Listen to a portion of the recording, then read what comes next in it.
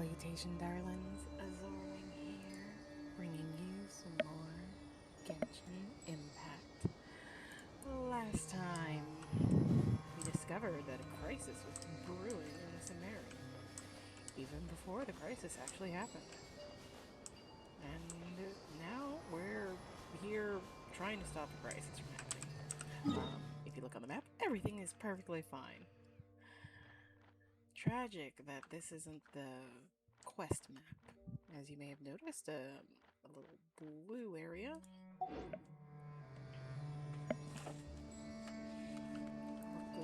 Excuse me, a little blue. Whatever the hell you want to call this. Basically, it closed the game down from last time I had to leave the area. And now we're returning to our special story mode.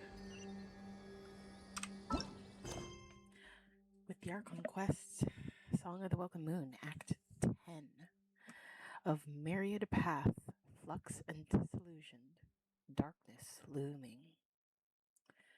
Wait for the researcher to arrive. The situation in Sumeru is even more dire than first thought, and people have come together to come up with plans for various contingencies. And we are pulling out the big guns. Because the TLDR of it that we discovered last time is if anything happens to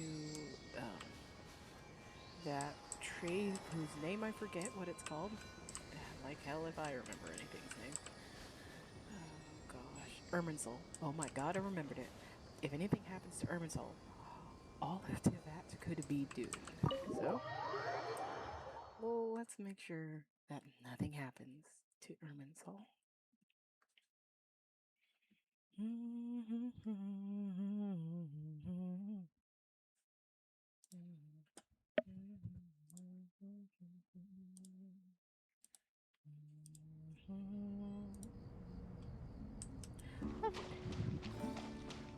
We have these guys, three of the old gods.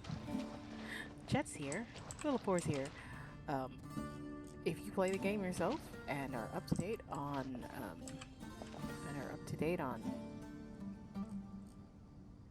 Sumeru quests, you will probably know who Lillipor is. I have no idea who Lillipor is because I have not completed my Sumeru quests.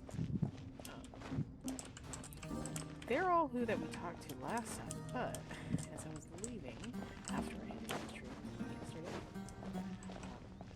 I noticed the rest of our friends are over here. Before we go over there to wait for the researcher to arrive, let's catch up with the other two. You must be Sethos, the successor to the Temple of Silence. Hello. Yep. That's me. Nefer, right? That's what I heard the others calling you. Judging by your outfit, I'm guessing you come from the desert too? That's right. Started off in the desert, went to the rainforest, then went from there to Nodcry, where I work as an intel broker. Huh. Well, this is interesting. You don't seem to talk about yourself all that much. Yet here you are, volunteering your life story to me. However abridged. Maybe I'm looking to make some new friends. I like making friends too. I'm easier to talk to than Sino and a little more streetwise than Tainari. Which is why you came over this way, giving me the chance to strike up a conversation with you. Was I that obvious? I think you did fine. You were mindful of my attitude and hoped to lure me in through sentiment. Lure you in isn't exactly how I'd put it. I see it more as an invitation.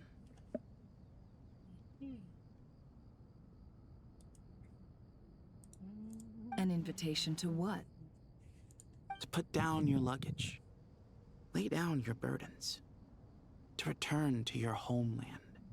And be truly welcome in the place you once felt so estranged from. Huh. You're a more interesting heir to Bamun than I was expecting. Since you're familiar with my grandfather, I'll assume you're aware of our situation. I'd like to make friends with you. And I think you'd be a great asset to us. Not to mention the power you and I both hold. Originally belonged to the same organization. Eh? Aha. There we go. Now we're getting somewhere.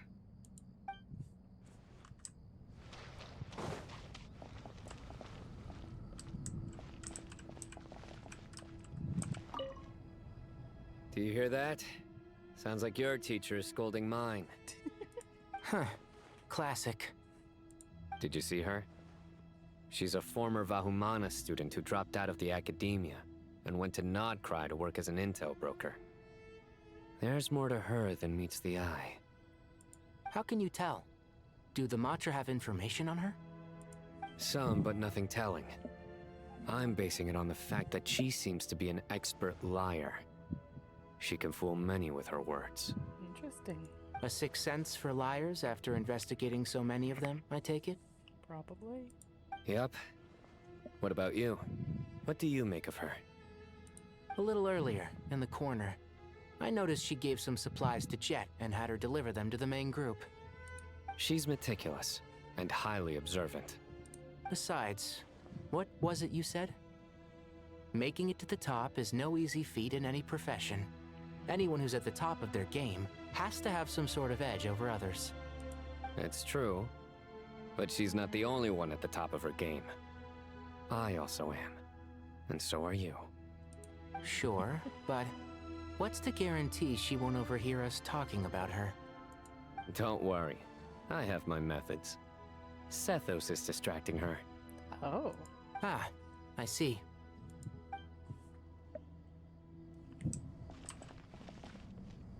And doesn't that add a little edge to the conversation? She's not quite trusted, but not necessarily distrusted. No words? And what's your prize student doing? What else would he be doing? Whatever yours is, eh? And Kale's with them, I suppose? These kids are rarely apart, are they? Our elders always said that your school days stay with you forever. This goes doubly so for Sumeru, where school days can be long indeed, wouldn't you say? Well, does look like I'm immune, settled as I am with you and Zahad. Well, does it look like I'm immune, settled as I am with you and Zahad Hidi? Oh, what's that? Tired of us already? And speaking of Zahad Hidi, she mentioned out of the blue how you doodle on your books while studying. That's hardly all I used to do while hitting the books.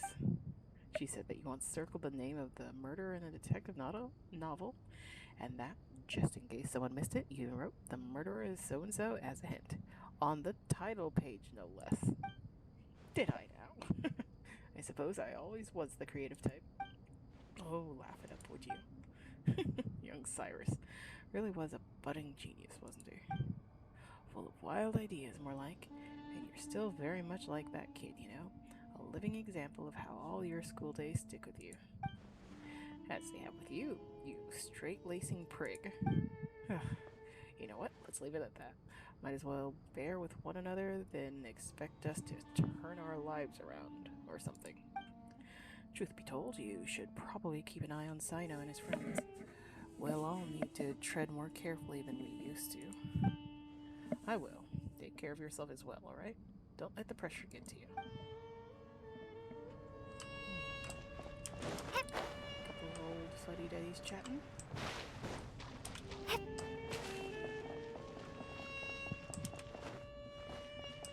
The even older fuddy-duddies. Let's see. Wait for a while. Sometimes that's all you can do. You must be the ones tasked by the academia with renovating Aru? Yep. That's right. Good afternoon. I'm Kave, and these two are Termezi and Naisaburi. Hey, I'll hate them. Come and introduce yourself. We've met before. This is Thoth, the Ibis King, and everyone knows these two. Afternoon, gentlemen. I've only ever seen these two in murals. Ah, the paintings in the temple. They show us chatting, playing cards, playing chess. Precisely the activities we most enjoy, funnily enough. No, only you enjoy playing chess. We were just humoring you. I wouldn't go that far. Back to the matter at hand. A preliminary assessment by the Academia indicates that this project requires expertise in various disciplines, including the deciphering of ancient texts, mechanical engineering, the restoration of ancient ruins, and elemental theory. Wow. The most capable minds in their respective fields are here before you. If there are no objections, we'd like to begin our work. The artisans who built Aru for Al-Ahmar gave their very lives to create this splendid work. Follow their example by giving your utmost devotion to this project. I didn't know that. We'll do our best, of course, but we certainly won't be sacrificing our lives.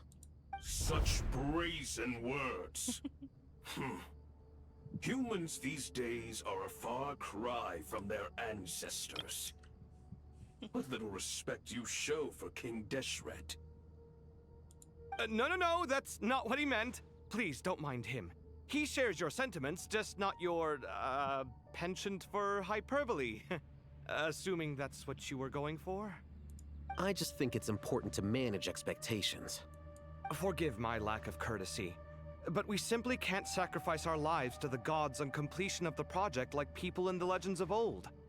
Here's a first draft of the project proposal for your perusal. Please let us know if you have any requests. Normally, I'd have made it look a lot more visually appealing, but we were really pressed for time on this occasion.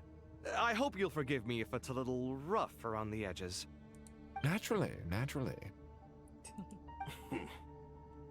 If my fellow ministers deem this meager display of respect sufficient, I suppose I can consider agreeing to their proposal.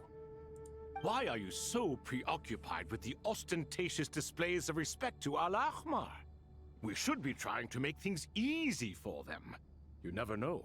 We might have to rely on these young people to look after us in our old age. Exactly.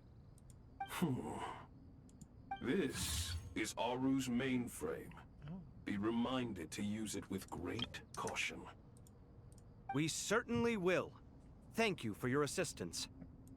You may attempt to lay out punishments should you so desire, though I'm afraid it would be futile. You and I both know that certain components of Aru can only be operated by humans.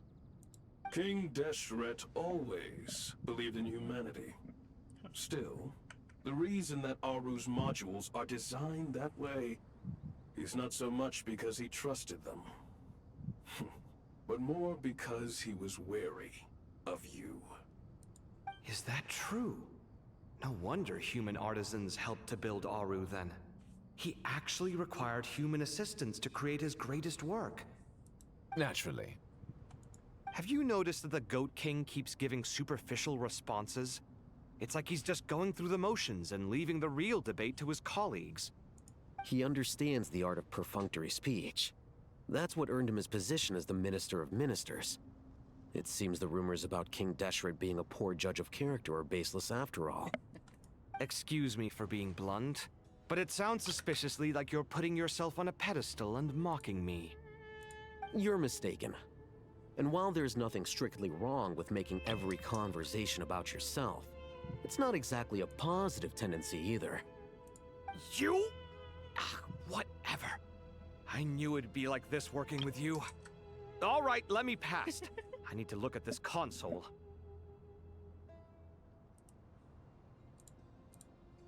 It's your job to activate it after all. Let's begin. Everyone, please proceed with the external checks and preparations as per the procedures outlined in the engineering plan.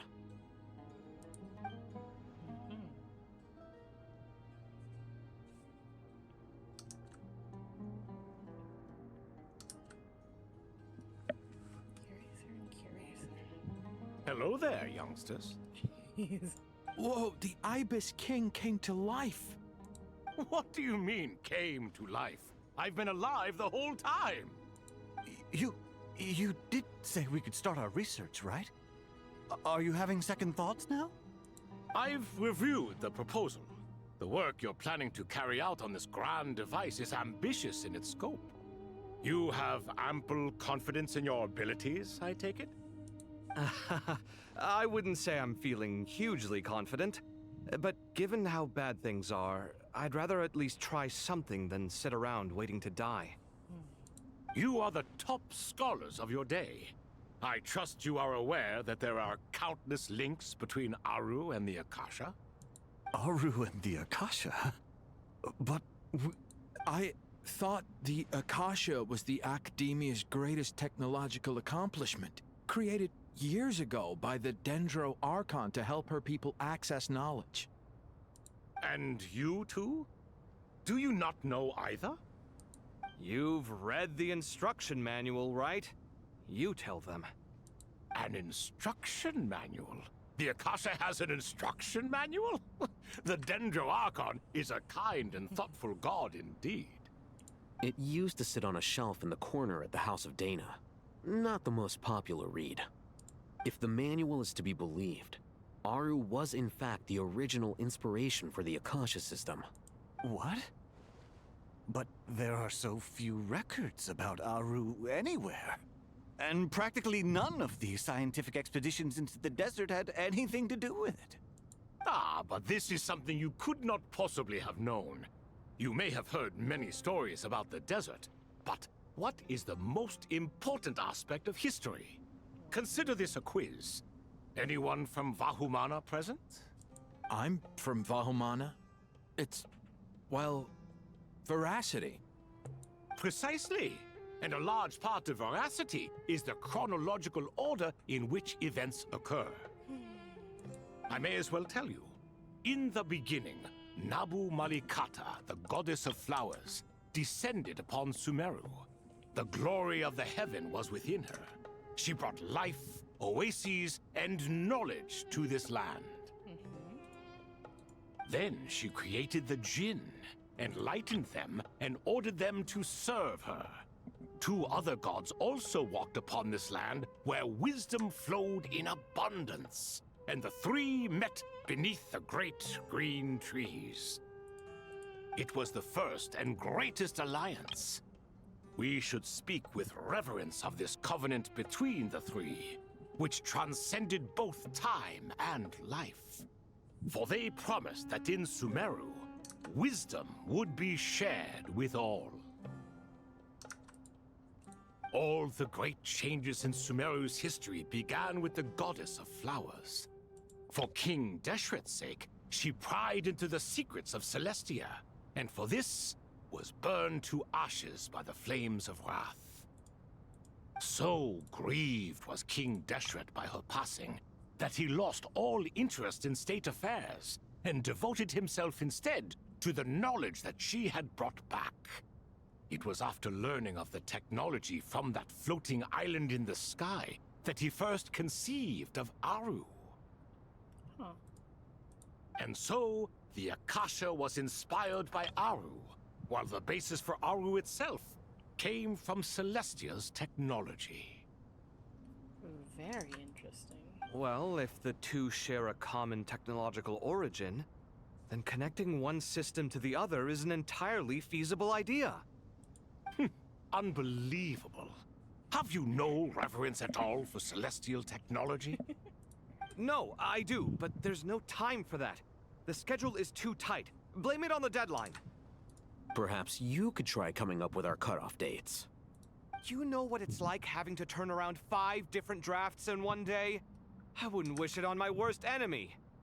Yeah, also, Sir Ibis King, you don't plan on getting directly involved at all, do you? Yes, well, you strike us more as having come to give a popular science lecture. Or, wait, does this count as more of a first-hand witness statement? Neither.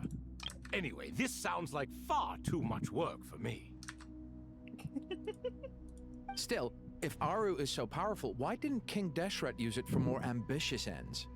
Because it was never fully completed. King Deshret had grand plans, but he perished before they could come to fruition. In the beginning, his wish was to create something that could rival the very world itself. The Lord of Flowers sacrificed everything for that ambition. What he desired, she bestowed. Oh, that And was thus was knowledge brought into the world. Her courage and sacrifice had to be honored with the most splendid of monuments, or King Deshret would surely have deemed it a grave injustice. oh, lizard. And that monument, built from knowledge and technology, etched with a sacrificial and courageous love, even in its unfinished form, it deserves to be treasured. At that time, King Deshret said the following to the Lord of Dendro. Since we share an eternal covenant, I shall never be your enemy. Hence, the fruit of wisdom from the heavens is not to be devoured.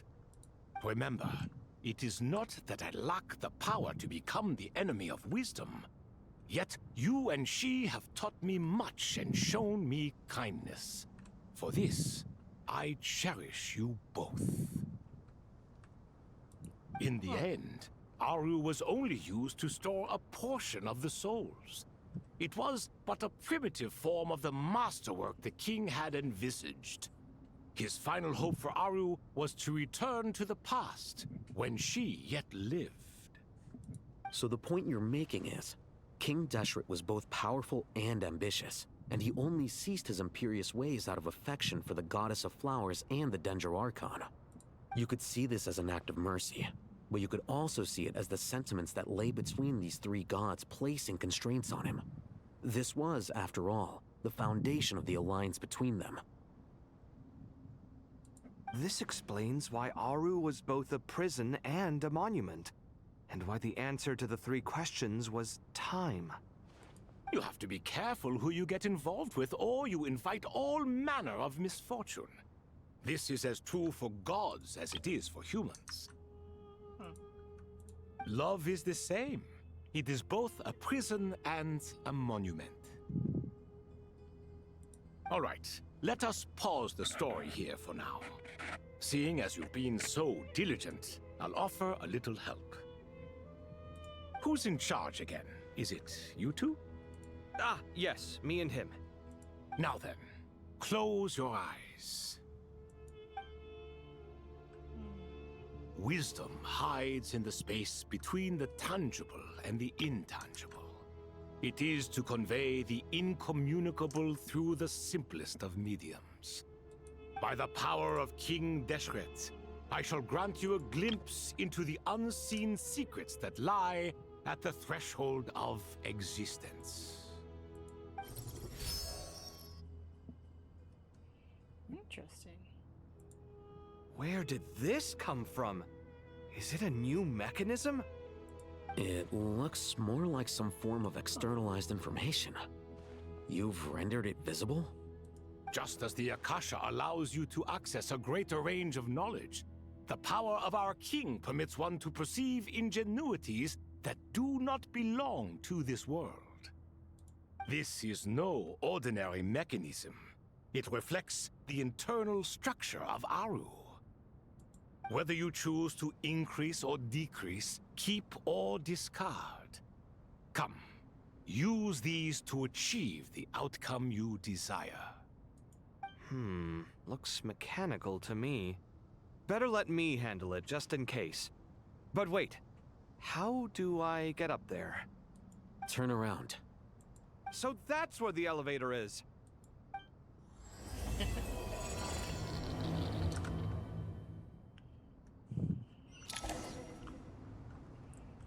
And slowly yet steadily, the world threatens to fall apart.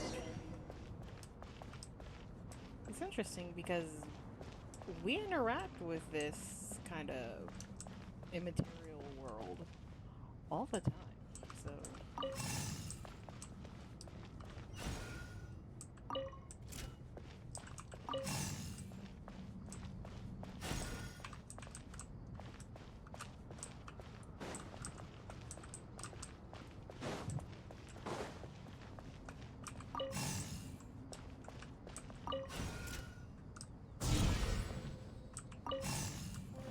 Just had to rotate it a few more times more.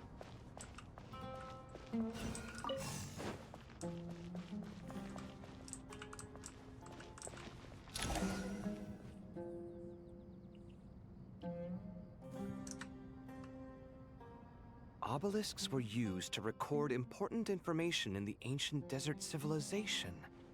Hey, Al-Haytham, there's some writing here I'll need you to decipher. I've sent it to your screen. Do you see it? Got it. It's a little blurry, but I should manage. Take a look and tell me what it says. Oh, and I'll send any other similar text directly to you from now on. Let's start with this one. It's a variant of an older script. Herein lie verses written for the Yellow Sands. Looks like cultural information from the age of King Deshret. If so, I suggest you delete it. Words thrown together merely for fun. I had no idea Aru kept a record of this. Well, as long as you're certain that this is strictly private information, that's fine. It is unimportant. All right, well, I guess I'll start now.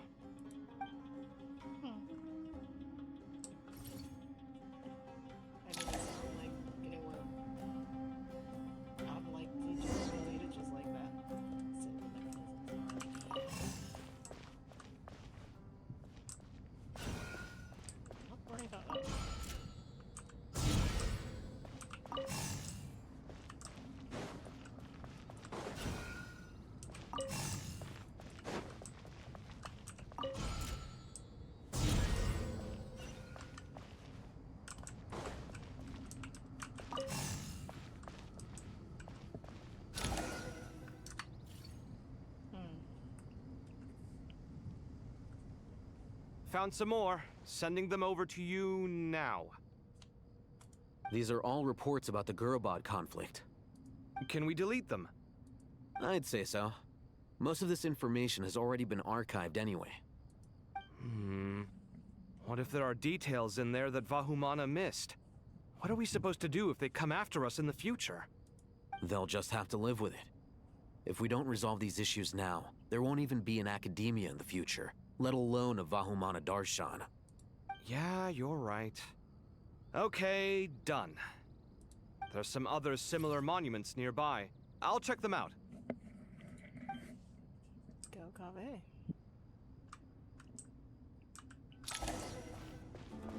Like I'm really getting the impression that this is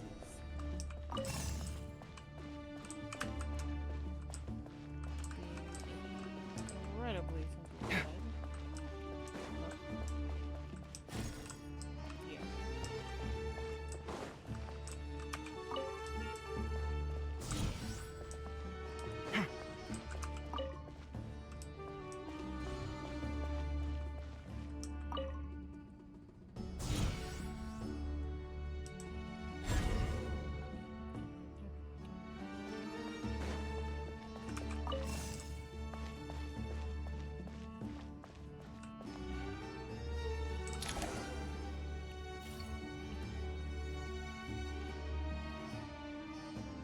Another monument. Hold on.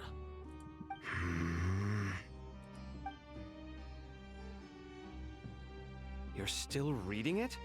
How long is it? It records the development and governance of the Oasis civilization. Most of it concerns the Jinn, but it also contains records left by the artisans who built Aru.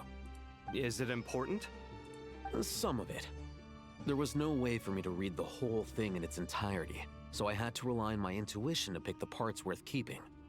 What about the artisans' records? What do they mention? They're speculations, mostly. For instance, they were wondering how to protect themselves if King Deshret decided to silence them after the construction of Aru was complete. Sounds like pure mythology to me.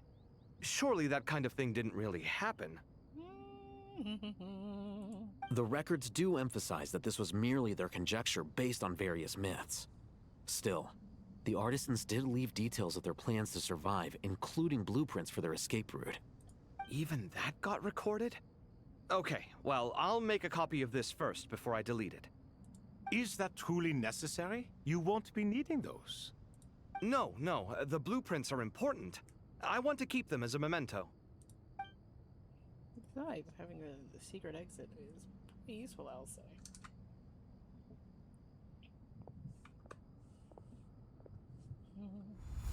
I think that should just about do it. It meets the requirements of the contingency plans, so we should be good.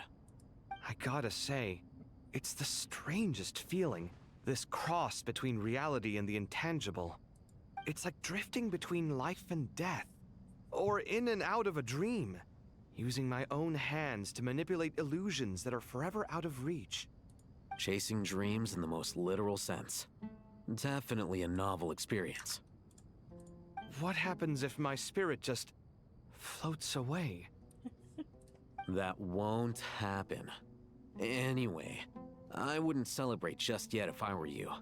There's likely to be a phase 2 of this project. All right. I'd better keep my wits about me then. Nathan wasn't being snarky.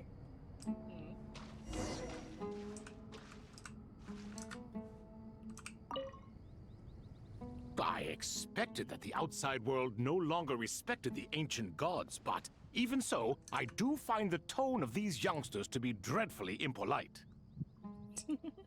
It should hardly come as a surprise to you. I remember you saying the same thing last time. Oh? I assumed that was just a one-off. I did not realize it was the norm.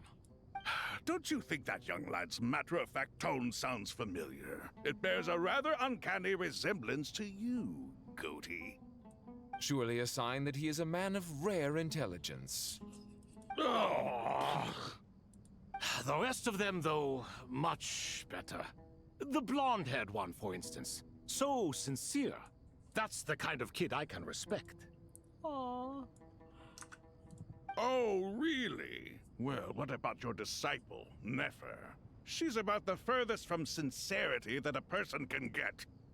Ah, and now you hit the crux of the issue. Thoth is spouting lies again.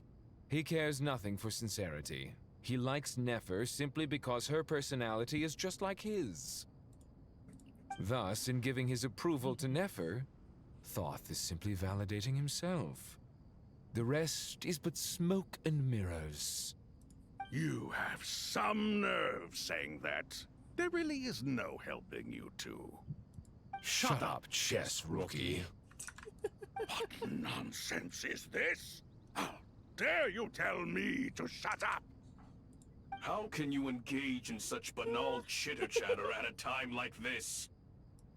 Aru has been opened. The glory and splendor of a bygone age is about to sweep over the earth like a flood. And you're here squabbling like petulant children.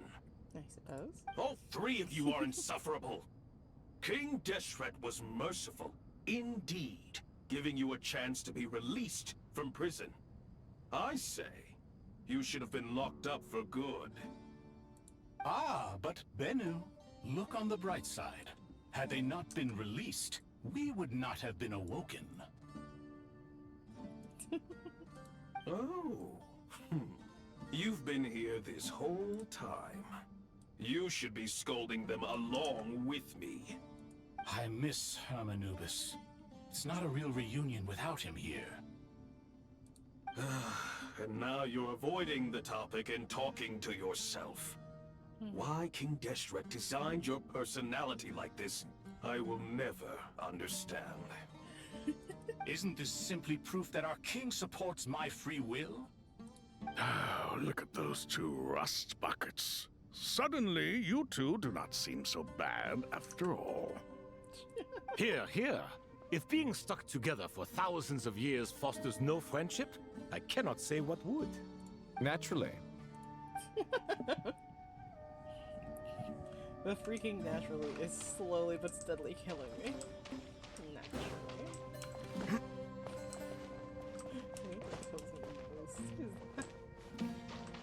That's what I tend to do.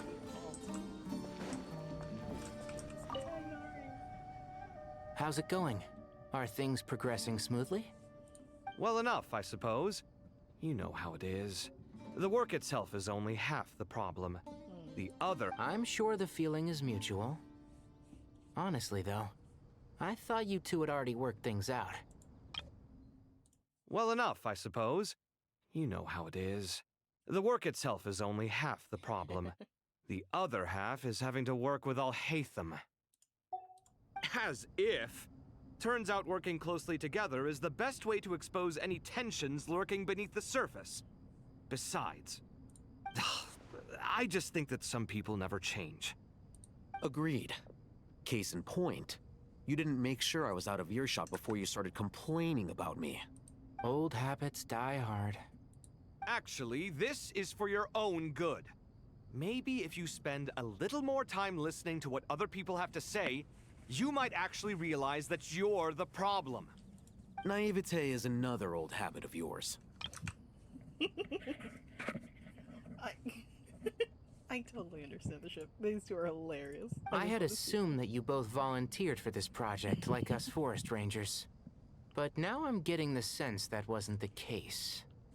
Definitely not. We were assigned to it by Lesser Lord Kusanali and Nephis. As much as I'd love to be doing normal work for normal clients, these Titan projects are all that's on offer right now. Though I'm sure they wouldn't be roping us in if they had any better options. Just goes to show how short-staffed the academia really is. I'm sure you've prepared yourself mentally, but I still feel the need to advise you to lower your expectations. It might make the process of working together a little less intolerable. I know! Same to you! But if you already understood that, you should also know not to say the quiet part out loud. Why don't you come help me with my forest patrols? Might help you avoid any further disagreements. Good suggestion, but unfortunately, differences of opinion will always exist. Changing the nature of the work won't get rid of them. For once, I actually agree. There is zero chance of us ever resolving our differences. Zero! But even so, the work must be done. Care for some coffee? I'm glad to see you making progress. I'll leave him. Don't act so smug! It'd be nice if you made some too! I feel like even I've made some progress today. In the past, I never would have dared to try and mediate a conflict between you two while you're both right there in front of me. Apologizing probably makes it sound like I'm in the wrong, but I'm sorry. I was just kidding. Truth be told, I don't have any work to do at the moment, so I'm just here to kill some time. How's Kale? She's studying with Nicole. I'm not sure how she's getting along, but she seems to be in good spirits at least. I wouldn't worry. Angelic affairs are probably above your pay grade anyway. I know what you mean, but Sino and I are still a little concerned for her. He said he'd go keep Kale company after he's finished training the mercenaries. I'm planning to join them myself shortly. Kale will be okay. Have faith in her. Even we can see how much more confident and outgoing she's become in these past few years. Thanks to you and Sino being there for her and providing guidance every step of the way, she can finally stand on her own 2 feet. On her own 2 feet. Does it feel bittersweet? Watching the younger generation grow up and move on. No, not yet, at least. I was just thinking, I wish there was more I could do for everyone. She'll be fine. Yeah, she will. Just try to relax. You know, when they're not working on a project together, they can get along surprisingly well. Scanning! They won't even talk to each other, Jesus Christ. You'll talk to Zaidari, complain about Al-Haytham. Al-Haytham will clap back. Let's rest. Burn some time. Oh. And what are we doing?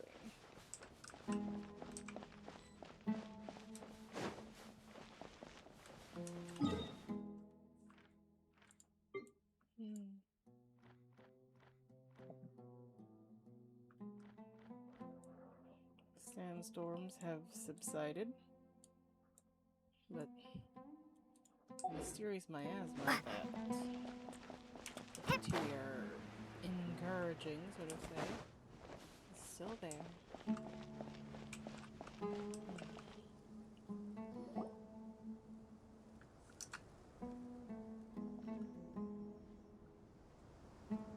Traveler from afar, do you worry for the fate of Sumeru as well? Of course. Whoa! It's Sobek the Crocodile King! Greetings, Crocodile King. Please be at ease. I'm just here to chat with you about Lesser Lord Kusanali. Sounds like you really care about her. Yes, although to be exact, it is a mixture of both concern and curiosity that I feel. Speaking of Nahida, Paimon was wondering how she's doing. Wait a moment. What is it? I tried calling out to a pep, but there was no response.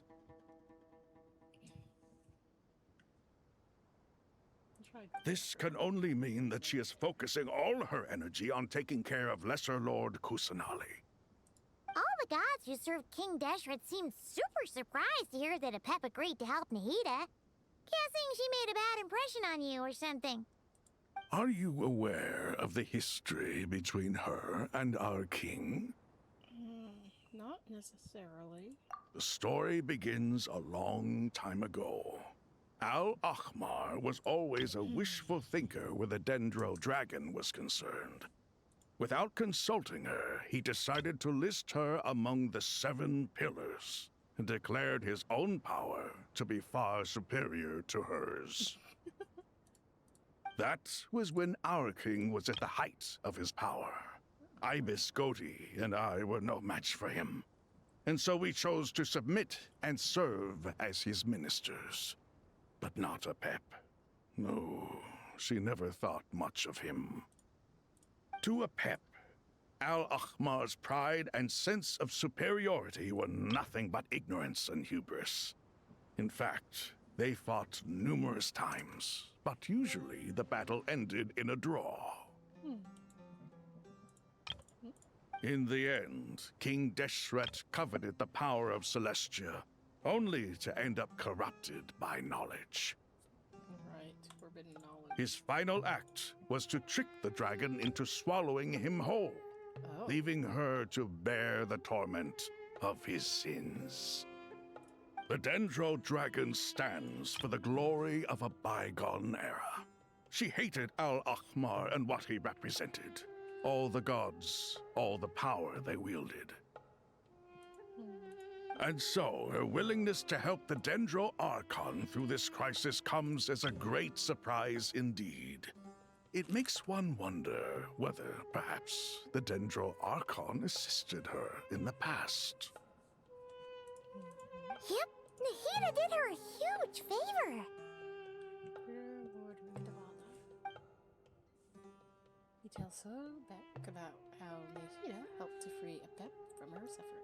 So Lesser Lord Kusanali put an end to the Dendro Dragon's many long years of torment. Or was during the quest. I think it was during the quest. As much as she loathes the 7, a pep knows kindness when she sees it. No wonder she was willing to make an exception. Yeah, that's the sense we got from dealing with her too. She is not incapable of coexisting with other living things. Rather, she actively chooses to avoid coexistence. And this despite the fact that she symbolizes life itself. How ironic. All of this being said, I wouldn't expect too much from her if I were you. Nothing will change her hatred towards humanity and gods. I wish he had a tail. We'll keep that in mind. Cool. Anyway, how much longer do you think Nahida needs to stay with the pep? Maybe we should go and pick her up? For all we know, the Fatui might still be in the desert. Just to be on the safe side, why don't we grab anyone who isn't busy right now and go look for her? I'm alright, Paimon. Oh? Huh? Was that Nahida's voice? It seems the treatment was effective. Since when do my deeds require your evaluation?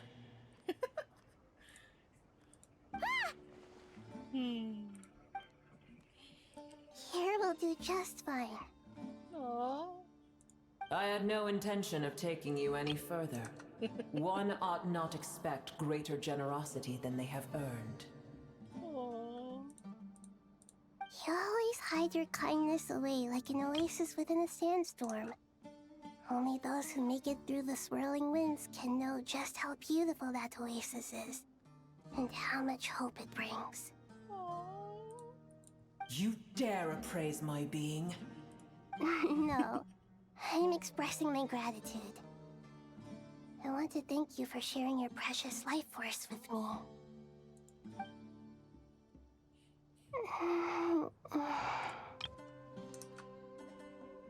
No true hatred. I do wonder the depths of Adept's mind. Especially considering how proud dragons are. And the centuries of torment that she had to go through to make her so bitter. Awake already. You are more resilient than I thought. Pep. I feel much better. Thank you. Gods and their gratitude mean little to me. I would rather you give me your assurance that the situation with Irminsul and Sumeru's ley lines will be competently managed. If I suffer any ill effects from the ley lines, you, as the god of this land, will be held responsible. And you would not enjoy being held to account by me. I understand what you require, but I would assume this task even if you did not demand it. Sumeru is my responsibility. I must resume my duties as soon as possible. A farcical notion. God of Sumeru, I hope you realize how unextraordinary your strength is. And yet, maybe it is precisely what defines me. A god of wisdom is not meant to rule by force. Then hold steady. We go forth. Well, I'll be. Is that a pep? The grand old Pepe makes a big steppy. Do my eyes deceive me? Of all places, the Dendro Dragon has decided to visit the mausoleum of King Deshret? I see that after all this time, El Ahmar's menagerie of ministers remain as vile as ever. I also love how, like, constantly you can see, like, her shifting in the background. It's a pleasure, Dendro Dragon. Had you arrived but a little sooner, you might have attended a meeting of the Seven Pillars. What a nauseating thought. You are not the first insects I have had the displeasure of dealing with today. A swarm of them tugged on my tail on my way over. Goodness knows what hovels they crawled from. Why do all the creatures of this world remain so lowly after all this time? What did you do with them? Did she eat them? I cast them away. What would you have me do? Keep them as trinkets? I love a pep. Boer, this is where we shall part ways. To be clear, I do not wish to see you or anyone else here ever again, unless absolutely necessary. The door is closed, but it is not locked. Then I wish you peace as you return to your dwelling place. Thank you for helping Nahida. It matters not to me. Simply refrain from bothering me again.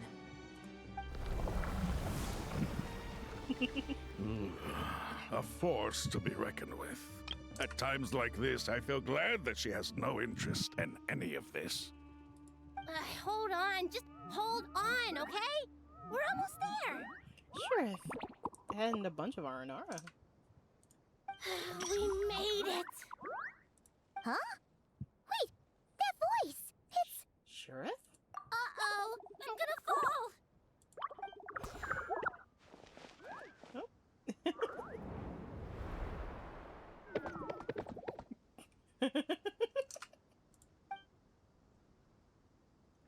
I've got you. Well, that's a relief. A pair of safe hands indeed. Oh. Dendro Archon's familiars. They are the last thing I expected to see here. Huh? Wait, what are the Aranara doing here? Don't you guys hate the desert? The jungles is becoming dangerous. Obviously, I was worried about the Dendro Archon. I've been supporting them with my Pari powers the whole way here. Oh, you seem pretty nervous. Is it because there are too many people around? Not just people. It's all these non-human beings, too. It's hard on them. I can't believe you made such a long and dangerous journey just for my sake. Aww. I appreciate your support so much. Thank you all. I'll have to ask everyone to wait while I help our new arrival settle in. Once I'm done, I'll gather everyone to discuss our next steps.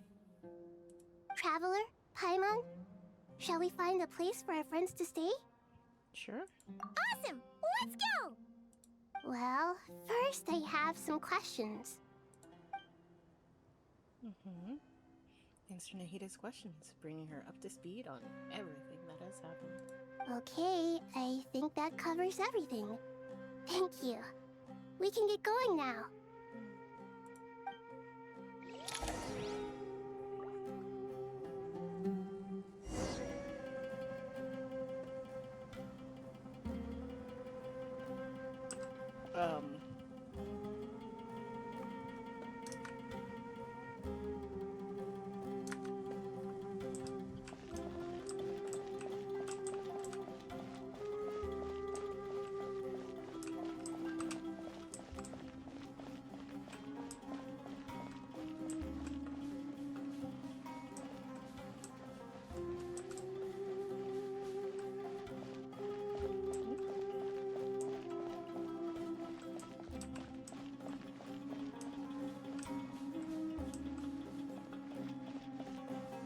Sorry, the Arnar are just precious. I love them.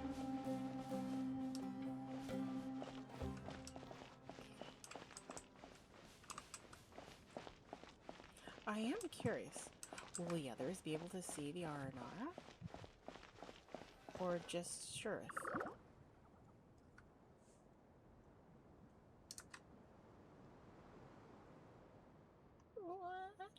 Dendro Dragon thrills across the sky. So scary and so many Nara here. Oh, they were trying to get the Dendro Dragon's attention.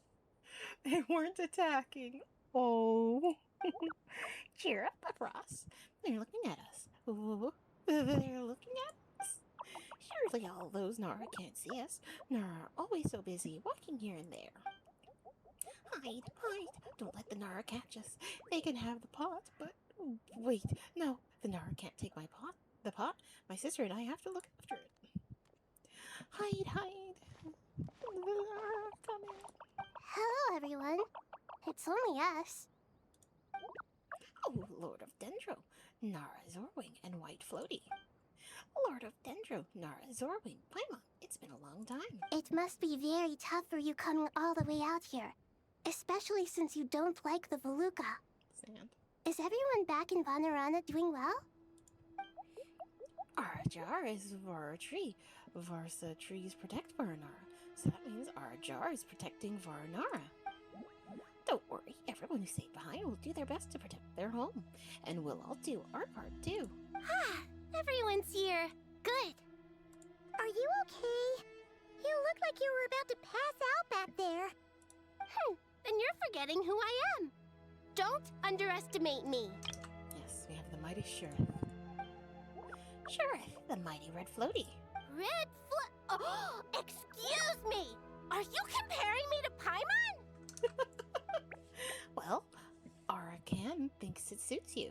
I suppose everyone is gathered here because of me. As we can see, the situation is critical, and everyone is very busy with their various tasks, so... Need help? Ours can help. We can all help. Our boss brought a pot to make soup. Very delicious. All of us are here to help. Arabaka, Arakan, Arapas, Aradashan, Arayut, Arahasha, and Arasha will all help. I can't thank you enough. Right now, we're focused on restructuring Aru, processing excess information, and helping restore everyone's confidence. I'm sure you'll find it all very straightforward. I can help too. Just let me know where I'm needed. Together. Lord of Dendro, Arablaki has something important to tell you. On our way out of Far Nara, we saw some Nara talking in secret. Male Nara up to no good. Oh. Up to no good? Yes, 2 Nara sneaking around at Caravan Ribat. That definitely sounds suspicious. Traveler, Paimon, I have other work to attend to here that needs to take priority. Could I trouble you to investigate the situation Arabalika spoke of? No problem. Leave it to us. Thank you. I'm counting on you. Another reason. There's one other thing. If you are to work alongside the people of Sumeru, you will need to make yourselves visible to them. Is that acceptable to everyone? Another reason I'm low-key terrified of the R&R quest, aside from the fact that it's apparently like 10 hours in total. I don't think any of the Naras have voices, so I'd be voicing all of them, and I do. Well, if we really have to, I guess we have no choice. Don't be afraid, Erebus. You make the most delicious soup. Everyone will like you. There's nothing to fear. No one here will hurt you. But if you do feel afraid, don't worry. Just call my name and I'll be there. Okay. Very well. Now, I shall bestow a small blessing upon you all. Whenever people see you and interact with you, from the moment their gaze meets yours, they will experience the most beautiful of dreams. Nita gently raises her hands. You don't know what she did, but you feel a wonderful presence, like something out of a lovely dream indeed. Sunlight trickling through the branches, glistening like gold leaf. The trees chanting softly in the breeze as the flowing water plays a symphony. Your heart swells up like a balloon as it fills with happiness. There are many terrible things yet to be resolved, but in this moment, all you feel is peace, friendship, and love as you stand side by side with dozens of other creatures together in the forest. The people around you turn their heads and scan their surroundings. They hear it too. Ancient voices speak from the forest, soothing everyone's hearts. Do not fear, do not be afraid, do not be overcome by the storm. Do not fear. We will face it together. This too shall pass.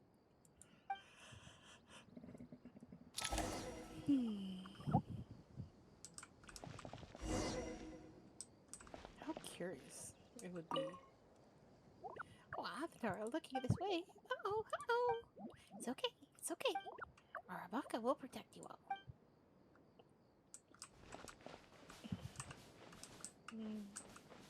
Nothing to say.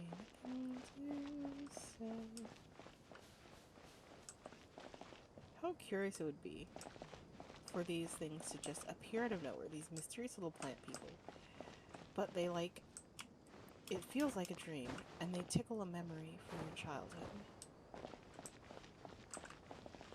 Because remember, normally, it's only children who can see R&R.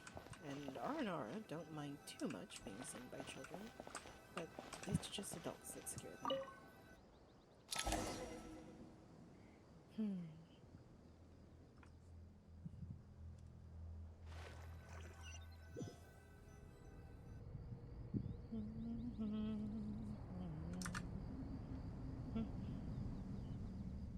Ah, everyone's here.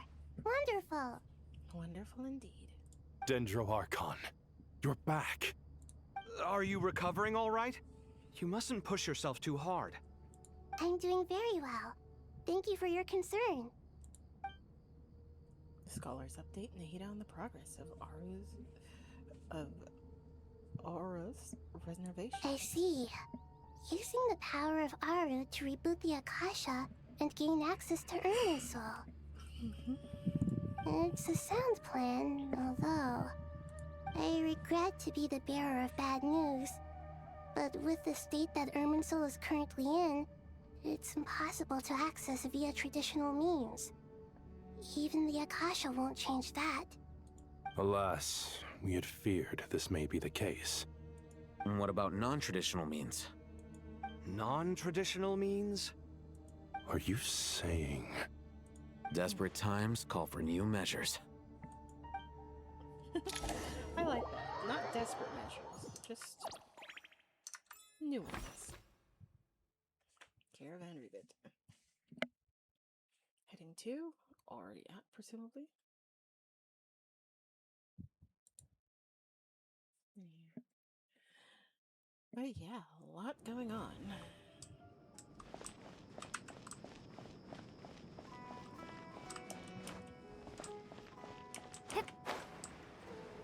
People are still here, I'm guessing?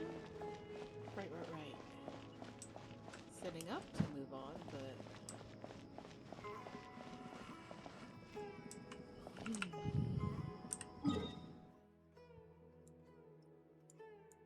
Port Armos would have been another place for potential evacuation.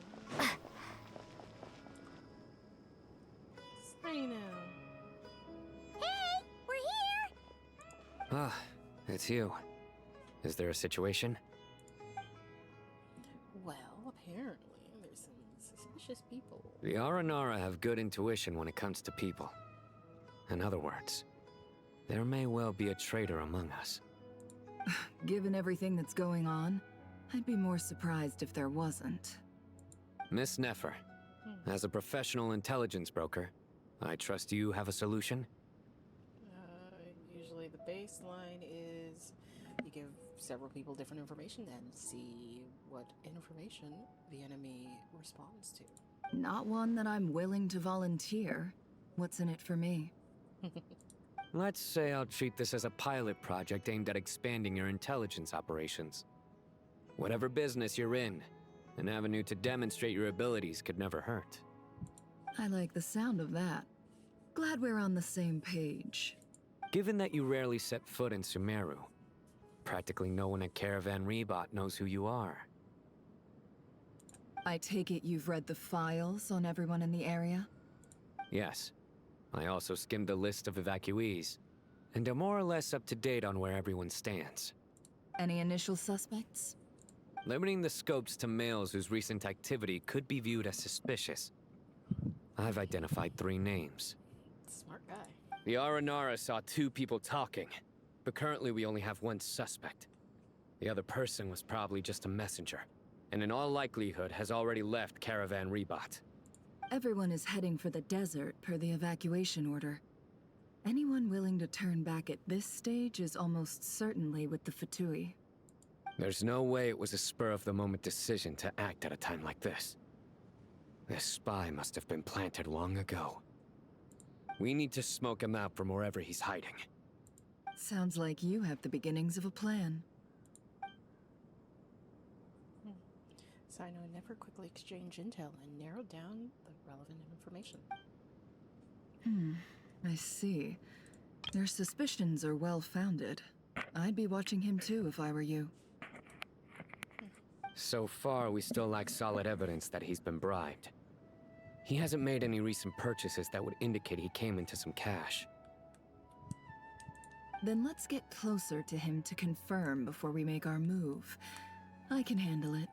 I'm not based in Sumeru, so barely anyone at Caravan Rebot knows who I am. And you're certain you've never encountered this person in Nodcry? I'm certain. Besides, it's extremely rare for me to have had any direct contact with Sumeru mercenaries besides Jet. There's no way he could have seen my face before. Sino, stay out of sight and wait for my signal. If he raises any red flags, I'll bring him toward the main road. Okay. Understood. I'll take it from there. As he tends to do. Excellent. Well, it's a pleasure working with you.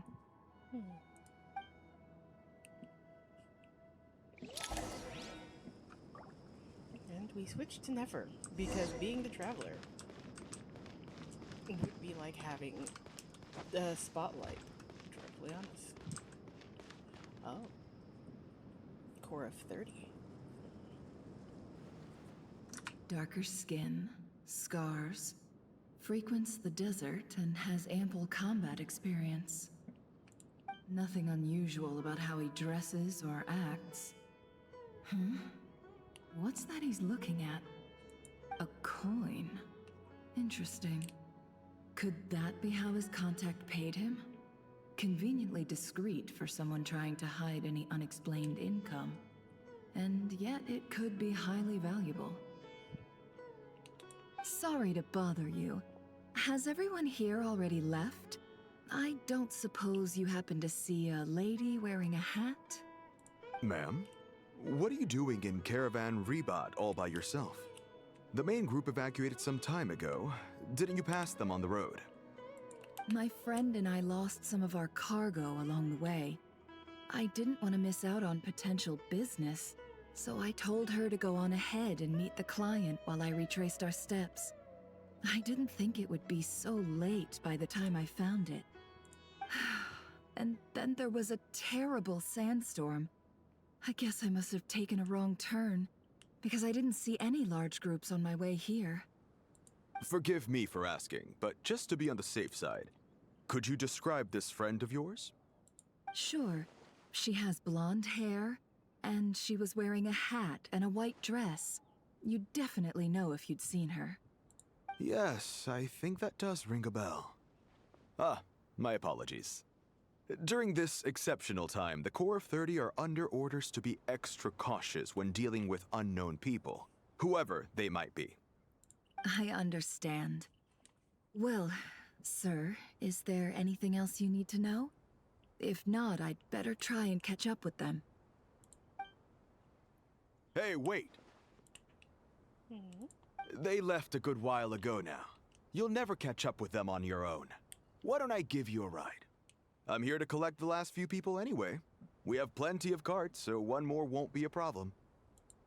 That would be amazing. Traveling with a group will be much safer. I'll have to pay you for your trouble. Hey, let's not worry about the money for now. For Wait now. here a moment. Once I'm done packing up, I'll take you to join the rest of the group. All right, thanks. Let me know if you need a hand carrying anything. No need for that. I'm strong enough for both of us. Okay. Well, I wish there was some way I could repay you. Guess it's my lucky day, running into someone who knows what they're doing here. You might have just saved my life, you know? You're not wrong there. I mean, what kind of cargo is so important that it's worth risking your life to get back? I hope for your sake that it's priceless. Actually, I suppose I can tell you, since you've been such a big help. But be sure to keep it to yourself, or we could both be in big trouble. Oh, really? Sounds mysterious. We're in the antiques business. You understand? Some of our goods aren't acquired through the most legitimate means. We have to be very discreet when we're selling them. That's why I had to go looking for the missing cargo alone. Ah, no wonder. Well, ma'am, in that case, it turns out that maybe there is something you could do for me. I'm all ears. But to be clear, our commission isn't cheap. Think carefully before you ask. We don't want to ruin our relationship before we even hit the road. I'm sure that won't be a problem. My issue is, I have something that's a little difficult to sell on as well. Take a look at this. Mercenary reveals the old coin in his hand, thanks to her dealings in Nudcry. Never has seen plenty of antiques in her time and recognizes it as a very rare, high-value item. The ancient coin used to pay off the mercenary is made of pure gold. At first glance, it's hard to discern its country of origin. If sold to an astute collector, it would fetch a very high price. Pure gold? That's quite something. How'd you come across it? Dig it out of some ancient tomb? If you look hard enough, there are many treasures to be found in the mausoleum of King Deshret. It has no distinct Snezhnayan markings. That'll be why he's going with that story. And he clearly doesn't want to arouse suspicion, so he's on the lookout for an opportunity to make a quiet trade. Surely you have an existing business partner.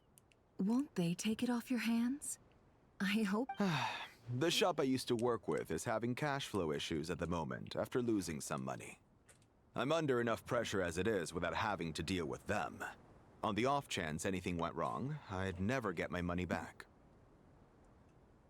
I understand. Gold is the last thing that traders with cash flow problems want to see. Well, in that case, I think we can work something out.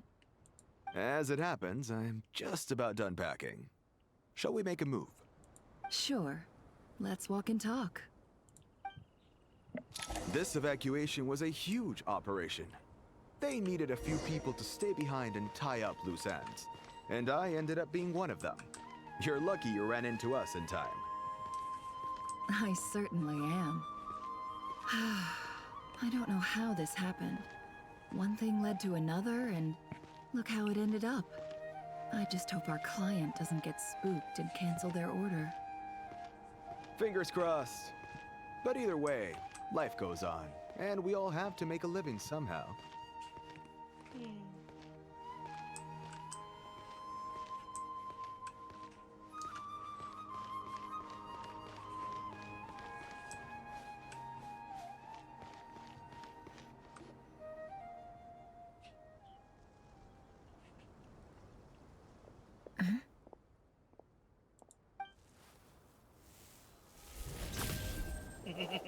Hands where I can see them. General Mahamatra! No, wait! What are you doing?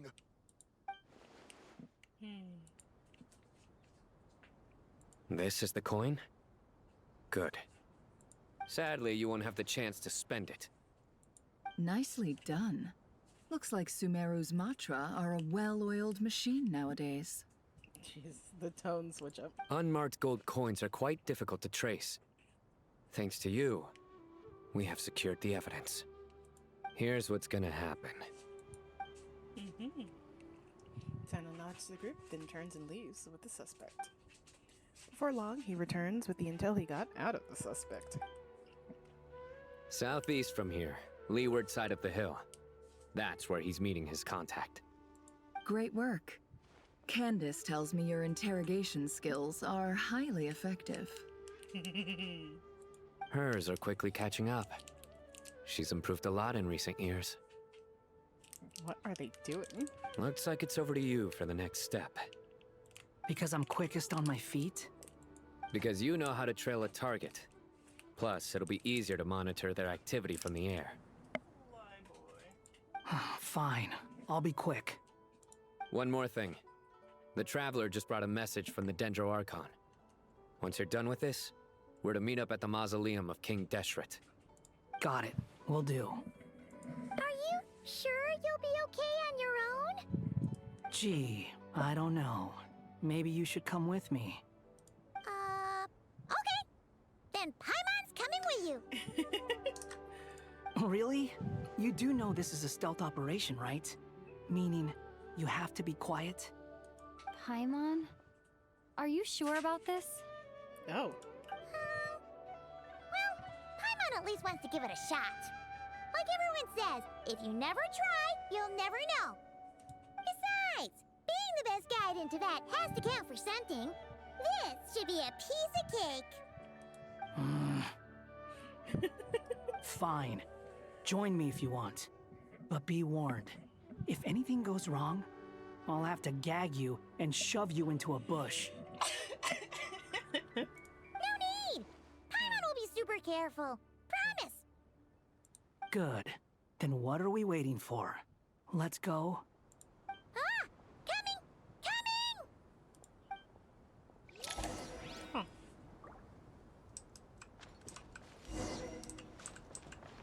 The wind rises.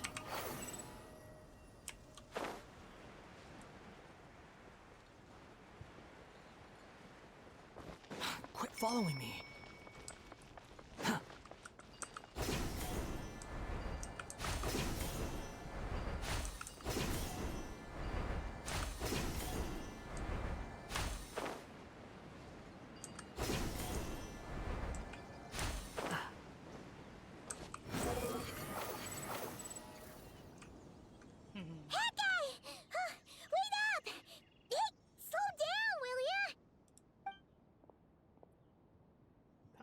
We're here. Now we wait. Okay, yeah, cool. Cool. What's on your mind, Paimon? Huh?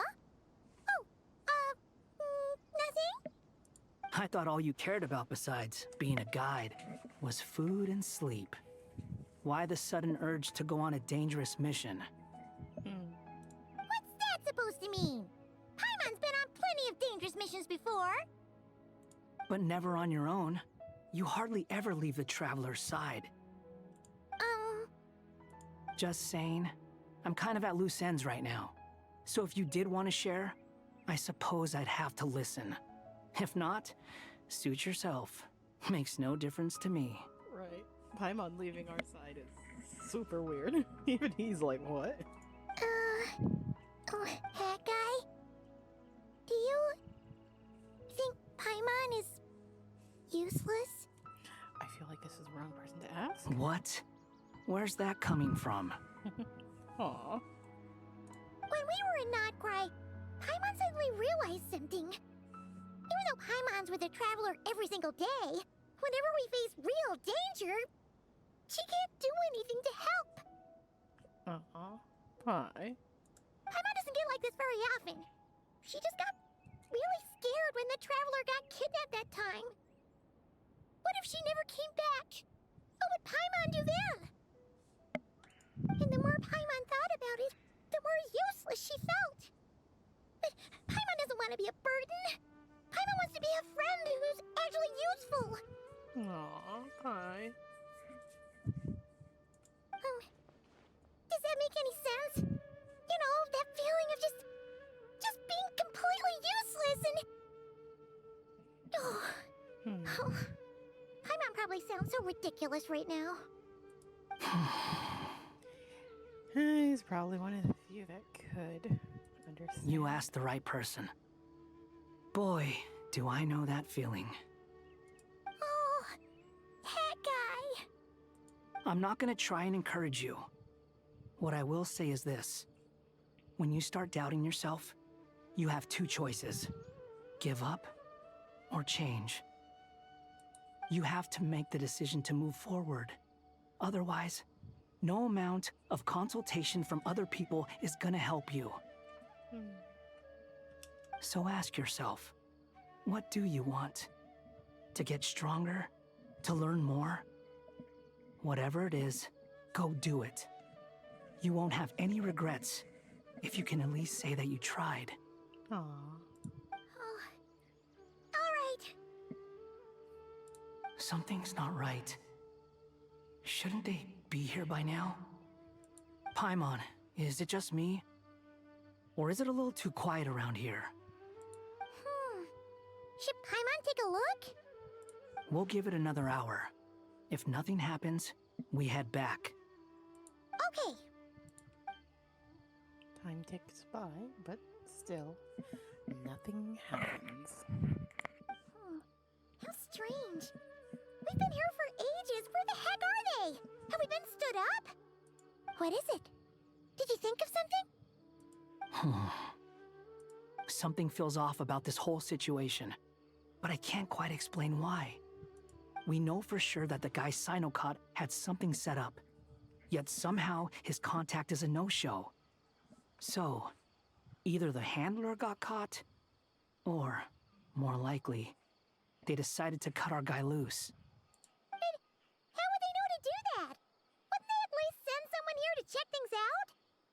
That's the problem. They couldn't possibly know what's happening here. Unless... This feels all too familiar. Come on, let's head back.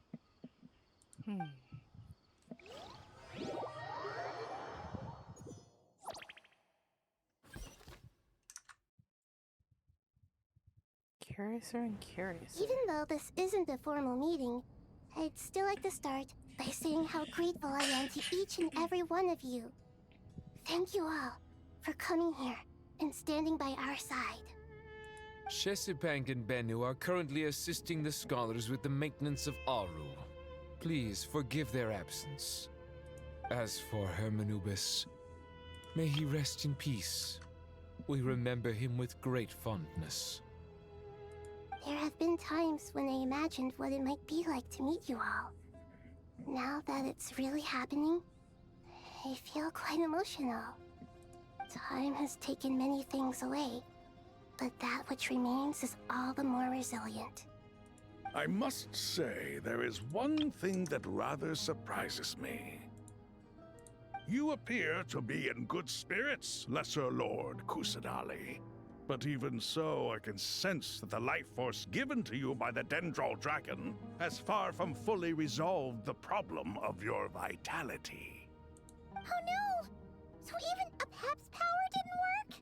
It worked enough to get her up and running. Don't worry, Paimon. It worked very well indeed. The issue is how closely I'm tied to Irminsul. Until the problem with it is resolved, there is no way I can fully recover. Sumeru has undergone tremendous changes during her absence. When gods pass away, inevitably, people's faith in them grows weaker. You must have sensed it already. Your power is not what it once was. Do the gods gain power by people's belief in them? Regrettably, this is true. I too have grown weaker due to the effects of Irminsul. Right now, we're all in quite a sorry state. Then what do you suggest? What indeed? We take all the help we can get. Sumeru is our shared home. You and I, gods and humans alike. We must unite all our strength in this moment. Though Al-Ahmar is no longer with us, the alliance between the three gods remains in force. Regardless, as subjects of our king, we have a responsibility to support Sumeru through this catastrophe. I'm glad everyone's... Not to mention that it was the people of Sumeru who released us from this prison of Aru. Times have changed, and the people of today possess greater wisdom than those of the past. Aww. You really know how to give a rousing speech, Goatee. I love that this dude's name is Goatee. Now then, let us learn more about your plan. Not really, but I love that they all call him Goatee. Like... The brightest minds of the Sumeru Academia are busy opening and renovating Aru. They claim it has something to do with Irminsul? Correct.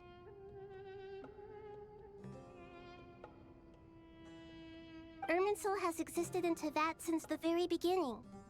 But during the Age of the Dragons, it did not possess the significance it holds today. After the heavenly principles arrived, the power of the Light Realm was divided into elemental energy, and Irminsul was refashioned as a device that records and preserves all information. Since then, everything in this world has been inextricably linked to it. As the Dendro Archon, I have a duty to protect Irminsul. To Sumeru, it is both a national treasure and undeniably a major threat. Teyvat has seen many upheavals in the last few years. The most recent of these was a major crisis in Notcry, which forced Sumeru to be even more vigilant than usual. I made sure to monitor all the pathways through which an outsider could potentially transmit themselves into Irminsul. But despite my efforts, a major problem still arose within. I still believe that someone has actively invaded Irminsul. But rather than taking any of the pathways I referred to, the intruder chose instead to utilize the most direct route. And the only one that cannot be protected against. By entering Irminsul through death. Oh. Oh. I see what you mean. You cannot simply stop all deceased souls from returning to the ley lines because of a potential invasion that could occur at any time. That's right. As important as it is to guard against external threats, I couldn't allow myself to stop the souls of the departed from finding peace. So Dottore was perfectly fine with dying. I was gonna say, like, his boss fight is only one phase. And that has always, like, bothered me.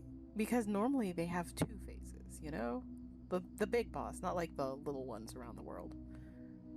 But they have a first phase and second phase. Like, even Boreal, the wolf, who's doesn't really have a domain and just sort of exists out in the open, has a first and second phase.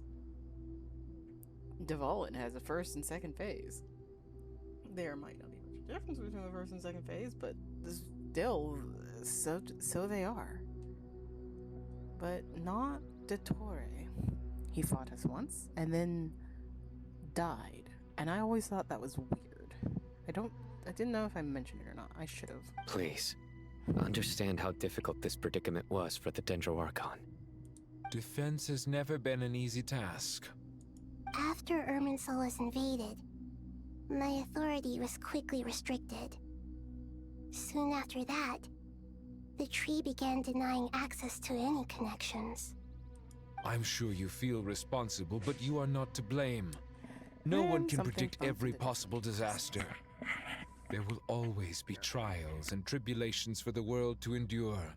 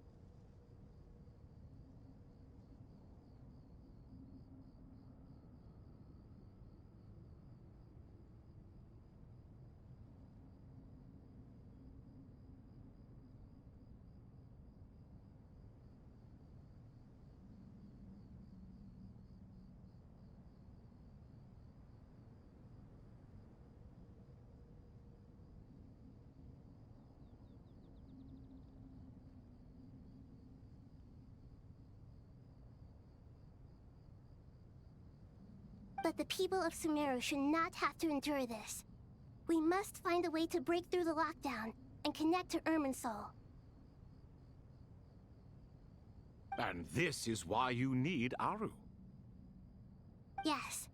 The only thing in Sumeru capable of rivaling Irminsul in terms of overall function and performance is Al-Ahmar's legacy, Aru. All I managed to do before falling into a coma was make some minor adjustments to Irminsul. Using Aru is a last resort, and a move that comes with enormous risks. The Scholar's initial plan was to borrow Aru's power to reboot the Akasha, then use the Akasha to connect to Irminsul and investigate. Unfortunately, Irminsul has suffered far greater damage than they first thought, rendering that plan futile. To rise to the challenge, we had to resort to more extreme and far costlier means. This has led to a number of new contingency plans. To reclaim Irminsul, her brightest scholars have made further modifications to Aru with multiple goals in mind. I thank you all for giving them your blessing in this endeavor. Human wisdom has clearly improved over the millennia. You have not only our support, but that of the Jinn, the Aranara, and the Pari. Together, we will do everything in our power to save Irminsul. This is a situation that requires everyone. By the way, when you spoke earlier of an intruder, it almost sounded as if you knew who you were dealing with and what they were capable of. The frickin' bastard Dottore. Well, since you ask. Oh?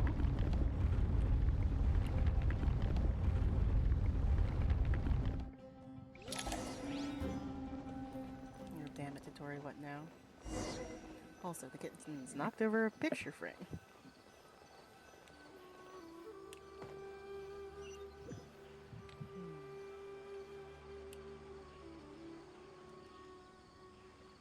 Oh?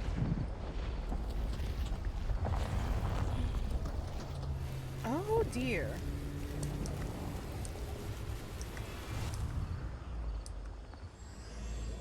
A myriad paths, flux and delusion. Oh god. Yeah.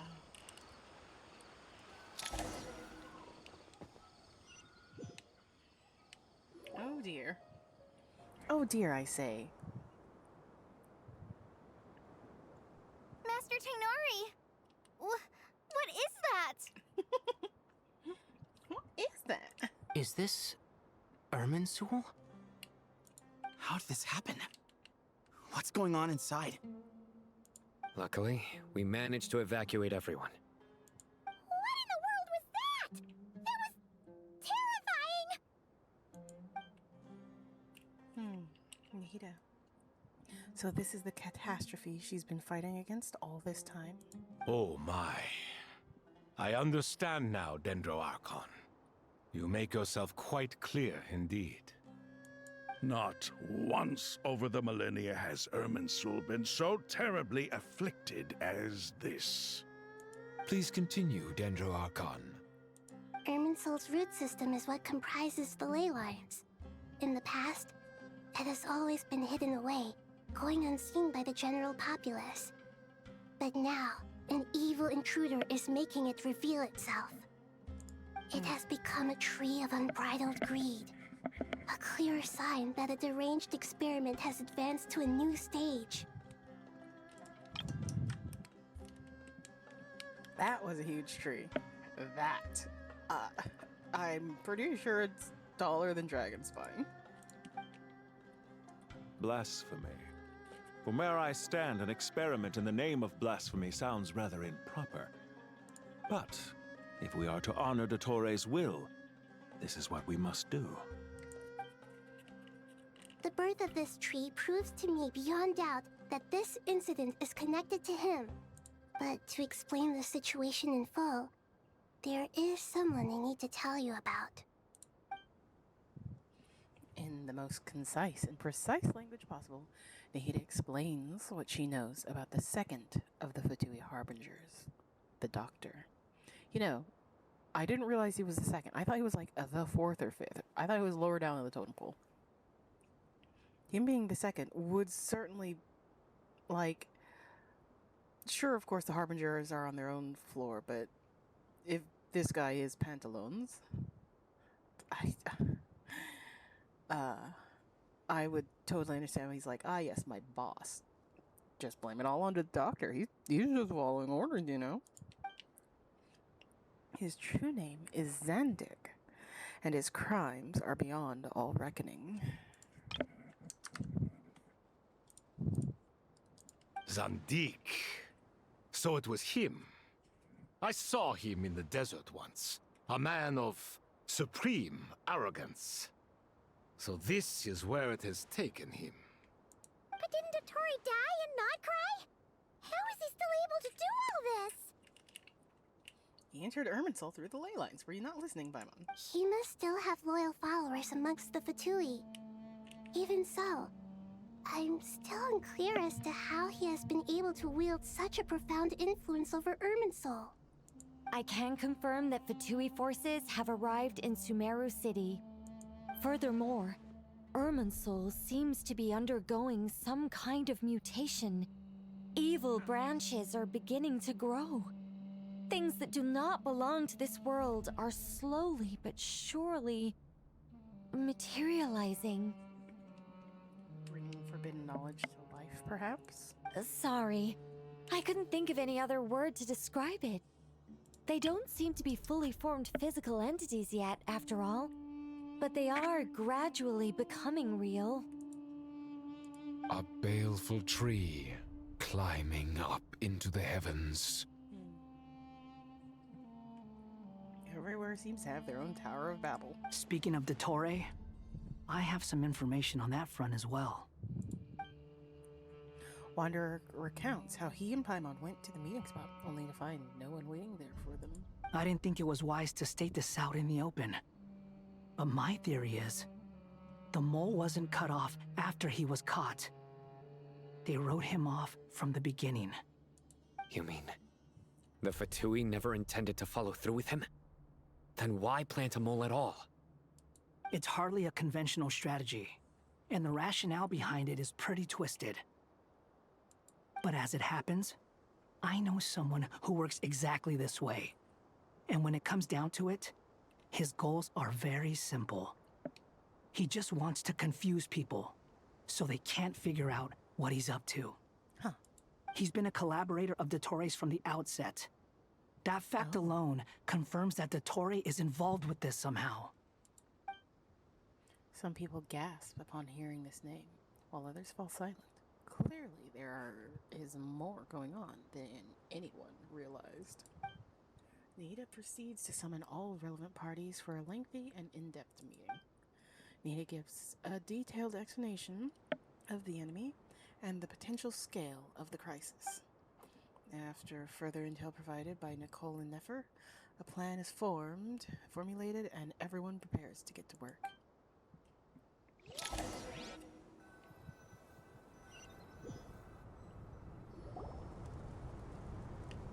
There is still much to be done. Everyone, please remember our core strategy. As per the discussions, the following groups must act immediately. Mr. Al-Haytham and Mr. Kave, the next phase of the Aru renovation project must begin right away. Godspeed to you both. We'll give it everything we've got. The plan looks feasible, but the implementation will require certain resources. General Mahamatra Sino and his team will help to procure the materials required for modifying the terminal. No problem. I've already spoken with Sethos and Hat Guy, and they've agreed to assist me. Calling him Hat Guy in a serious situation bothers the hell out of me. Like, I understand why. We've given him a name. And he's no longer a wanderer. But still. This kind of thing is best left to the fleet-footed, right? Hat Guy? At least for serious situations, a better nickname. If it's efficiency you're after, we're the right people for the job. Following up on the elemental energy amplifier we discussed, Ms. Dory, I assume you're the one most familiar with the status of this project. Aside from the Dendro Archon, of course. Yep, that's right. Leave it to Lord Sangama Bay. Got it. Well, I'd like Madame Farazan, Kale, and Nicole to support Dory on the technical side. Okay. You can count on us. Will do. Rest assured, I'll take good care of Kale. Dia, Candace, and Nefer, you'll be in charge of negotiating between the various parties. I trust you remember our goal. You bet. We can handle it. Okay. Good. I believe that covers everything. Tainari will provide ad hoc support as needed, if that's okay. Poor Tainari. Must be tough being Nephis' student. Getting bossed around all day, every day. Hey, don't try and drive a wedge between us, you old rascal. A rascal? All it says to me is that Master Nephis has faith in everyone's abilities. While I'm nominally here as backup, I doubt there will be many situations where my help is needed. Exactly. Finally, Traveler, you and I will head to the border between Sumeru and Natlan. Once that task is complete, I'll be asking some of you to accompany me to the Eternal Oasis. The Eternal Oasis? I thought that was just a legend. So it does exist after all. Regarding your trip to Natlan, under normal circumstances, a meeting between our two nations would be a far more formal affair. Unfortunately, Sumeru is all but completely cut off from the outside world at present. So regretfully, we won't be able to give the Pyro Archon Mawika the grand reception that she deserves. My apologies for the inconvenience. Not a problem. We'll do our utmost. No point putting too much pressure on yourselves. That goes for everyone. Right. Especially you, Dendro Archon. I'm sure you're still feeling quite weak. Don't worry about me. The Dendro Dragon's life force will sustain me. Plus, we'll be there every step of the way. Nahida will be just fine. We've got her back. Yes. I believe in myself. And I believe in every one of you. Well, time to get going.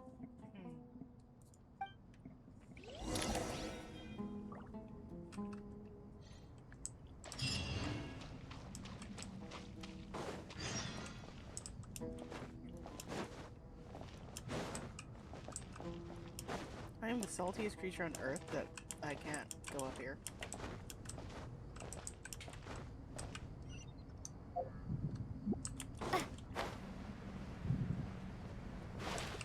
I bet I had a built extra space to jump and glide from. Now I wouldn't get my feet wet. To what extent we can implement the final plan depends on how successfully the Akasha can be modified and configured. And to make sure the configuration works, Aru will also need some further optimization. Yeah, no surprises there. Sorry. Once we roll this out, any Sumeru citizens who already have Akasha terminals can simply continue to use their existing devices. This still leaves us with a significant equipment shortage, though. Many groups of people were never issued Akasha terminals, including mercenaries, the desert folk, and many others. We'll need a supply of rare materials for the renovation of Aru and the production of new terminals.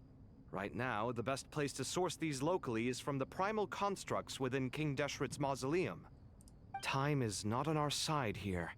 It's gonna be a race against the clock. The Aru merge and renovation project will have to be carried out by you two. Everything's riding on this, so failure is not an option. Best of luck to you both. As discussed, General Mahamatra Sino and Mr. Hat Guy will source the required materials. Mr. Sethos is quite familiar with the layout of King Deshret's mausoleum. With him accompanying them, things should go quite smoothly. I have every confidence. In the meantime, we may as well take a breather. Makes sense. There's not much we can do until the materials arrive. No need to waste energy stressing. Don't borrow sorrow from tomorrow, no. Get information and stay close. What is this, boot camp? Knock it off. It's just Sino being Sino. You know what he's like. Everyone clear on our mission objective. Locate the excess primal constructs, dismantle them, and extract the required materials. And King Deshret's 7 pillars agreed to this? If they're just sitting there doing nothing, we might as well put them to use. Thoth's words, not mine.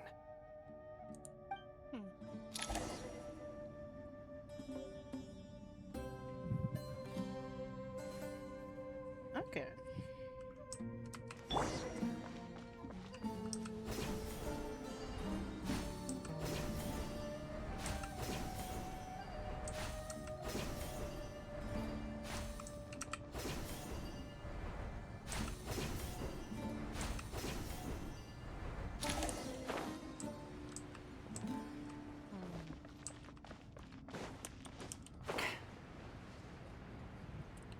Are they talking about bees? The sage's wisdom! Your sins weigh upon your soul! Guilty! Unsightly insects! Behold!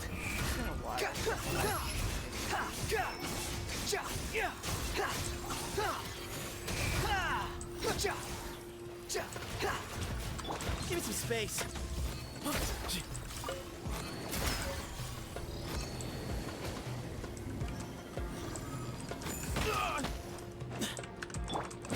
Nowhere to run!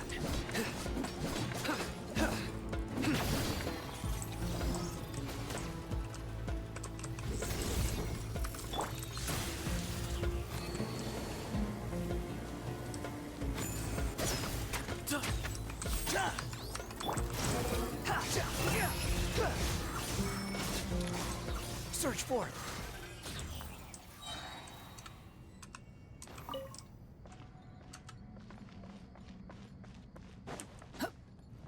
The wind rises. Oh. Graciously accept your gift. Squall and fury.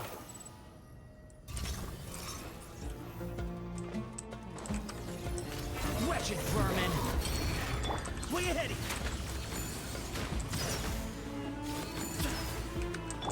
Surrender! Excuse me?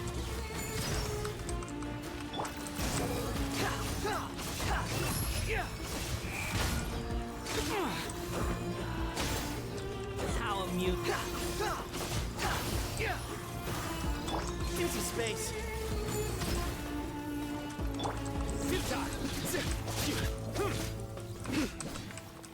Behold!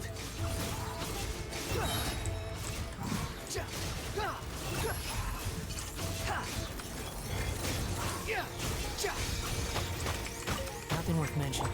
Excuse me? Unsightly insects! Surrender! Judgment is upon us.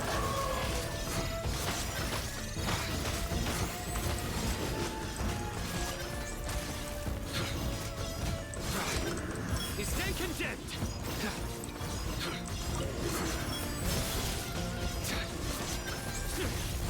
These devices should still be usable even though they're broken down. Let's take them back for the others to review.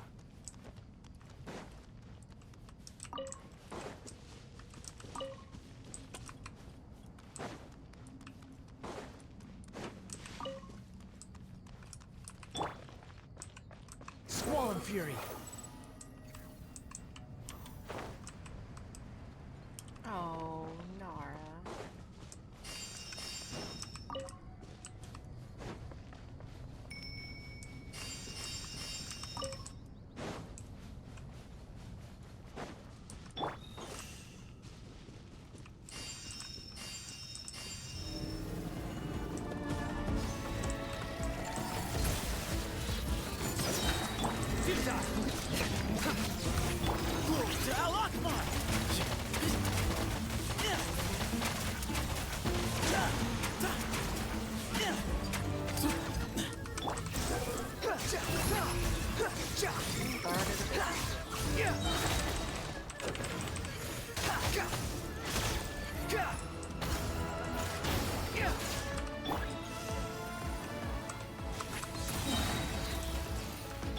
Your sins weigh upon your soul.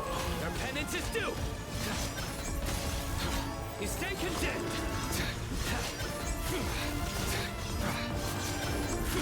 Guilty. How many do we need again? Enough to make an Akasha terminal for everyone who doesn't own one. I remember you telling me how revolutionary these Akasha terminals were. You've used one before, right? The Academia declared the Akasha to be the most powerful and comprehensive wisdom dissemination system in history. That should give you an idea of how powerful it is. Yeah, they were basically smartphones, but attached to your head. Certainly sounds impressive. Neither Hat Guy nor I have ever had an Akasha terminal. Well, if it all goes to plan, that's about to change.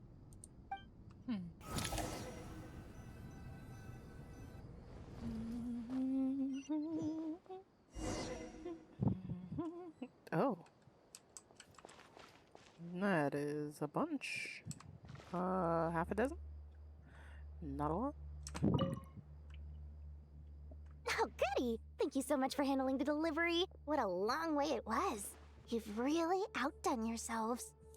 I'm well aware what a bumpy, dangerous journey it must have been. Now, I would have loved to oversee the process myself, but of course, those of us who know the plan can't leave the mausoleum.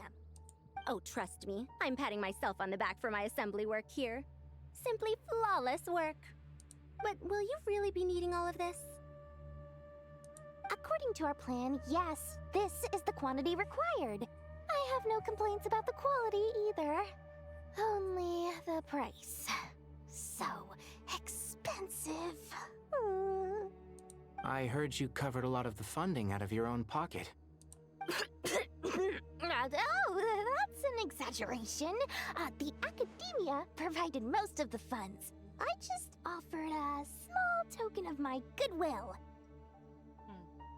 I'm distinctly reminded that little random curl up means is a little subtle way of saying this character is a bit more not what they seem. Of course, the real tragedy is how little profit I'm making on this. You know, it's a serious crisis when you can't even make money out of it. Jesus. And I wholly acknowledge that Dory does what she does out of kindness. I will say, I do not personally care for her as a person. She is, for me at least, she is just the far side of annoying. Just the far side of annoying to be past endearing. It's really quite a beautiful design. And I'm intrigued by how such a diminutive device is able to output the power of the Light Realm. Did you attend the lecture on Light Realm energy, Madame Farzan? I don't believe I saw you there. Was there only one? Of course I attended. I was just a little late, so I had to listen to the whole thing from outside the back door.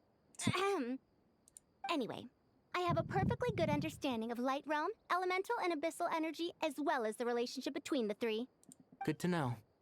Master told me in private that the conversion process between Light Realm energy and elemental energy involves highly classified knowledge that shouldn't be disseminated too widely. But even so, the scholars still shared said information. Well, you can't enforce a rule that everyone breaks. Is that the idea? At first, the Dendro Archon was reluctant to explain it in great depth for safety reasons. Later, she came to terms with it, and simply informed my master that we would all have to face the question of survival together. To protect someone from such dangers means keeping them in the dark. But for someone to know and embody the wisdom within, they must understand its very essence. It's an information hazard. We're exposed to danger just by knowing the facts. And just like bait, it lures us in by offering us the solution to our problems. But if you're not careful, you'll end up pursuing it down a dark path. A tricky problem. But today, this big problem has been broken down into many smaller, more trivial ones. What do you mean? Ah, I get it. For instance, you and I share secret knowledge, while she and I take on the risks of life, death, and fate. Something like that? Hey, what? That is not what I call a trivial problem. Well, as they often say in Vahumana, an event that is monumental to the individual is negligible in the grand scheme of history. Generally, the fate of the individual is an insignificant affair. Being from Amorta, where the subject of our research tends to be a lot more personal, I have to disagree. It's hard to dismiss the individual as insignificant. In other words, the big problem of survival has been broken down into many small, interconnected factors, and each one of us represents one of those factors? I think so. When the same secret is shared with a group of people, the same fate binds them together. I do suppose. Most people would find this unimaginable, but to us scholars, this is the path that has always beckoned to us. Sharing knowledge is a good way to fight against fate. I will always believe in that. All right. I think that's everything. Thanks a lot. But don't go anywhere just yet. I'll still be needing you to calibrate the equipment.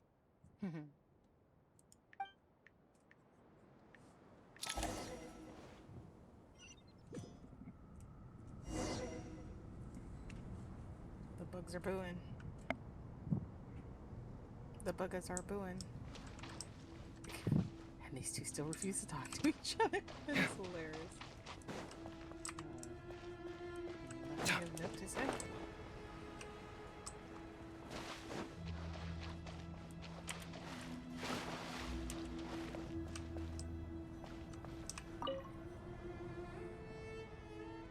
Okay, the materials are ready. We can proceed with the next phase.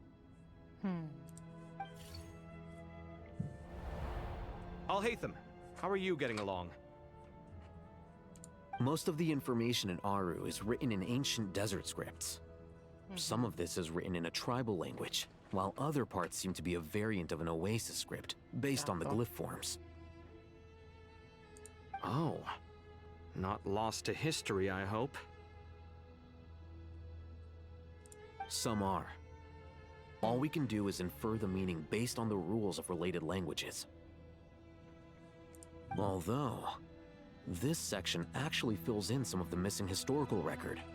I'm transcribing it so we can bring it back to the academia. After Aru started up, 2 more lines of text appeared here. Can you read them? Humans may not read what is written by the gods, except by not reading. Victory should not be easy to attain, for it symbolizes divine wisdom. Knowledge must not waver, for it has external borders. Is this a clue to solving a puzzle? Or is it being symbolic? You can't read it unless you don't read it. Victory is wisdom. Knowledge is confined by borders. Wait, I think I've got it. It's a metaphor, isn't it? It's talking about... a chessboard.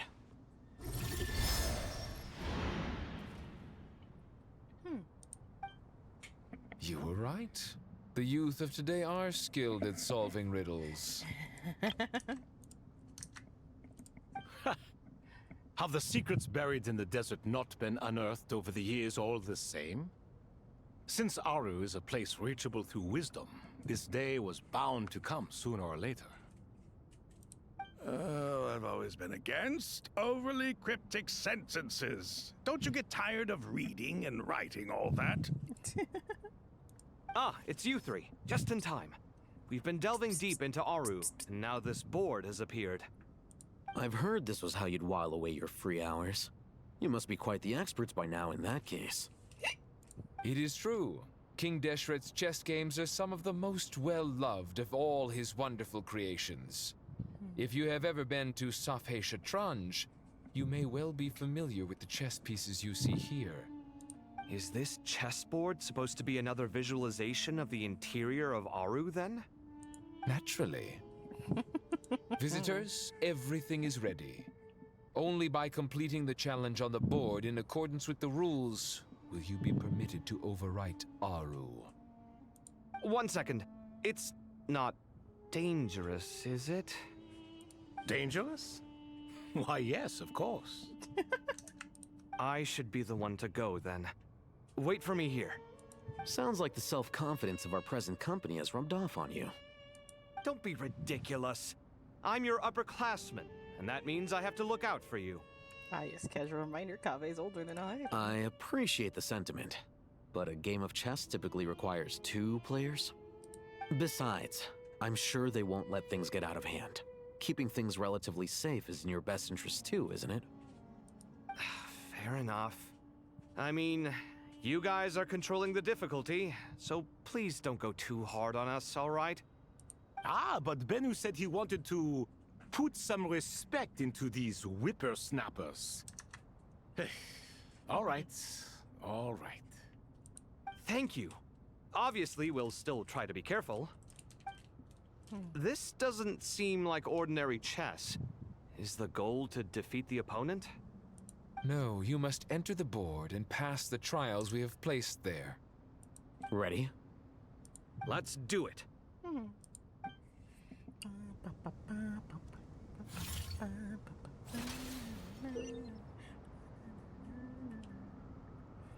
Just how let them come separately. Areas that'll hate them and Kave pass through will be marked. Someone is unable to enter an area that Kave has marked, and vice versa. Returning to an area that is already marked will remove the mark and return the actions previously consumed. Kave can move some of the pieces on chessboard, but he can only push. Jesus Christ. I thought it crashed. I was about to be heartbroken. It's just bored, but he can only push them towards empty areas. Other of them can activate some pieces of the cat. You're getting better at not stepping on my keyboard. Other of them can activate some pieces on chessboard and to unlock certain areas and become vascular. The first trial is posed by me. I don't think this is gonna stop us.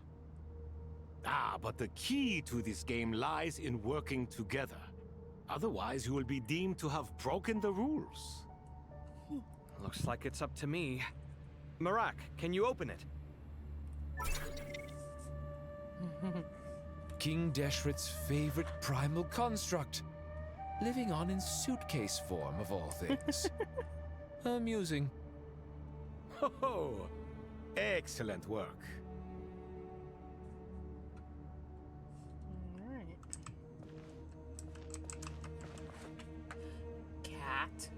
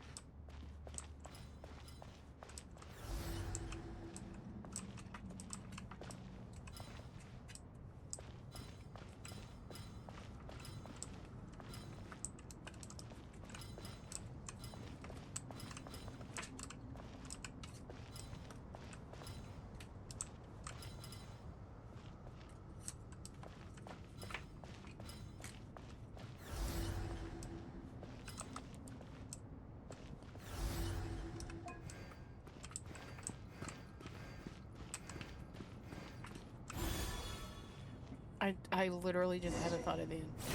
We were supposed to both be there. Now is the time for my trial. Now, don't be nervous. I'll make it nice and easy for you. Really? Thanks in advance. We appreciate it.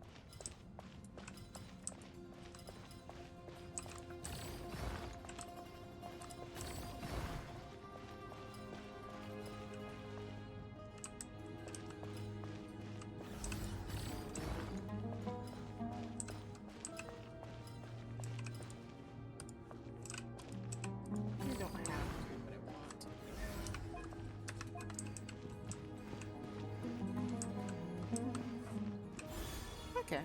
So it's pretty straightforward. Al-Haytham unlocks things, Kaveh pushes things out of the way.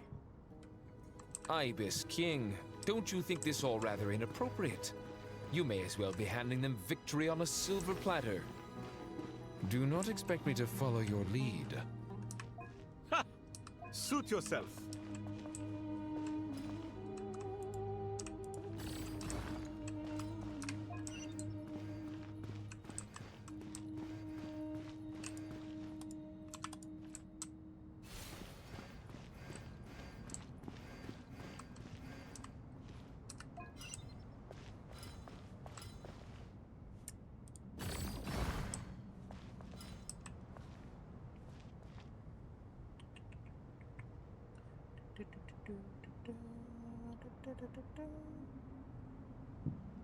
I feel like that's wrong. It's one of those things that's like it's wrong, but I'm not.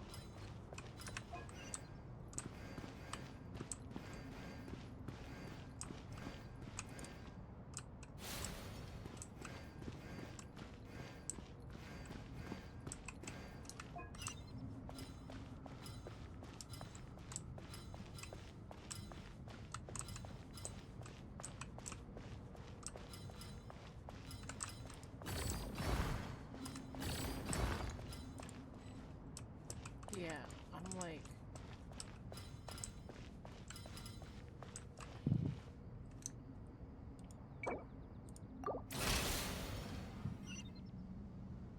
Ibis King, don't you think this all rather inappropriate? You may as well be handing them victory on a silver platter. Do not expect me to follow your lead. Ha! Suit yourself.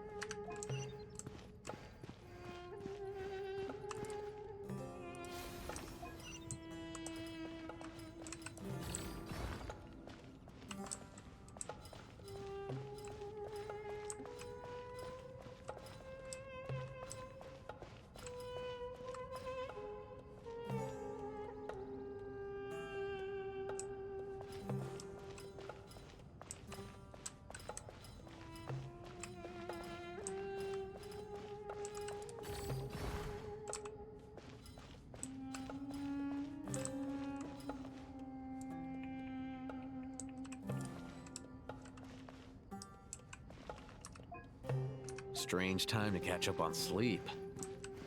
I'm not sleeping, I'm thinking! It's not that simple, you know.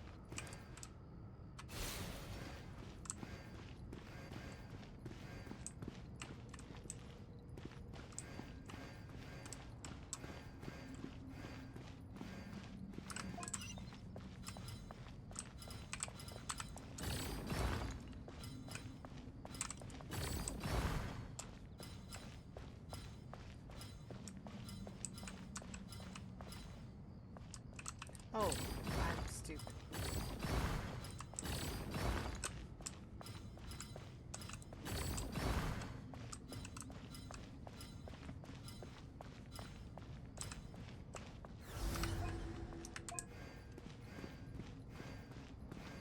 I was like, something about that, but I was in my own way. Oh, read videos.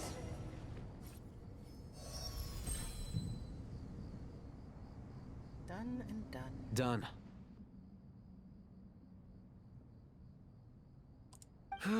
Finally. It's over.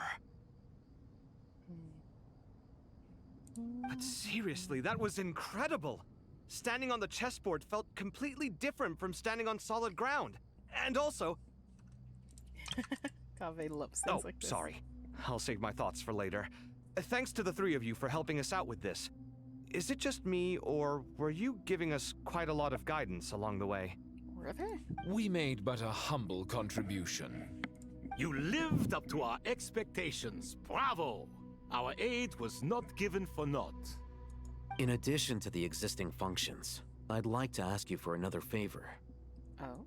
Since Aru's interference shield can cover the entirety of the mausoleum, it should be possible to extend its range even further. Perhaps you can find a way. So, building upon the existing functions to... Ah! I'm with you! Imagine for a moment. What would the ideal outcome look like if this function were compatible with the devices?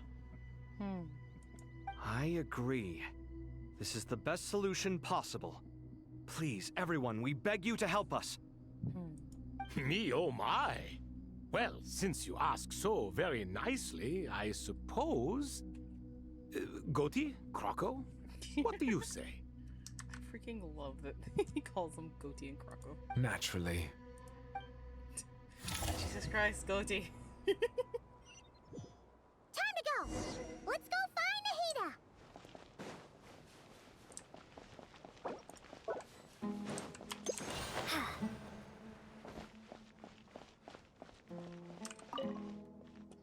And on There you are.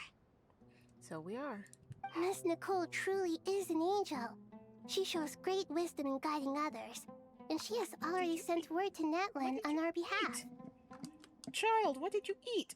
What are you eating? Cat?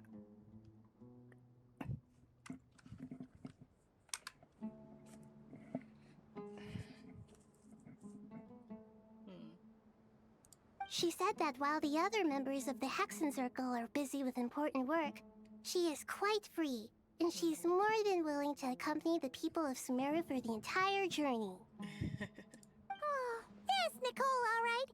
Always super patient and loves to help everyone out. She's the best. So she is. She is. So kind and enthusiastic. Well, time for us to get going. Let's head out. Allons-y.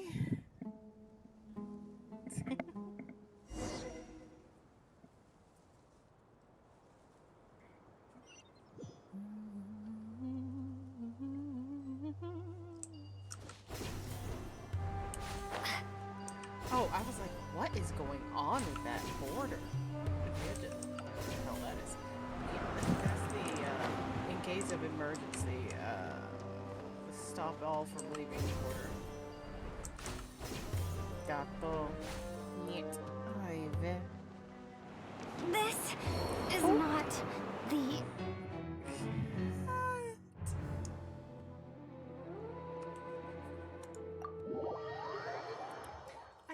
I love you. You cannot put your head on my keyboard, though. I died. Precious Babu, no. What else is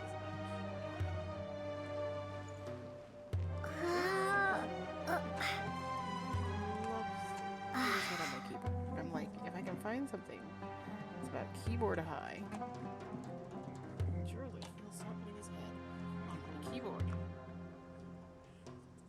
But nothing is quite keyboard high.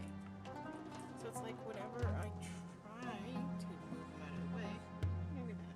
But also another thing about keyboard is it's a big thing. It's not a small thing. So it's like, yes, the keyboard is keyboard high, but it's also not tiny.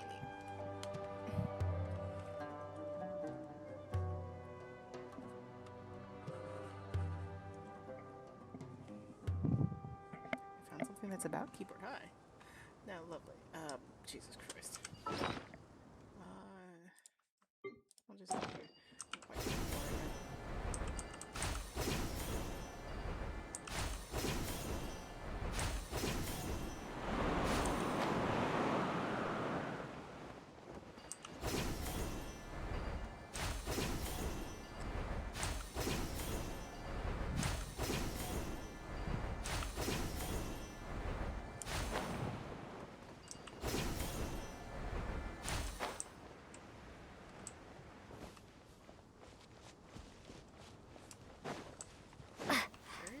curious. Natlan.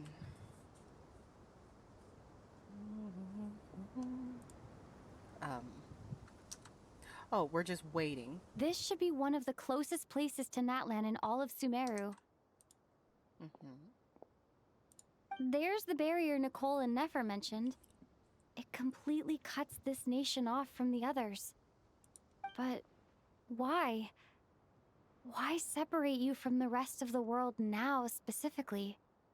And if I'm not mistaken, Irminsul was polluted once before, wasn't it? I think that's right. The forbidden knowledge was eliminated, but the fact that Irminsul was polluted should remain unchanged.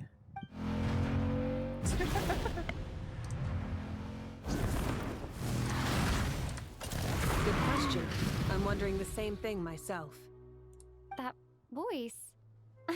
Moika, you got here pretty quickly. Hello, traveler. It's been a while. Moika, the Pyro Archon. Hello there. Oh? Hello, Dendro Archon. Moika, I apologize for asking you to meet at the border on such short notice. I also apologize for not being able to greet you in person. The form in which you see me now is one carried by the Traveler. The real me is inside the mausoleum of King Deshret, and I am reaching out to you with my mind from here. Irminsul has been infiltrated by the Doctor. We must be on our guard, as he can spy on information in the world from within the tree. Fortunately, there is no record of the Traveler in Irminsul, and you are still within Natlan's borders. My records will be preserved in the Night Kingdom, rather than the ley lines. As long as the Night Kingdom remains disconnected from the ley line cycle, the Doctor has no way of knowing my movements. Okay. Exactly. So by meeting each other in this way, the meeting essentially never happened. No wonder Paimon didn't come. You were concerned that her activity would be recorded by Irminsul. The Natlanese have heard about the situation in Sumeru. With the borders sealed off, merchants have been forced to stop their shipments. It's pretty serious. And you're the ones bearing the brunt of it. Yep. I'd like to address the question you raised at the beginning. I can offer a brief explanation, although it will sound rather cruel. I don't reach this conclusion gladly, but Irminsul predates the Heavenly Principles. It existed long ago, when the dragons of Natlan were at the height of their power. So even when the people of Sumeru became ill because of pollution, it was not a critical issue from the perspective of Irminsul itself. As long as it continues to function normally, the barrier will not be activated. Jesus. But this time, the Doctor's invasion has directly affected the tree. That is what caused the barrier to deploy.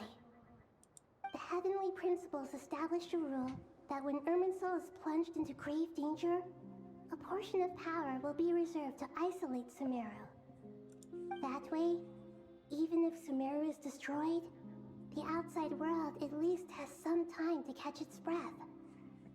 We'd certainly need it. The Heavenly Principles created almost everything that exists in Teyvat today. To them, preserving the existence of the world and its inhabitants takes priority over protecting Sumeru. Meaning, protecting Sumeru now falls to you. Yes. My own power may be limited, especially compared to yours.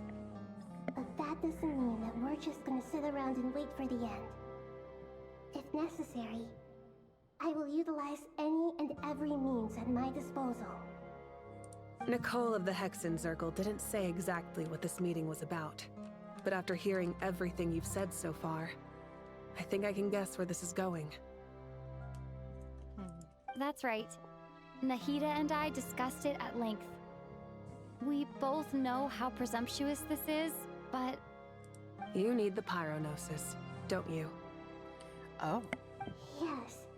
You guessed correctly.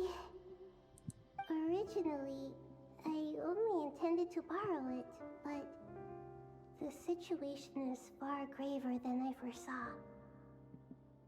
So instead, what I ask of you is to please give the pyronosis to Sumeru. Wow. Why do you sound so nervous? There's no need to be shy. It's a big ask. Surely a gnosis is pretty important to a god. It's their connection to Celestia.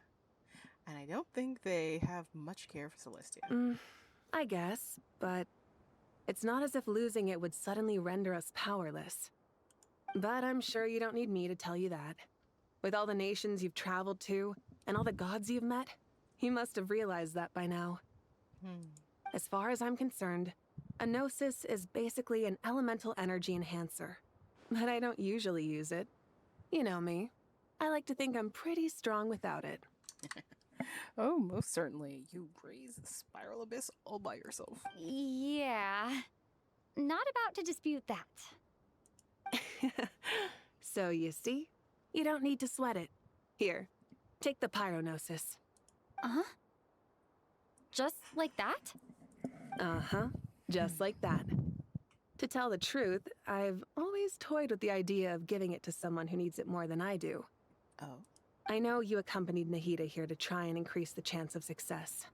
It's a good thing you did, because your involvement is one of the main reasons you've managed to persuade me. Are you sure about this? Handing over your gnosis just because of me? Tumaini, you're not just you. I won't try to quantify it, but trust me. Handing over the gnosis to Tumaini is far from the craziest idea I could think of. Besides, even if you hadn't come here personally, I think I still would have agreed to Nahida's request. Irminsul doesn't just affect Sumeru. It impacts all of Teyvat. I know all too well how difficult it can be to protect the things you care about. So logically, morally, or however you want to cut it, helping you is the right thing to do. You don't need to tell me the specifics of your plan. Where the gnosis is involved, the tighter the secrecy, the higher your chances of success. Moika, my heartfelt thanks go to you and the people of Naplan. Don't mention it. But now, for the hard part. How do I actually give it to you? The Irminsul barrier is right in the way. I have an idea. Since we don't exist... Yeah. We can go through. Just as I thought. Incredible. What did you do? Just made a lucky guess. This seems to happen quite a lot. Things that apply to everyone else don't seem to apply to me. I figured the same might be true here. Irminsul usually produces effects based on the records it holds. Since the Traveler is a descender, Irminsul contains no records of her, and thus has no way to impede her. Is that right? You really are full of surprises. Catch. Whoa! Oh? Thank you, Moika. Thank you for trusting us with something so important. All right. No need to get so formal. It's not like we're strangers. Besides, there's still one problem. You might be able to pass through the barrier, but I don't know about the Gnosis. Any other surprises for us, Traveler? Temporarily absorb it? Let me try something. I have the Pyronosis in my hand. It feels strangely ordinary. Not particularly heavy. And yet, this tiny thing symbolizes the mighty authority of a god. I need to think hard about my memories of Pyro. My memories of journeying through Natlan. All those important experiences I've had. Aww. The Gnosis disappeared. Traveler, are you alright? I'm fine. The Pyronosis disappeared into my body, just like phlogiston. Maybe it resonates with you because you've mastered the power of phlogiston. You might not be recorded in the ley lines, but you're still our Tumaini. Mine might be in the ley lines.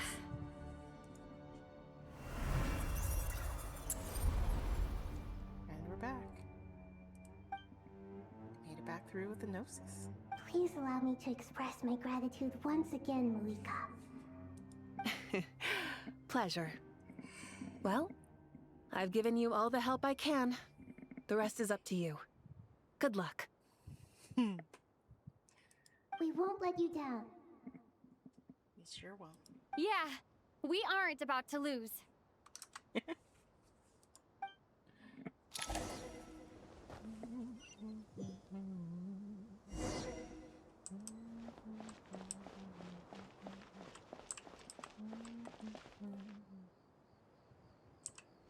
Jesus. It's like you think that tree's big, but then you see that tree and you're like, oh, that's the biggest tree you'll ever see. And then Irminsul.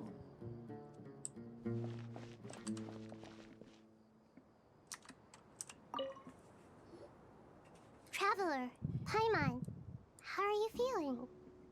Paimon's a teensy bit nervous, but only a teeny tiny bit. Seems like she's gotten way braver over the last few years, huh? Of course. After all the adventures you've had with the Traveler, I'm sure you've gained a lot of experience and grown as a person. Okay. Has our journey, like, canonically been 6 years so far? Like, they say years, but, like, has it actually been, like, 6 years specifically? Or going on 6 years? Because that's how long I'm we've been doing journeying. all right. What about you, Nahida? How are you holding up? With the negative effects of Irminsul, I am a bit like a piece of fruit that's been burrowed into by hungry insects and left to rot. Oh my god. I'd be lying if I said it was nothing. How horrible. But please don't worry.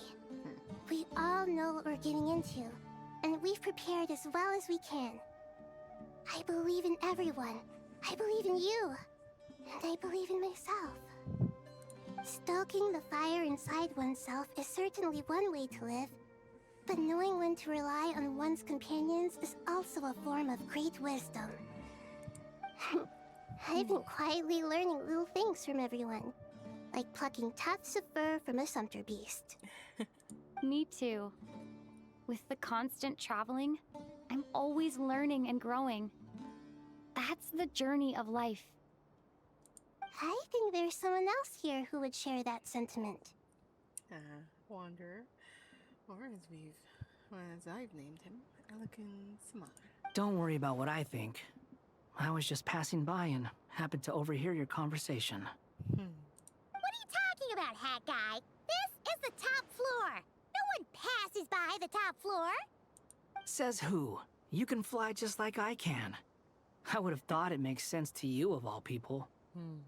I don't know why, but I feel a little more relaxed now. It shows that you feel comfortable laying down your burdens in our presence. It means that Sumeru is a place you can trust, where you know we have your back. And we feel exactly the same way around you. That's what it means to be friends.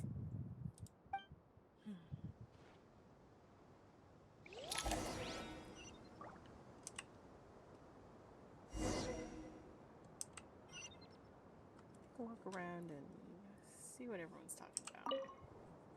Feel free to mingle if you'd like some time to catch up with people. Just remember to get a good night's sleep when you're done.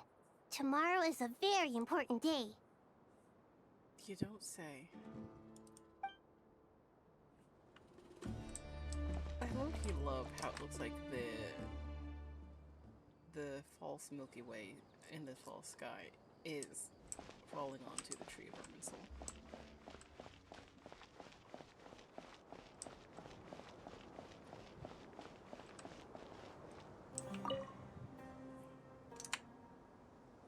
Ah, it's finally done. Ugh, but I have a nagging feeling that there's something I've forgotten. Oh, there you are. Everything wrapped up on your end?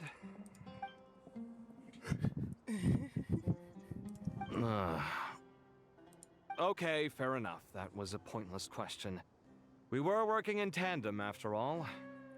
You must really be exhausted. Well, it's been a busy day for both of us. When work ends, you clock out. No looking back. Yeah, we're definitely due a break. Probably a little late to start drinking now, though. I'll stick with water. Here, this one's for you. Thanks. You want a bite to eat? I can grab us something. Or wait, I think there's a stove nearby. Let me take a look. Are you nervous?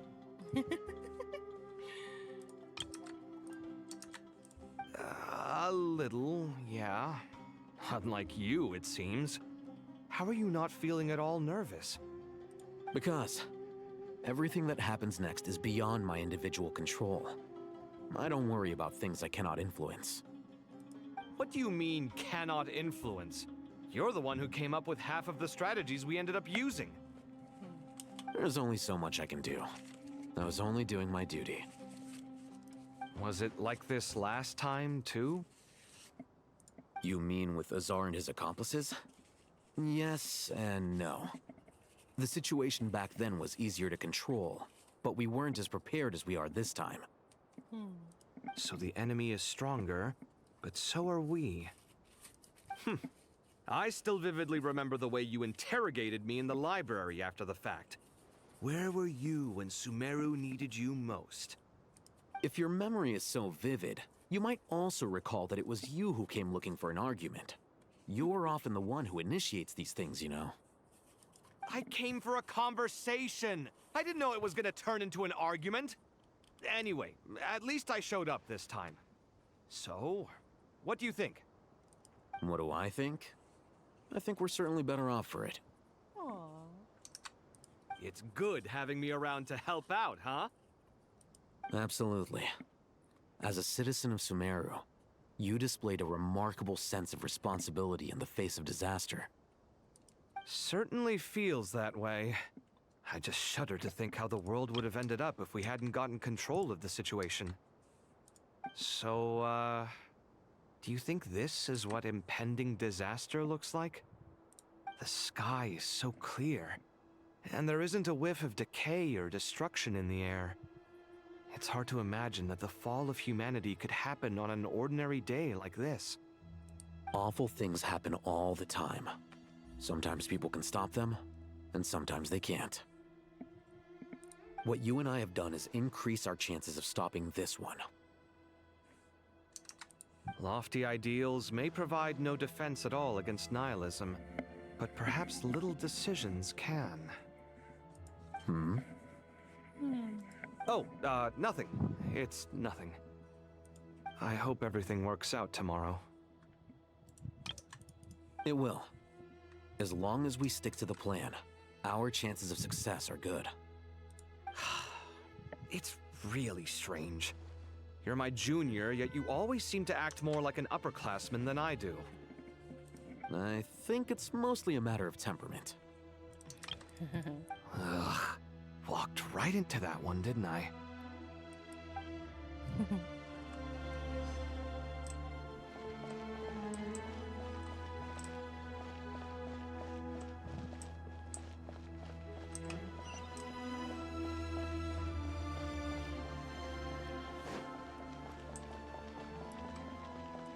I usually don't know how to do it.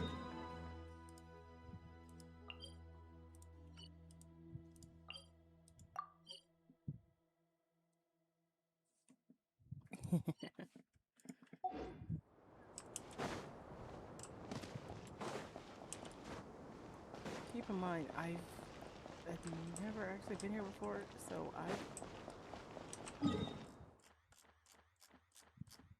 like, if I choose go elsewhere, like, will that teleport me down to the correct area? Like, is that just like, is this a teleport or is this?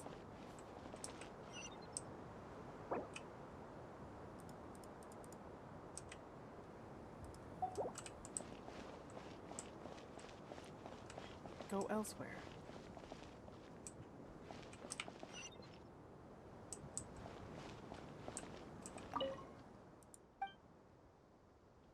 Okay. Okay, so this is the upper level, so let's go middle level.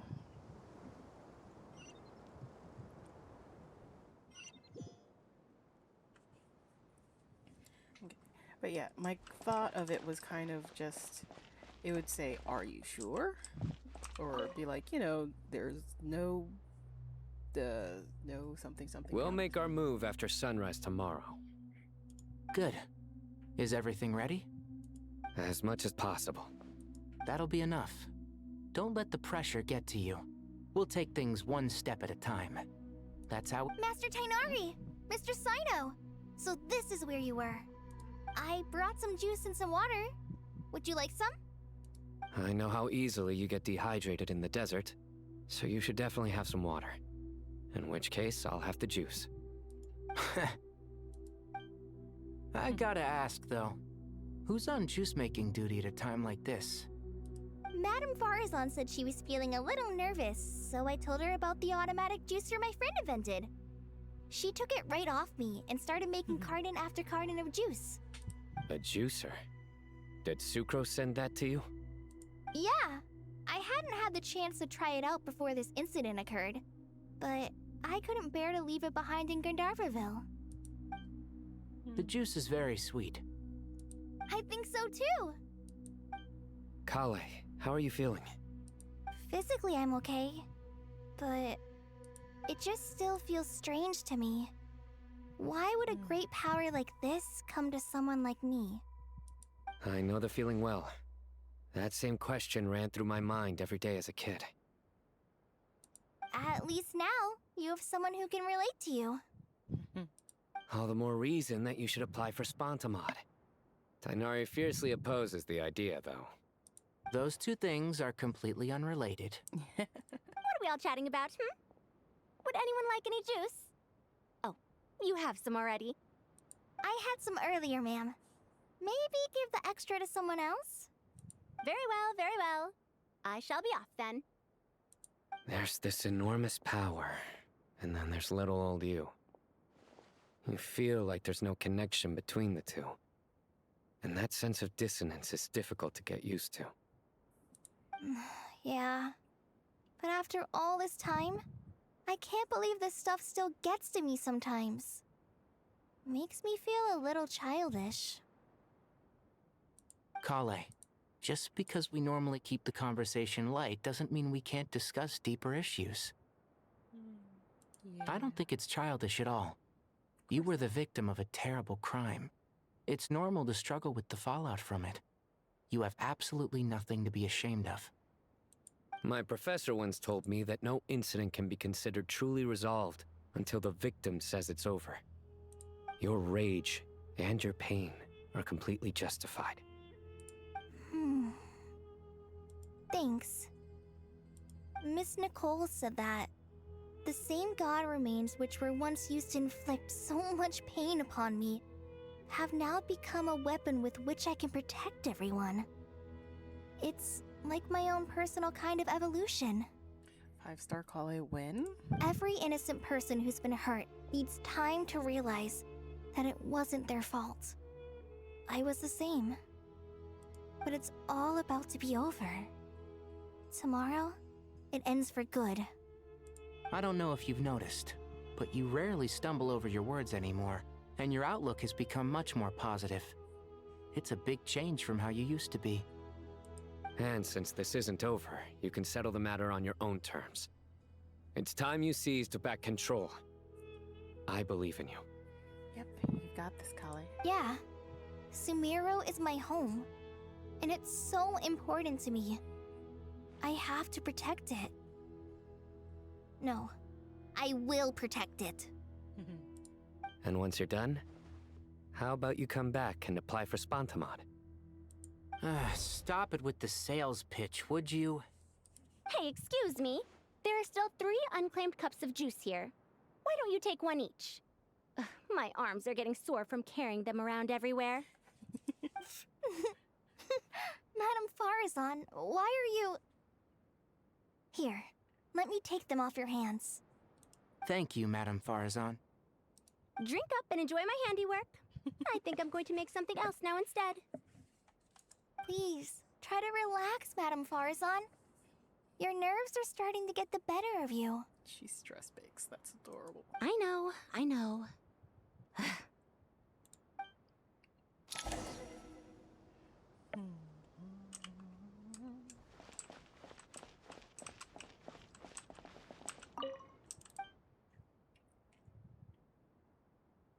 Oh, rest for the night. Middle level, lower level.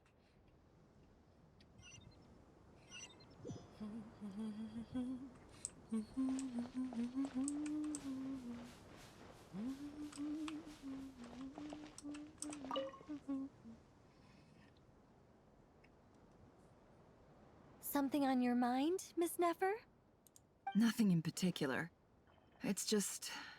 right now, the future feels strange and unfamiliar.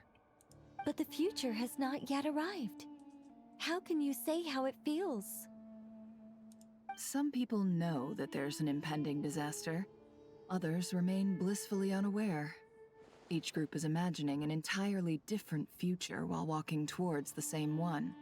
But when they get there, they'll still find they feel differently about it. People are shaped by their circumstances. Different circumstances create people with different perspectives. I've always found the perspective of the Vahumana Darshan to be a particularly incisive one. Even at the height of the crisis in Nodcry, people held diverging opinions. But things are different this time. Indeed. Regardless of faith, gender, wealth, skin color, or eye color, everyone in Sumeru knows what will happen tomorrow. The world has never been an especially fair place. Yet now, against all odds, a moment of unprecedented unity and equality is about to take place. It's fascinating. In strife, some people can work together. If only my father could have lived to see this era. Never. Era. To me, that term represents a much greater span of time. It can be an unsettling word. I would even say I'm afraid of it. Do angels even feel fear? Yes, at least I do. I fear the gap that grows wider with each passing day, and the never-ending flow of time. There's a lot of time motifs going on.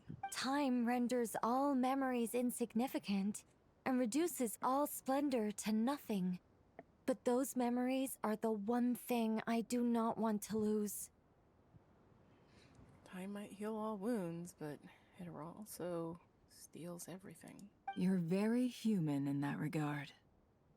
If angels draw too close to humanity, our wings burn away in the bright flame of awareness, and we fall to the earth. After spending so long among humans, I have lost much of my former glory. Maybe that's a good thing. Change who you once were. You're more human than some humans are. I've been talking to Kale a lot in recent days. We seem to be in completely opposite situations. I suppose that makes us good case studies for comparison. Case studies for who? Myself, I suppose. After comparing the two of us, I suddenly discovered that I desired more than before. It was a gentle, pleasant sensation. Just as most people pursue glory and miracles, I too am pursuing miracles of my own. Guiding humans to make the miracles in their hearts a reality, that is my miracle. It doesn't sound so bad, does it? I suppose not. I suppose not. Not too bad.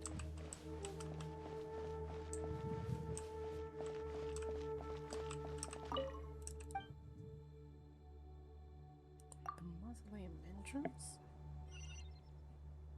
Oh,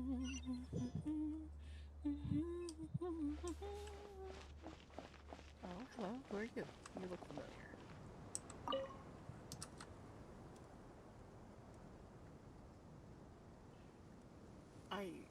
Look at the time. I should head back. Hypatia. I'm so sorry. I was in a hurry and didn't look where I was going. Are you all right? I'm fine. Wait, you're... Have we met? Not exactly. I think we may have crossed paths by the house of Dana before. Oh. You're Hat Guy! From Vahumana, right? You recognize me? The clue's in the name. Mr. Hat Guy. Fair point. It's getting pretty late. What's keeping you up? I could ask you the same question. If I'm not mistaken, all the workload for the Ratawa Histarshan wrapped up a good while ago. Well, I have something of a background in Satyavada life, so I was helping the Dendro Archon make some preparations. But I must have lost track of time. Did you find the experience enlightening at all? Honestly, it was tedious and uneventful at first. But eventually, I think I did sense some profound truths. But they also brought a lot of suffering with them. I was told that I even shed tears while I was meditating, though I have no idea why. Sorry. I hope I'm not scaring you. Not at all. It just proves you're very accomplished in your research. Good night. I wish you all the best for tomorrow. Thank you, sir. You too. She's familiar, but again, I can't place it. Good night. Thank you, sir.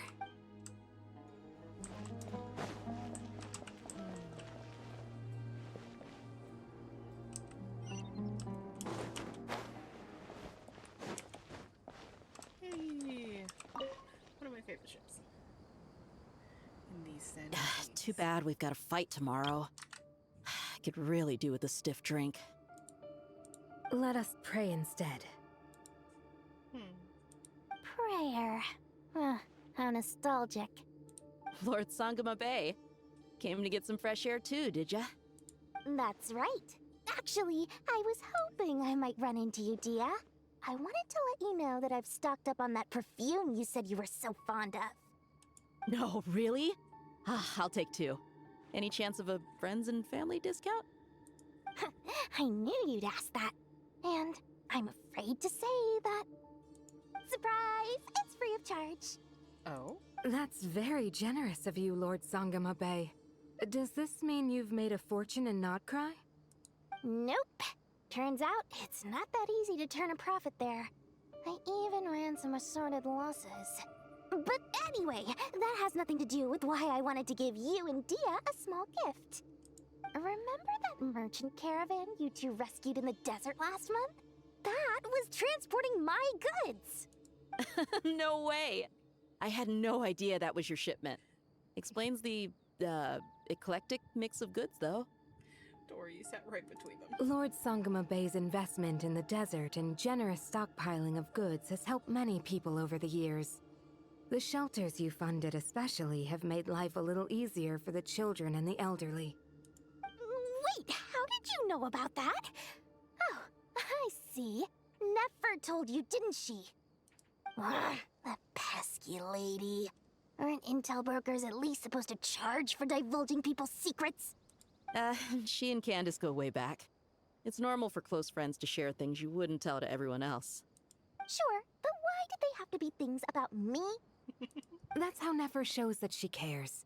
She wishes for all of us to know what a generous person you truly are. It must be hard trying to make a living far away from home. Just because we can tell what kind of person you are doesn't mean everyone else can. Well, maybe her intentions were partly good, but I don't think that's the full story. I'm sure she enjoyed knowing how much it would annoy me. I'm telling you, Nefer's got a mean streak. Definitely with you on that.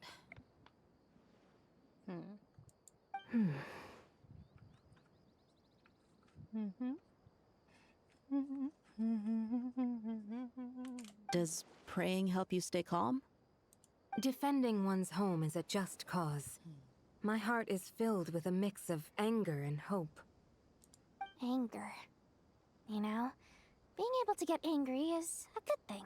It shows that you're in touch with the real world, and that you have the passion to pursue something you believe in. Dunyazard. My lady? What are you doing out here?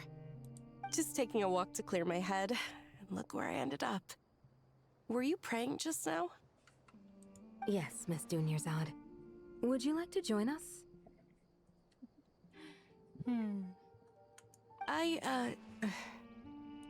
Come on, it's fine. She won't mind who you pray to. Oh, then sure. I remember you, Miss Dunyazad. You visited my shop before. If I recall correctly, the god you worship is the Dendro Archon, correct? That's right. She is such a gentle and kind god. But to me, she's more than just a god I worship. I see her more as a friend. And so do many others. She's not some almighty god who reigns on high, but a genuine friend. Agreed. She's a wise teacher and a good friend.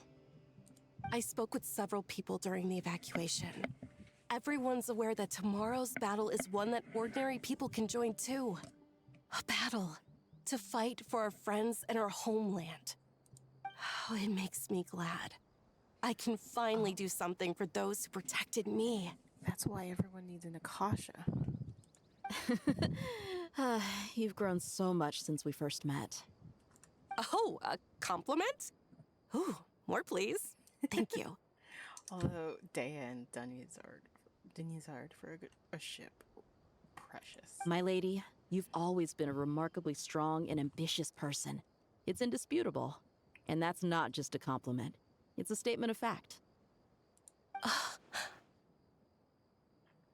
What are you praying for?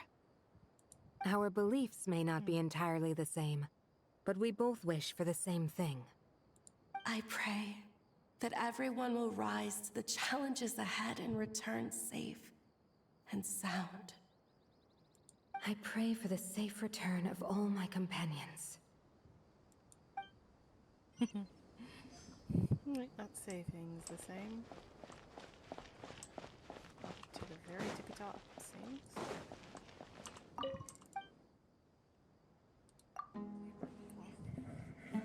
What else is on the upper level?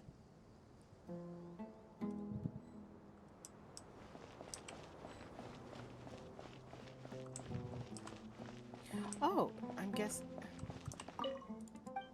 Oh, I suppose all we can do is rest for the night. And I guess we're resting for the night at the top of the pier, or not.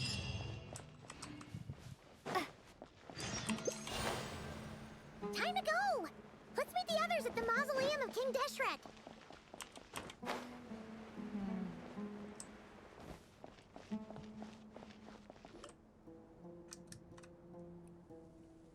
Like, did we wake up late, or what?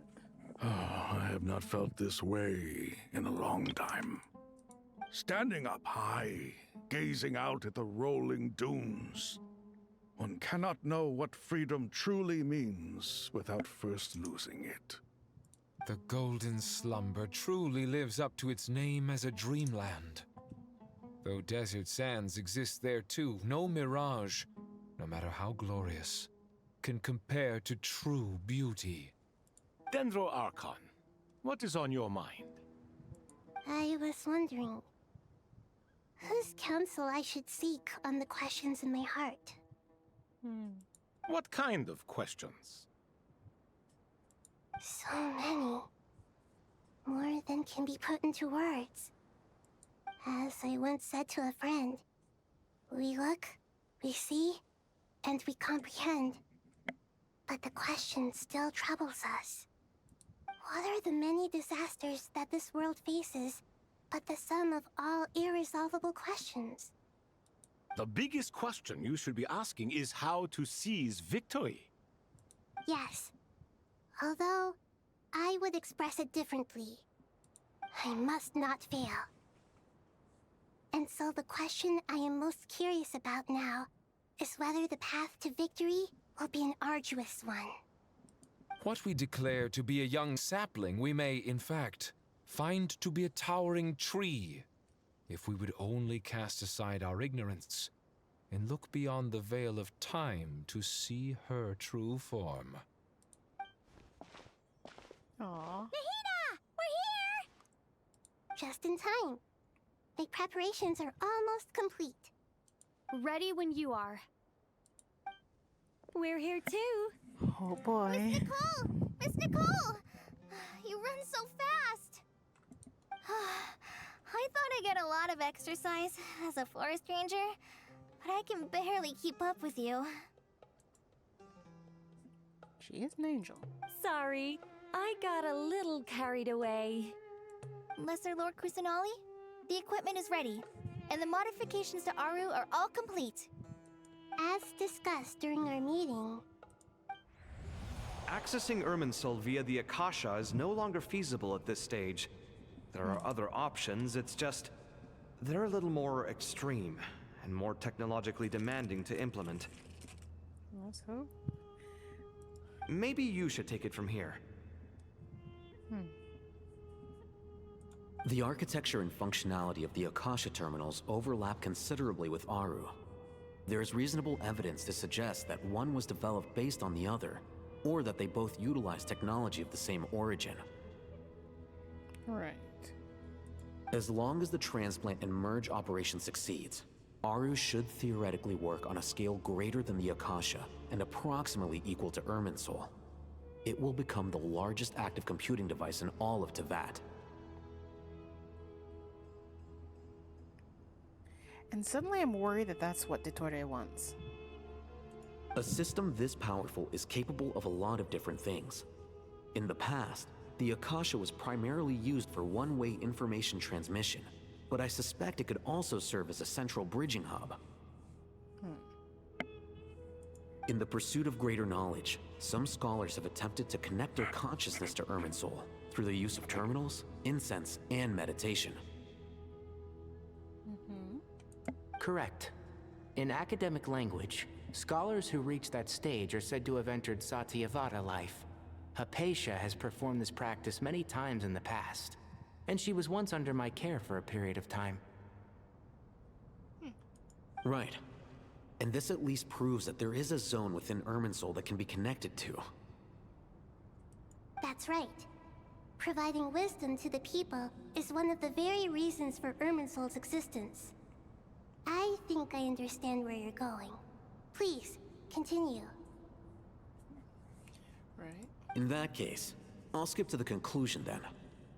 We need to further modify Aru, merge it with the Akasha, manufacture terminals, and distribute them to every single person we can reach. Every person? Even the desert folk? Yep. Yes, everyone. I've already calculated the amount of raw materials we need. So you mean we're going to get new Akasha terminals? Yes, but this time the people of Sumeru won't be using them to acquire knowledge, just to connect to Irminsul. That's the key. Make the people the computer. When we evacuated the city, we brought all the important assets from the House of Dana, in case we ended up needing them. Fortunately, this included the Akasha system's main terminal. How lucky. We've checked all the relevant records, and one thing is certain. Nothing like this has ever been done on this scale before, so... Everyone in Sumeru is part of the plan. Whoever controls the people controls the situation. Since this function of Irminsul was introduced, it has only ever been made available to scholars, who don't constitute a particularly large group of people.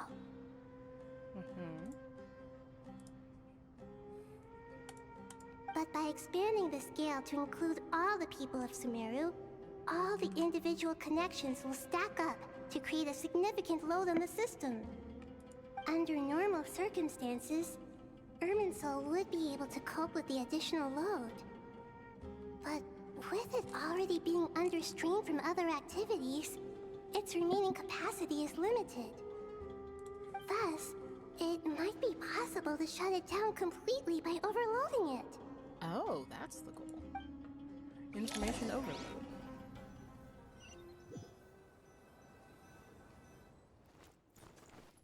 Oh boy.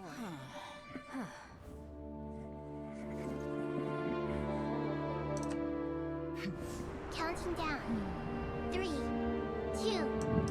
1. Are you ready? Ready.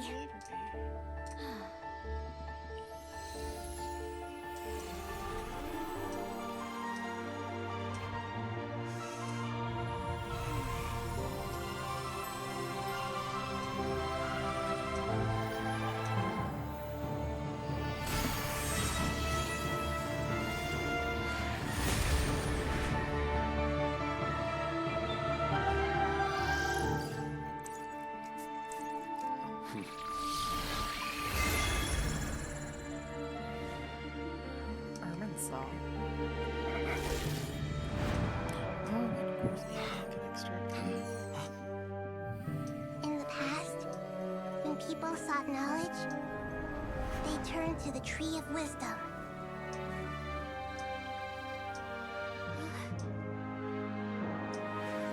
Today, we use it to save Sumeru and the whole world. These vows that nurtured learning must not become tools for destroying the world.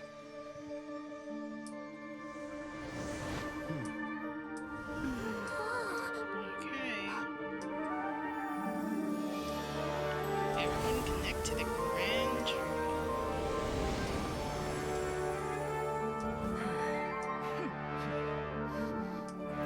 Stop. Please stop. End this transformation. Oh, it's growing out of control. I hate it guiding the people.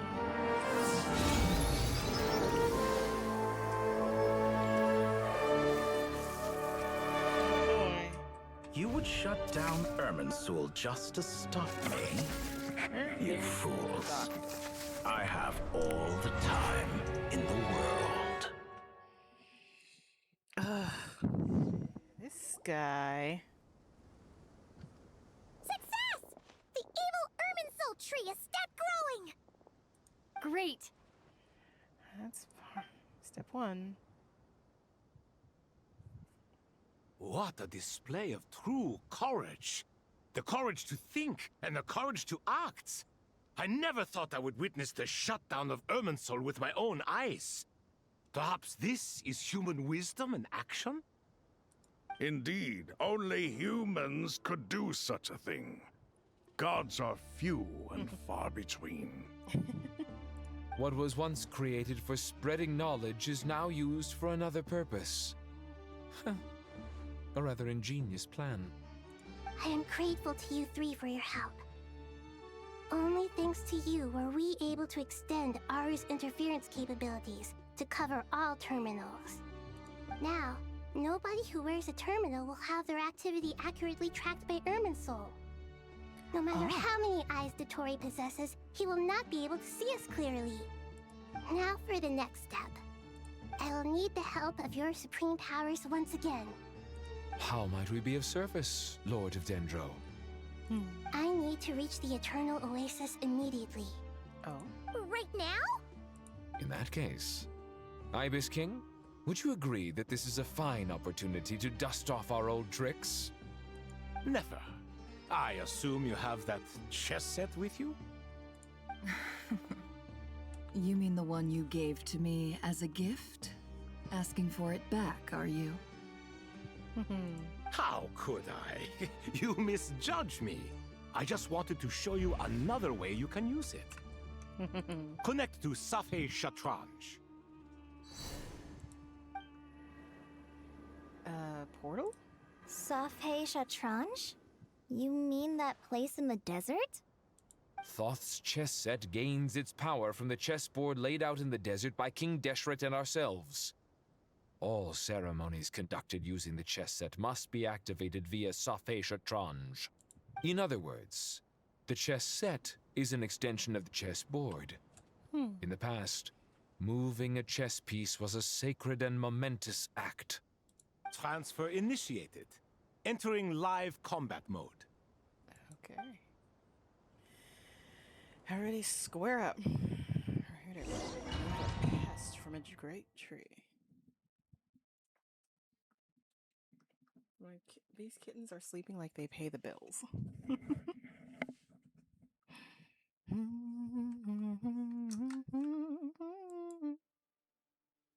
Seeing this like this makes me realize that King Deslet's mausoleum looks an awful lot like a chess set.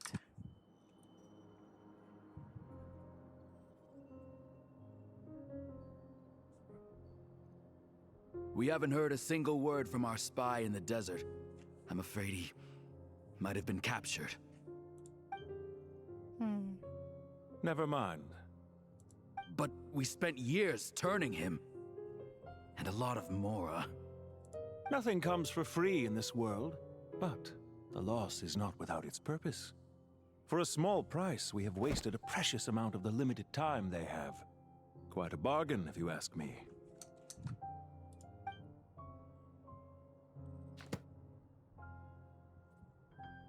Understood.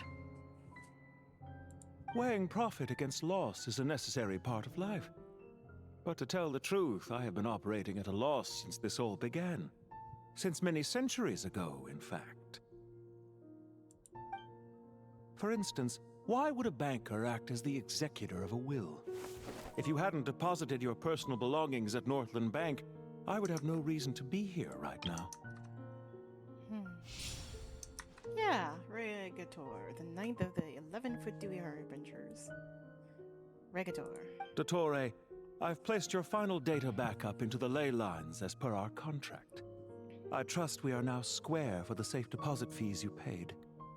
Is it not a little petty to split hairs like this, given our amicable relationship? I consider sound bookkeeping a matter of principle. Do not forget that you only live to see this day thanks to me.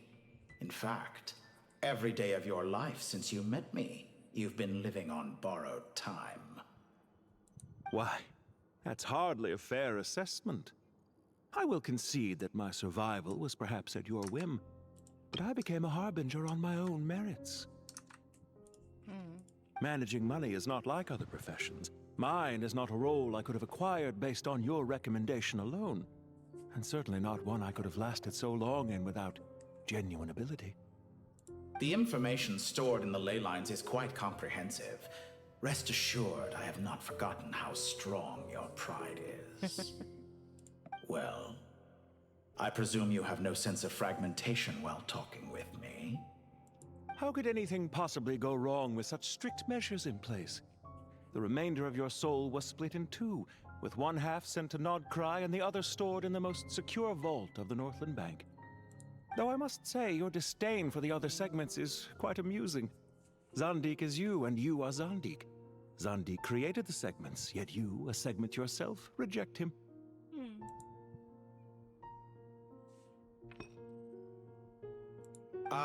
That is, Zandik, created segments of various ages in his later years. To achieve this, he had to freeze time and part with a portion of his soul. But as constructive as it sounds, it erases my uniqueness.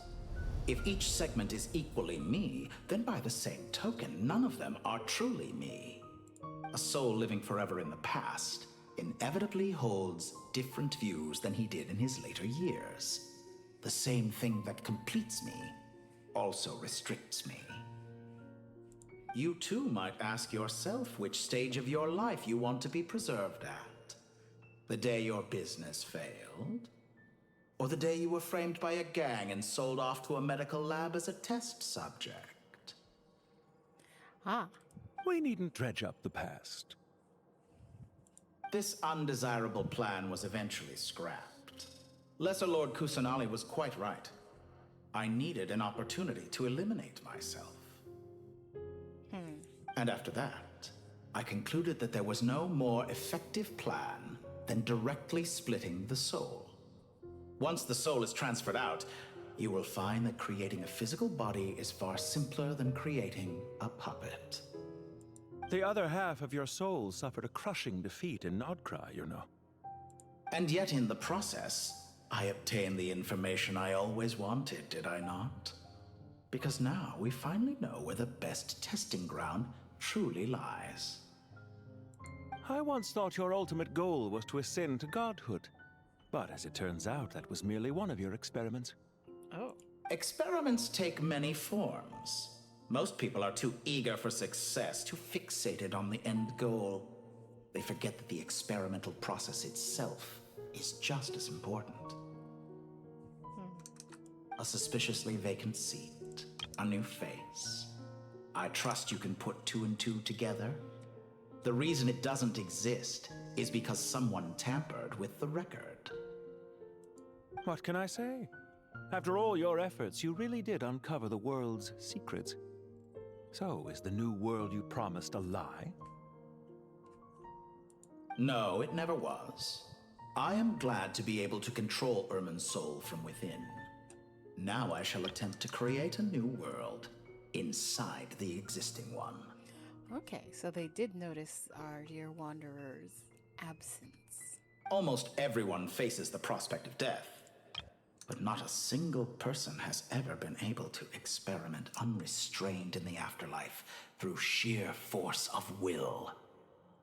I am the only one to have overcome this enormous challenge. Would I not be letting the world down if I didn't make the most of the opportunity to experiment? I completely disagree. Clearly, the dividing of your soul did not affect the magnitude of your ego. Out of all the versions of you that have ever existed, this you is the most insane and the most radical. Is that why you chose to work with me? Which was it then? My insanity?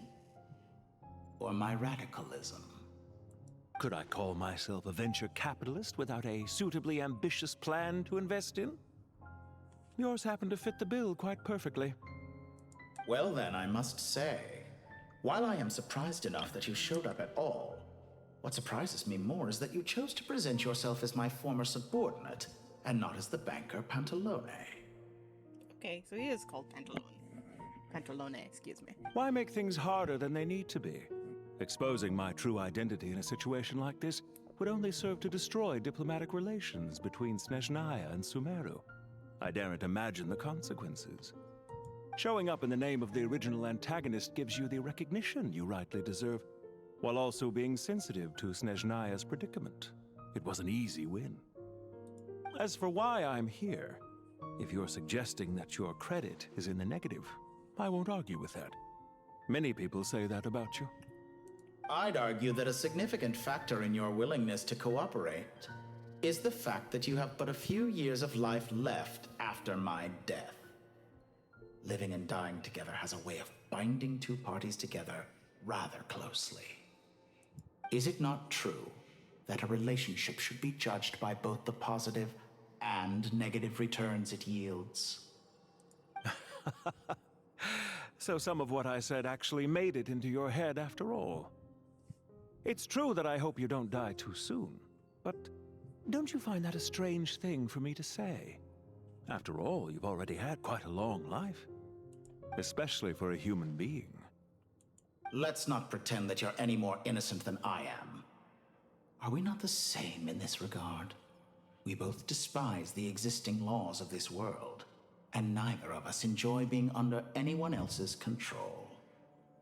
Is it really so greedy to want the world to operate by a new set of rules? Of course not, my dear friend. And as I've said before, mutual interest is the foundation for the most reliable of relationships. You can attest to that. I just hope there never comes a day when I have to work too hard to prove that. Regrader, sir. People have been spotted approaching Sumeru City. How strange. Despite your access to Irminsol's data, it appears the soldiers noticed before you did. They must have found a workaround. Well, Dottore, I trust you know what this means. The fact is... They're coming. They'll breach the city gates any moment now. But even so, I would say Irminsol is a wonderfully convenient thing on the whole. If you do manage to create a new world, perhaps you could plant one outside my office, too. I'll consider it. What do you need me to do? Stall them? The experiment will take time. Stall them for as long as possible. Very well. But you're really asking for the moon here. Have you heard this story? There was once a guilty man, kneeling in the center of a church while an angry mob outside waited to bring him to justice. He pleaded with the gods, begging them to grant him one final request, the chance to finish confessing his sins before he was sentenced. Many suns and moons passed, seasons changed, and still his confession continued, as if he intended to speak until the end of time. Are you suggesting I worship you as a god? Or were you hoping that I might confess my sins to you? Certainly not the latter. That would make my life miserable indeed. Speaking of gods... For someone who despises them so, you never seem to have any objections to me creating or becoming one. At first, I thought you'd be furious. Concerned I would terminate our partnership, were you? Not at all. You had reasons why our partnership must continue. Don't you find people's attitudes toward gods amusing? A god descends from the heavens and people worship it unreservedly, blindly following whatever rules are given to them. And yet, when they see an ordinary person gain godlike levels of power by virtue of their own hard work, they treat him with nothing but suspicion, even if he is a compatriot. Is that supposed to be a compliment? No. I was just thinking. I pity the man who would call you a compatriot. There's no need to be so self-critical. I know it's a little late in the day to be asking this, but how have you been keeping? I'm flattered that you would take the time out of your busy schedule to consider my well-being, Doctor.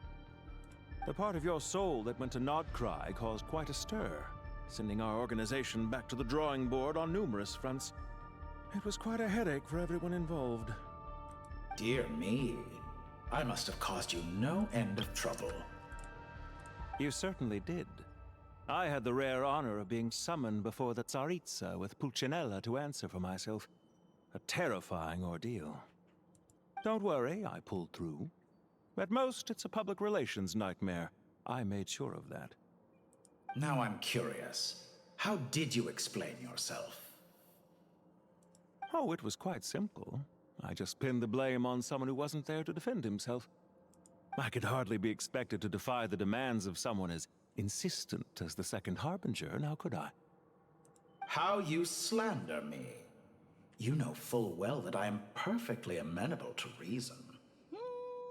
There's no question that you are partly to blame for the ruin of my reputation over the years. Do you have anything lined up for when this is all over? Hard to say. Field work always takes quite a toll on me, as you know. Once I'm back at Snezhnaya, I'll start with a well-earned cigarette.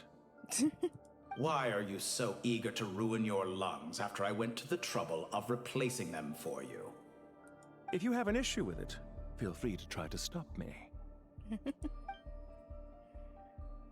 Now then. What's on your mind? The limits of humanity. It's a pity. Despite running countless calculations, I find there is simply no way to reduce any further the amount of one's soul required to sustain an individual. It's rare to hear you admit to being unable to achieve something. I beg to differ. For instance, as I've told you before, the original me was prone to motion sickness and couldn't make long train rides. Ah, yes, of course. One of the reasons you often sent yourself out on errands. What are you thinking about now? A new experiment. In the event that my soul was depleted, say we extracted my data from someone else's memories, yours for instance, and then combined it with your intact soul as the base material, what would we create? Such a scenario would be impossible. Oh? As long as your current soul survives, there will be no need to create a new individual. Don't forget, you were the one who approved of the present situation wherein only one Dottore remains. And if you ceased to exist, who would be capable of performing this experiment?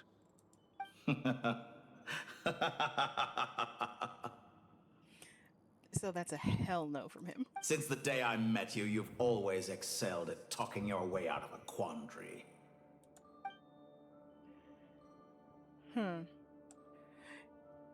I ship these two in the most toxic of ways. Isn't it a little too early to be saying goodbye? Not that I wish to keep you from your business, of course. Very well. Let's leave the conversation there for now. For now. Forever. Just doesn't know it yet.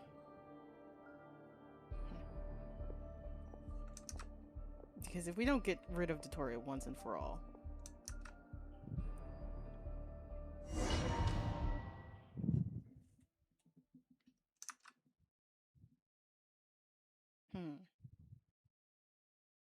Chess piece or perhaps like board.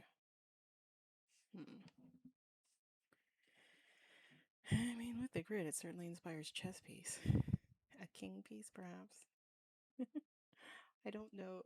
I'm not the most familiar of who all of the chess piece moves.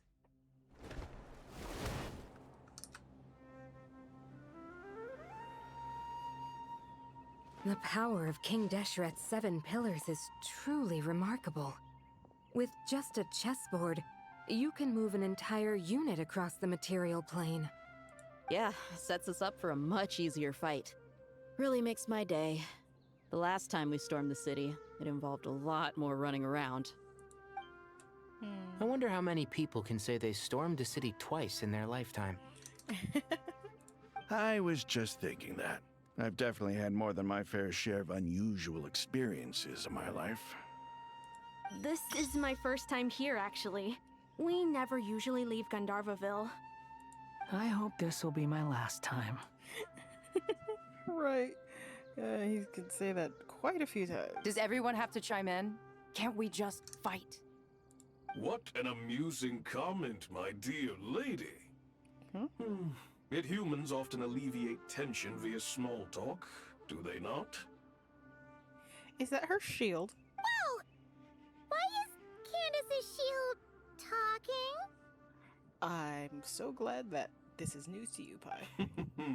Because the image on her shield is one of me.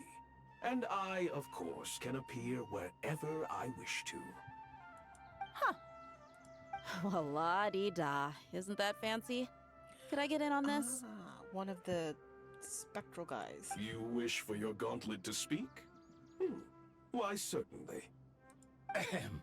I think you'll find that it is I whose image is carved hereupon. Thanks. Definitely feel stronger now. I love that Day is like, yes, and. You're welcome, my lady. I am glad to lend you my power. Sino, what's the situation? There are troops stationed at every entrance. As we expected. A frontal assault will suffice. Everyone, stick to the plan. We'll take the main entrance. You head for the House of Dana's side door. Move out. They're gonna be... We? Lawn Traveler in a dress. And then someone with a hat, most likely being Alakun. Out of my way! Take this! Watch out! Get lost! Whew. Thank you, Jet. Got this. You gotta be more careful. If you're not ready to put your life on the line, you can't be certain of defeating your opponent. She's right. Keep your wits about you, Rana. Hi! You're exposed! Surrender! Do your worst!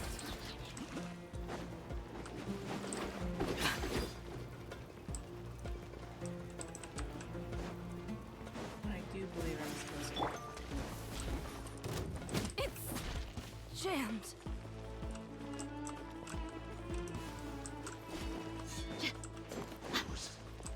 Look alive! Ha! Yield! Futile! Through me, justice is served!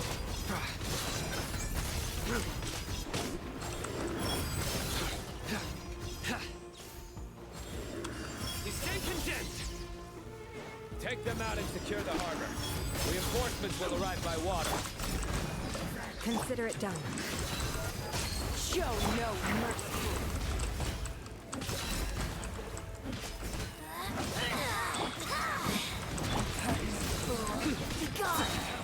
Your sins weigh upon your soul. You stand condemned. Guilty. Your penance is due. You stand condemned. Yield! Buckle up!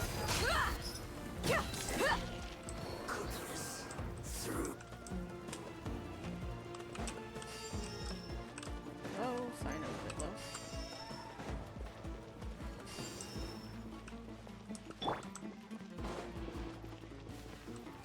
Looks like we're in for it. Let's get it on! Hi! Nowhere to run. We shall prevail! Tui! Judgment is upon you. Guilty. You stand condemned. Use the force. Your penance is due. You stand condemned. Look alive! You're exposed! Save yourself.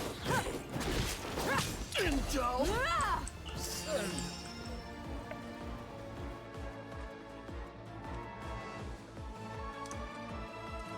Waterway secured. Awesome. Brothers! Sisters! Perfect. Just in time. Welcome. Once we've linked up, we'll continue the advance. The team has arrived at the north entrance, as planned. Good. Press on.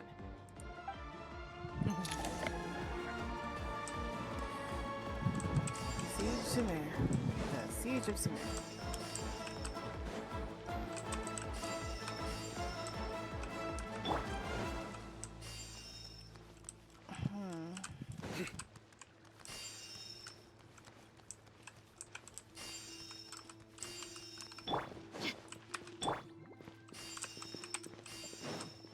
Okay, for some reason they only have one person.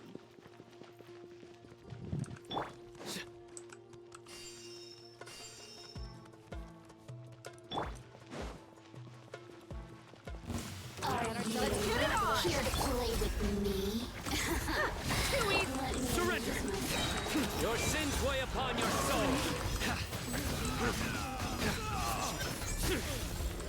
Guilty!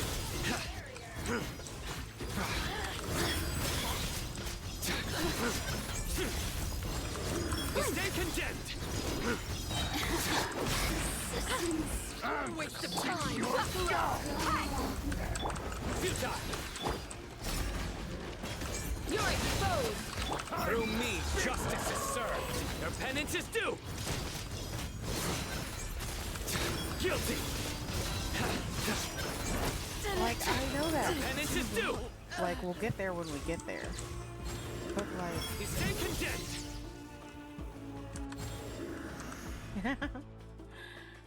But, like, you know what I mean. It feels like we need to be there yesterday. Look out! It's an ambush! Finally. We need to hurry. Take the middle road now. Mahamacha Sino, area clear. Oh.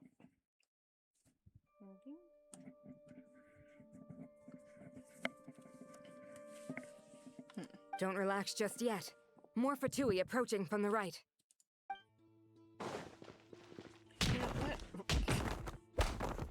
That is. Irminsul cannot track our movements. If necessary, we could split up. Don't worry. We'll wipe them all out. As you can see, our people came raring to go. Good, good. How are things with the Traveler? Can Tainari keep her safe? Don't underestimate Tainari just because he's a forest watcher. He can handle it. All right. You know that's not what I meant.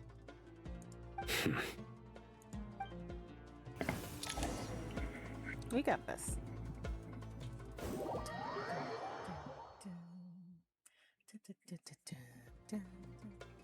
Sino and the reinforcements have drawn the Fatui's fire away. It's our turn.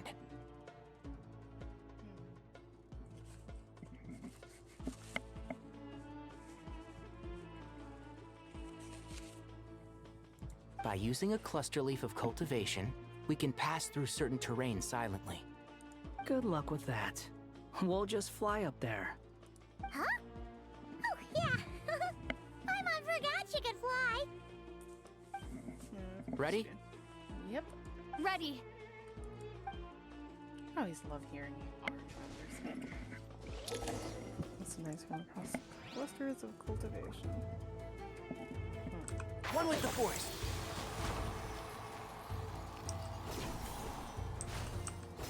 Taking the back road.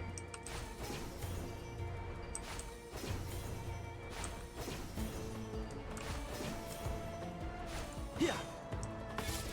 And shroud.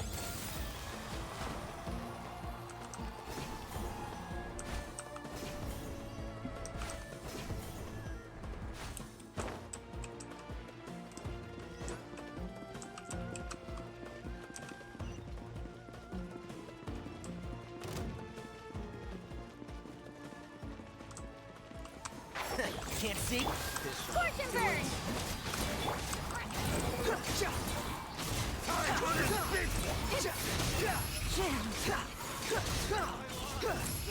Upon the gale! Upon the gale!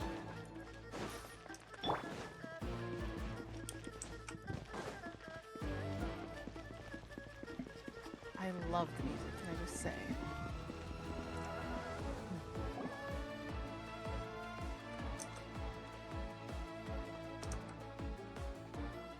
Fatui soldiers up ahead.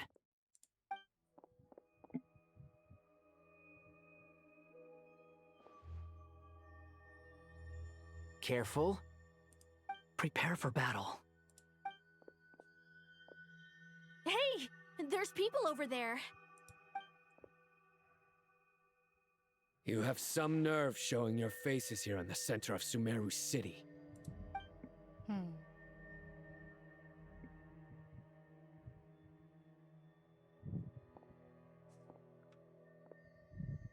You're right on schedule.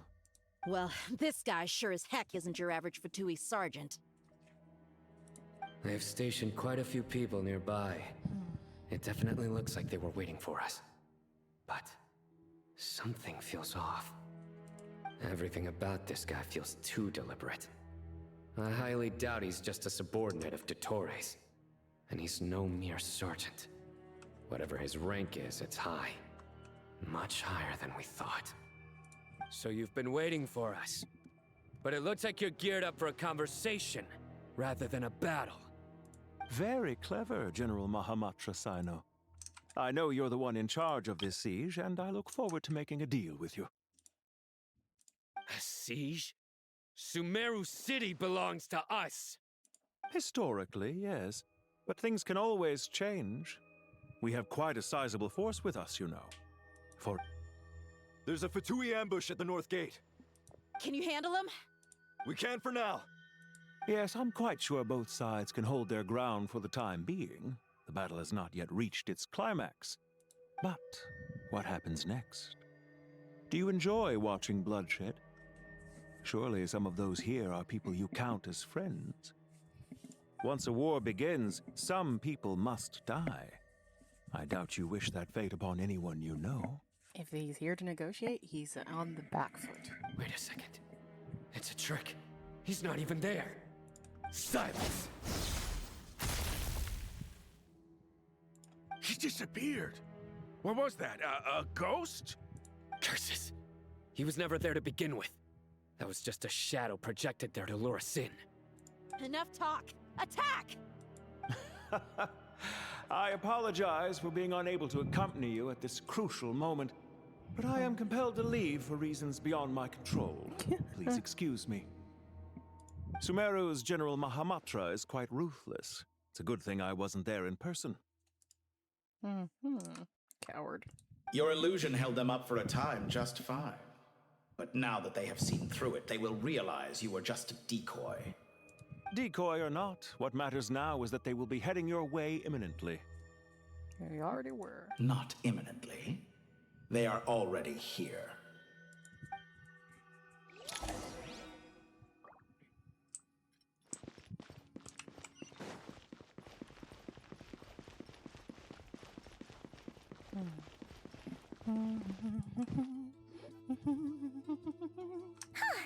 We made it!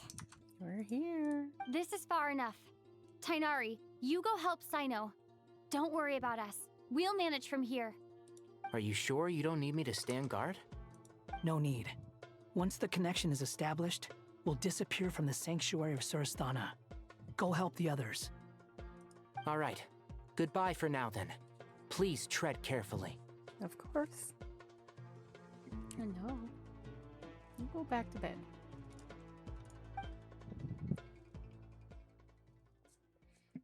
Kittens are adorable. Like, whenever they wake up, I just like to push them back over and be like, no, you're still sleepy. And they're like, huh. You know what? Turns out I am. Now where's the interface Nahida mentioned? Come on! Where's it hiding? Found it. It's over here.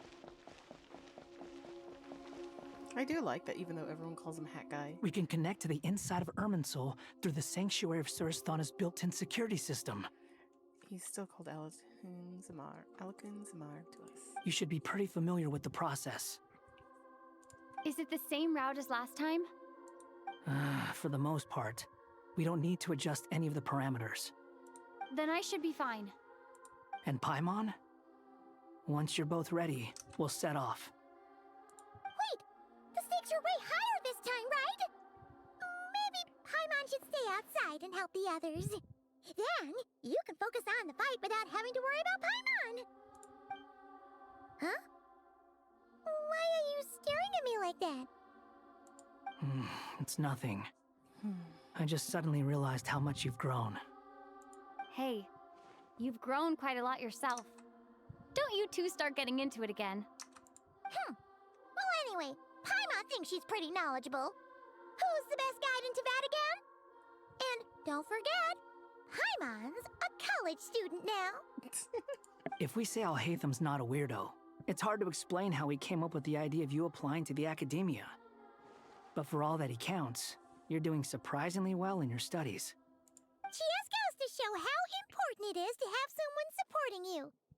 And Paimon's not the only one. Let's not forget that you only became a student because of Nahida's personal recommendation.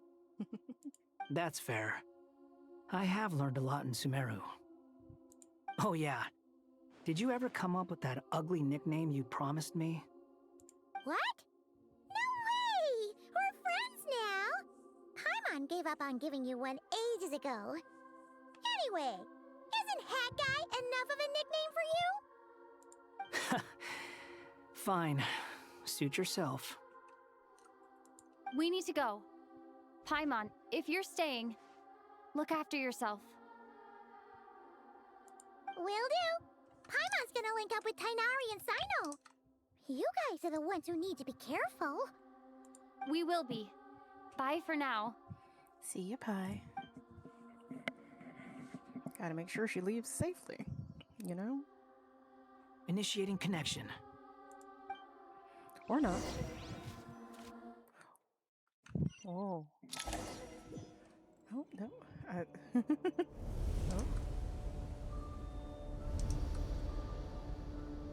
Oh.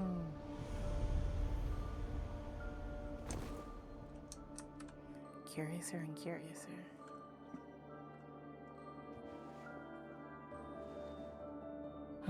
Well, here we are again. Come to think of it, I still don't even know where we're going. Thanks to our terminals, it should be impossible for Irminsul to read. I can... Don't tell me. Only you need to know. That way, whatever happens to me next, it won't affect your progress. Listen to me. Your safety is just as important as mine. Don't even think about sacrificing yourself for the greater good. We came here together, and we're leaving together. Exactly. All right, if you insist. I won't argue with you. We're not losing anyone here. And in a more reasonable way than we've not lost anyone in other instances. Hold on.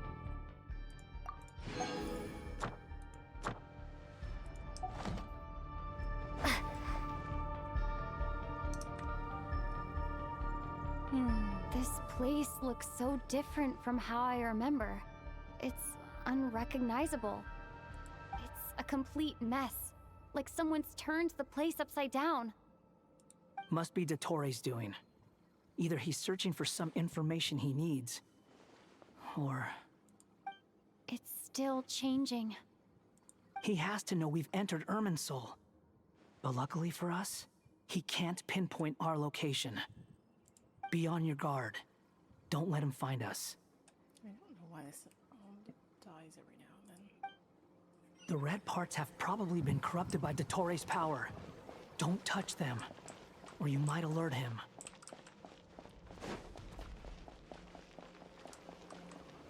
I was gonna say, it's like reaching out. As if to grab hold of us. He's looking for us. Tread carefully. That wall could be a problem. Fortunately, it looks breakable. Give it a shot.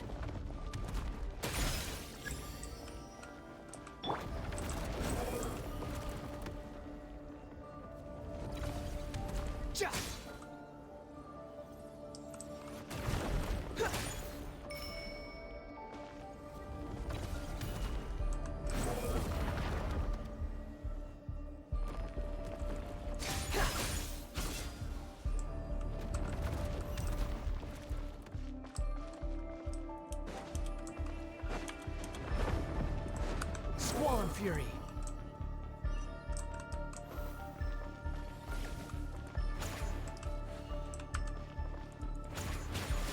Behold!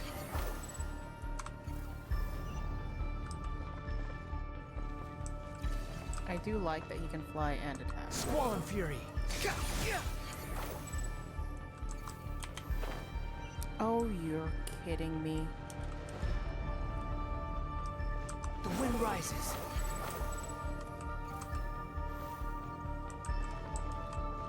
Honestly, personally, if like Squall and Fury. Like I know there's like, oh, they seem breakable. Like, are you kidding me? You okay? I was gonna say you The same old trick again? Are you kidding me? Let's handle it just like we did before. This cheap trick isn't gonna stop us.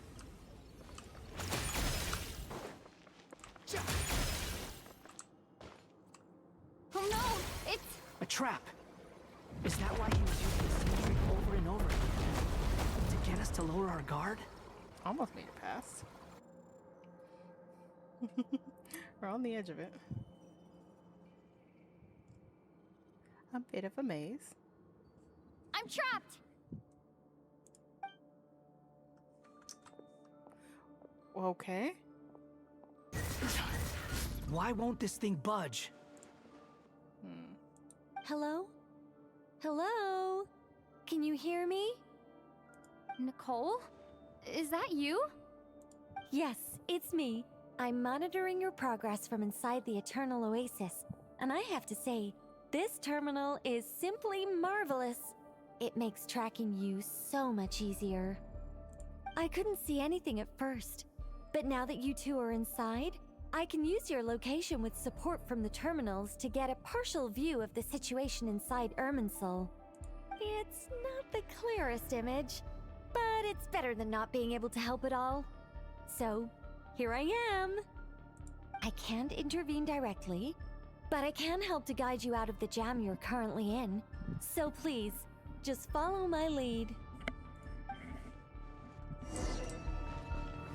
Dottore in his current form is a blight upon both Irminsul and the ley lines.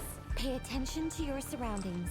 There must be sources of his contamination nearby. Is that one of them? Precisely. Take good work. But we're not done yet. Stay close, and let's see if we can find any others like it nearby.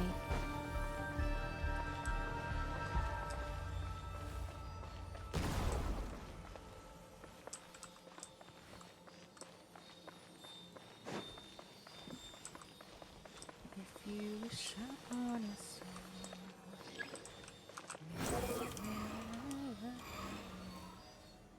This must be another one. Agreed. Now... Oh, wait! Watch out! It's Dottore. I think he's found us. The seal is broken. Quick! Get out of there!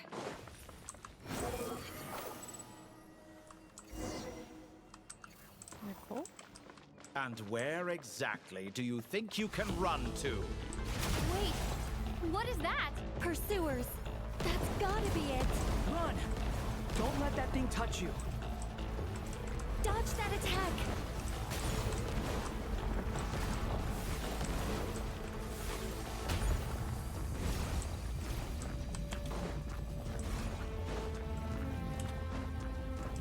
There's more than one path. Which way do we go? To the left! Trust me!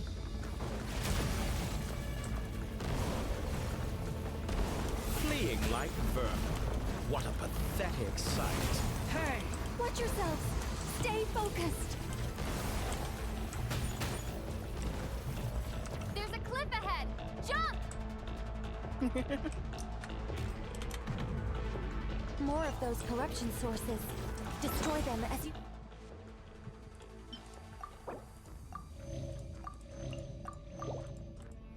did before, and open the exit as quickly as possible. They're relentless. Is he trying to wear us down? You'll just have to destroy these two.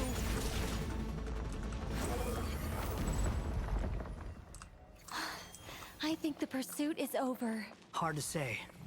Stay alert. Too slow.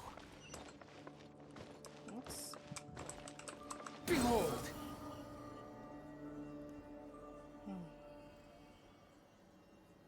Hello, child.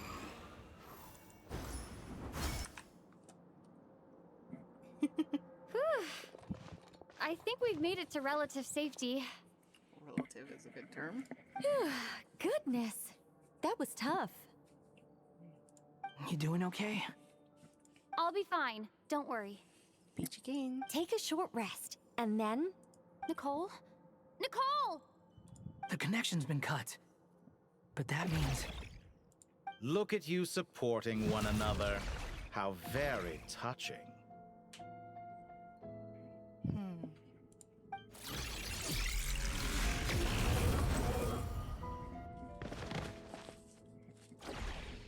Dottore!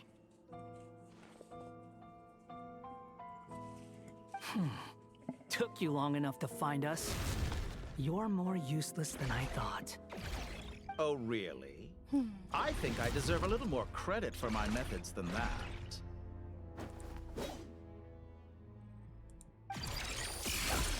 Rather than hunting you down, I chose to let you roam free.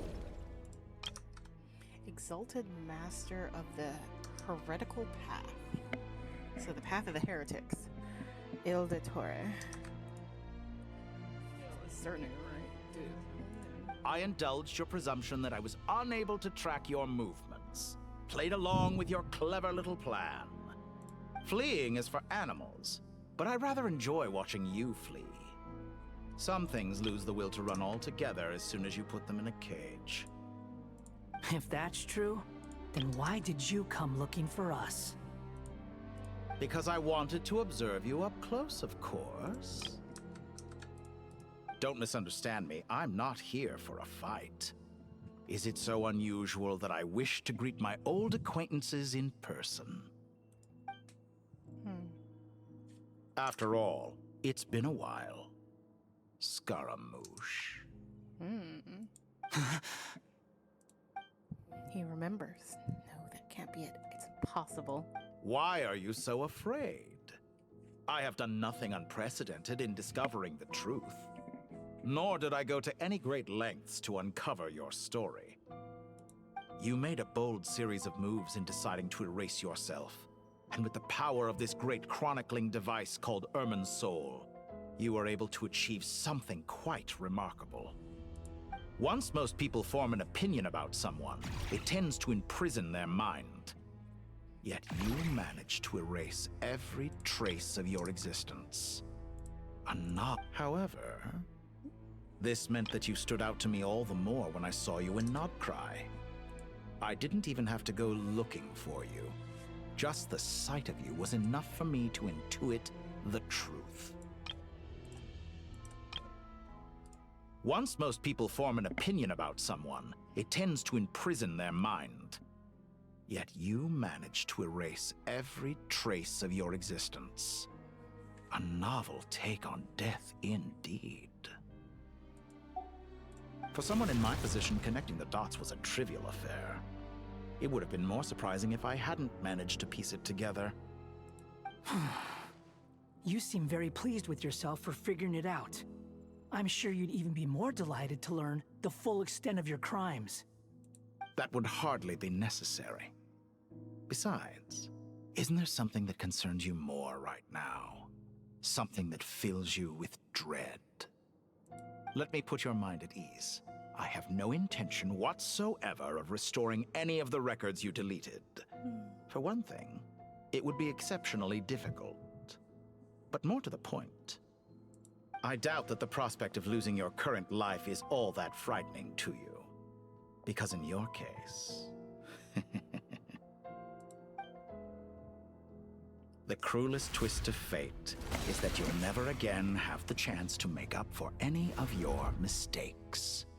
Isn't it? Dottore?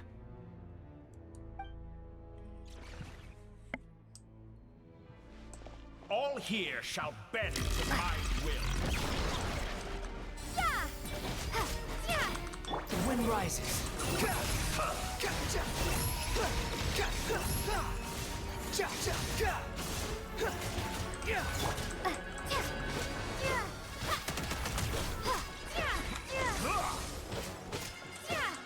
Time to ignite!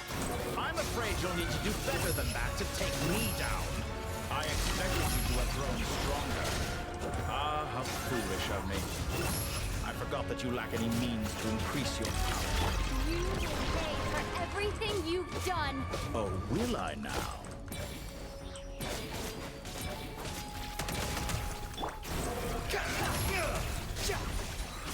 Search for it.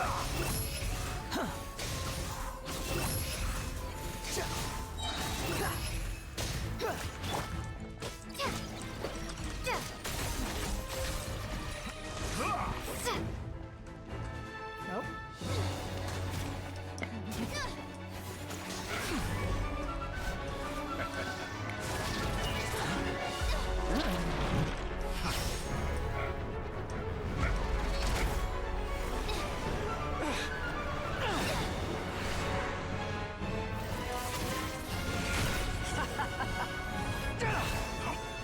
Does the prospect of death amuse you? I could ask you the same question! I'm like, we got this. I'll distract Dottore. You focus on the mission. Got it.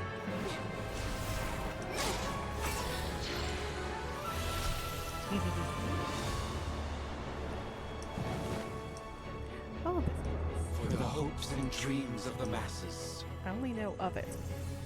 Open the secret door on this enchanting night.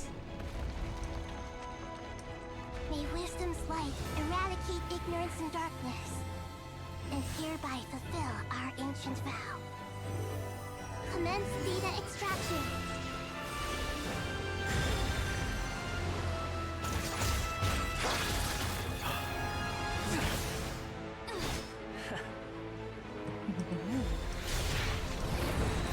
Oh, Uno reverse. Wait, no. That data extraction is being taken. Haha.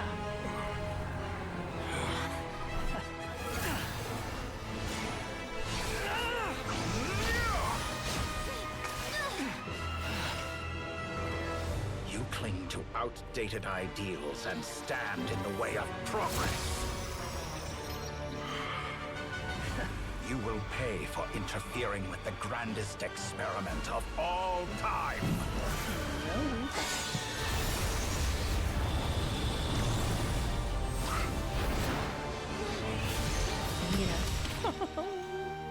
Yeah. Always remember Dotori. Good timing. You're a Dotori, false god. as clever as you are, you fail to understand wisdom. Wisdom takes many forms, but the path you have chosen eschews them all. Huh.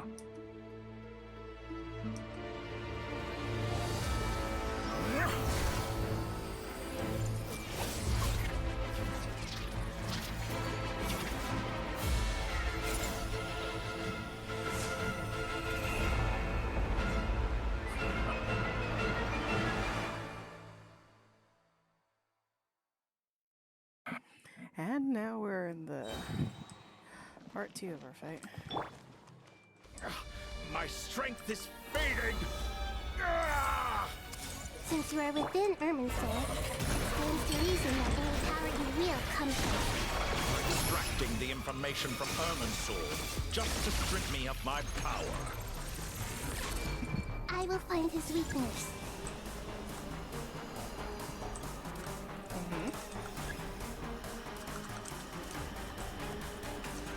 Did... Oh. Oh. The wind rises. I'm just kidding.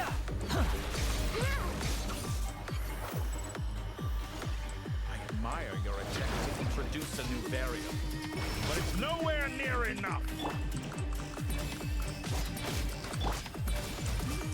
Behold. That's far enough. A petty trick. My everlasting flame!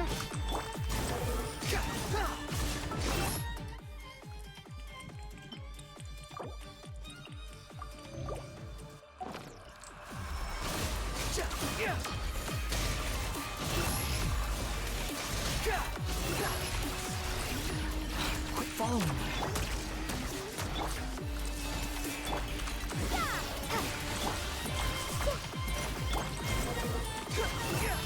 Upon the gale.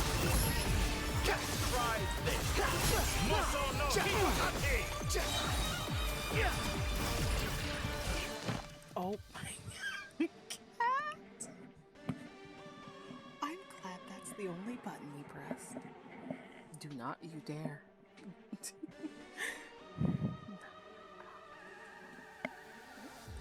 Are you gonna wander off, cat? Sorry, precious little Babu. Like, if you're wondering how big the kittens are, they don't even weigh a pound. They are tiny. Hello. Yes, yes. I.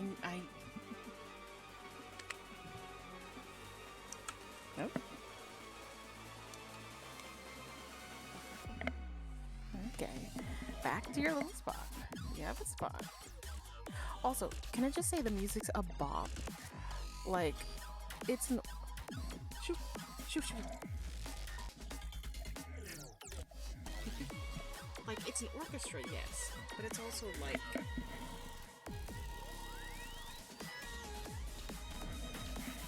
that. I need you off my feet.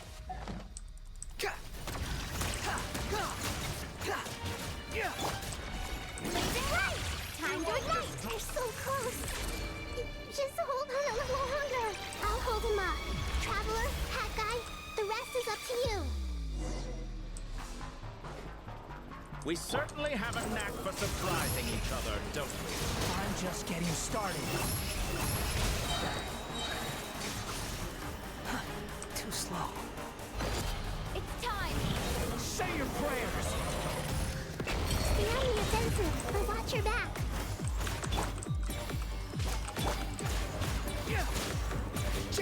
Behold!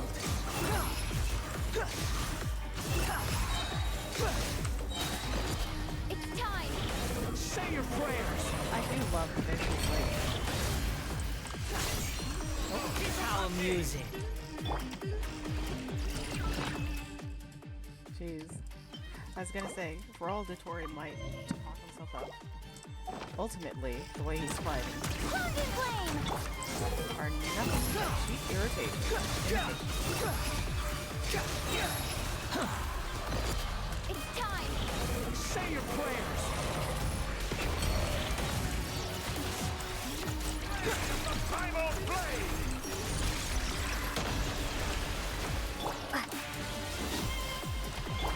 Squall Fury!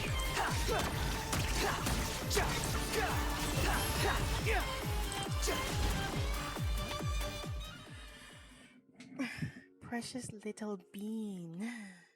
Don't require any extra assistance. I need you off my keyboard. They're like, aw, but your keyboard's so cozy. Like, where else am I supposed to be so cozy? Literally anywhere else is the answer.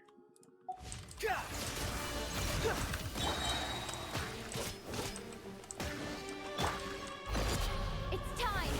Say your prayers! Finally, time for you to die. Excited? Time for me to die? How could I have reached this place if death were something I feared? The last It's time!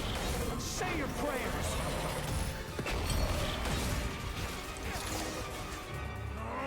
That's enough!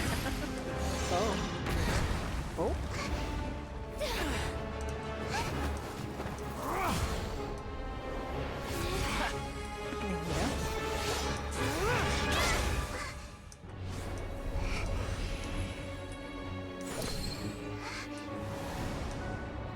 It's all yours. Do with it as you see fit. Wait. Is this Just not as you say, this world is home to some archaic things. And as you suppose, you are a formidable opponent. You have long coveted the secrets of wisdom. So now, I will demonstrate true wisdom in action. I invoke my supreme authority as the keeper of Irminsul. Commend me or condemn me. But give your verdict now! Oh dear. Oh my god. Is this why? Blessed One of Wisdom, Mahakusalatama, are you certain that you wish to exercise your authority to destroy Irminsul? This is why Irminsul burns?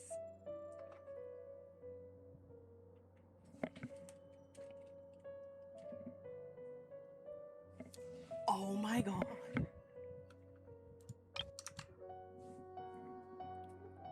Time, death, and... Oh god.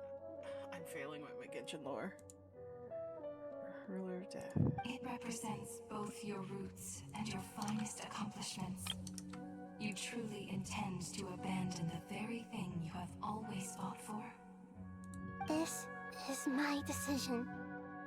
Irminsul has been corrupted beyond redemption. Oh my god. Irminsul is the original tree of Tevat. It is the means by which the heavenly principles maintains fate itself. The seven Archons should honor and revere it, for their authority was bestowed upon them by the heavenly principles. It is precisely because I honor and revere it that I fight for the humanity it exists to protect. wisdom is knowing how to weigh the options and make the right decision. If you truly care about the fortunes of this world, then it is me you should seek to preserve. Okay. Life. You know, that makes a lot of sense. Planting a seed begins the chain of cause and effect. Since you have become a great tree yourself, why should the loss of another tree be anything to fear? Right. Till we meet again, Lord of Dendro.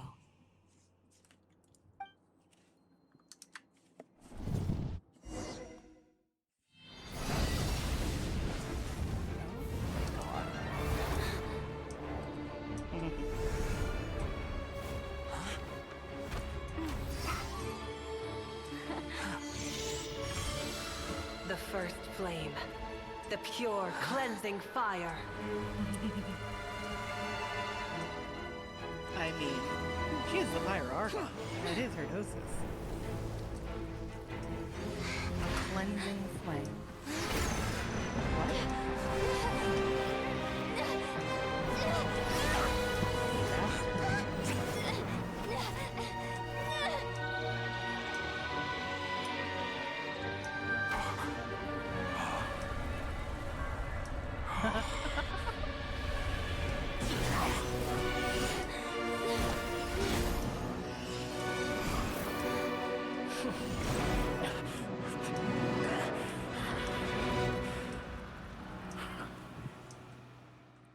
Wow.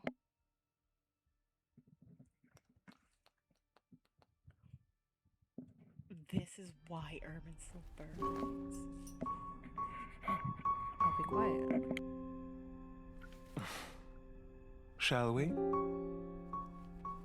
Where were we? I was suggesting that you needn't perform when signing a contract. You're only sitting here because your bank demanded an evaluation of the trustee.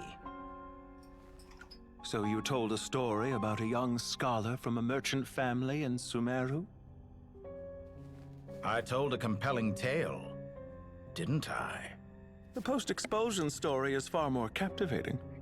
Say, is it just a story? The human experiments or the elixir of immortality? The part where you die.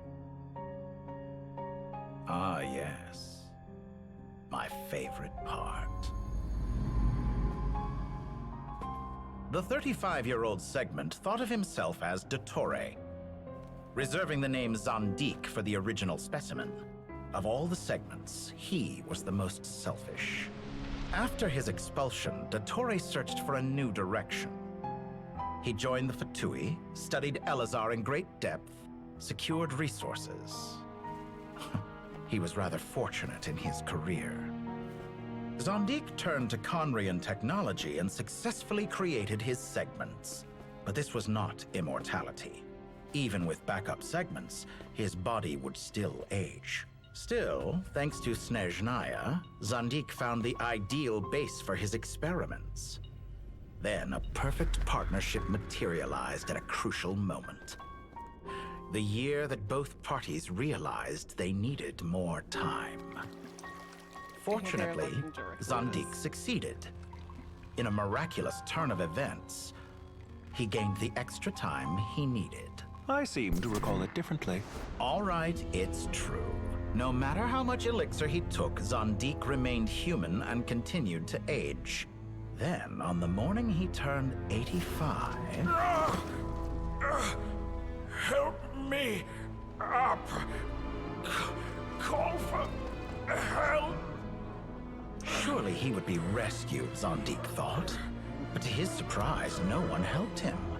Zandik was too selfish for that. Don't forget, you're one of us. Yes, and we're all waiting. Waiting for me to die. Pantalone arrived for a meeting and happened to witness what followed. He found it unsettling. I never said that. But the Zandiks were unfazed. It was a rare opportunity for self-dissection.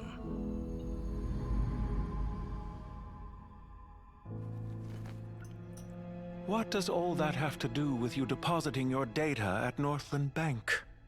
It has made me cherish my time in this world all the more. Fair enough. So you do have a sense of self-preservation.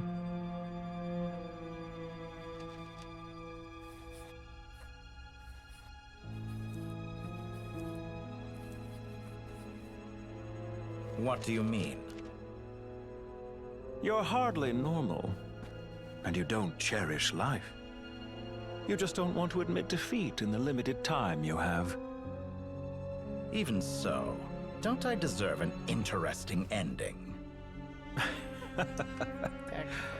I'm counting on it.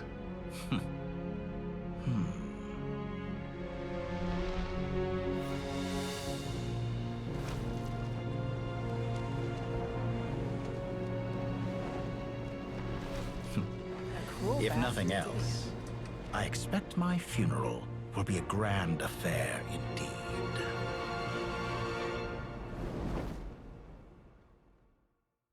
I mean, we don't have to name him.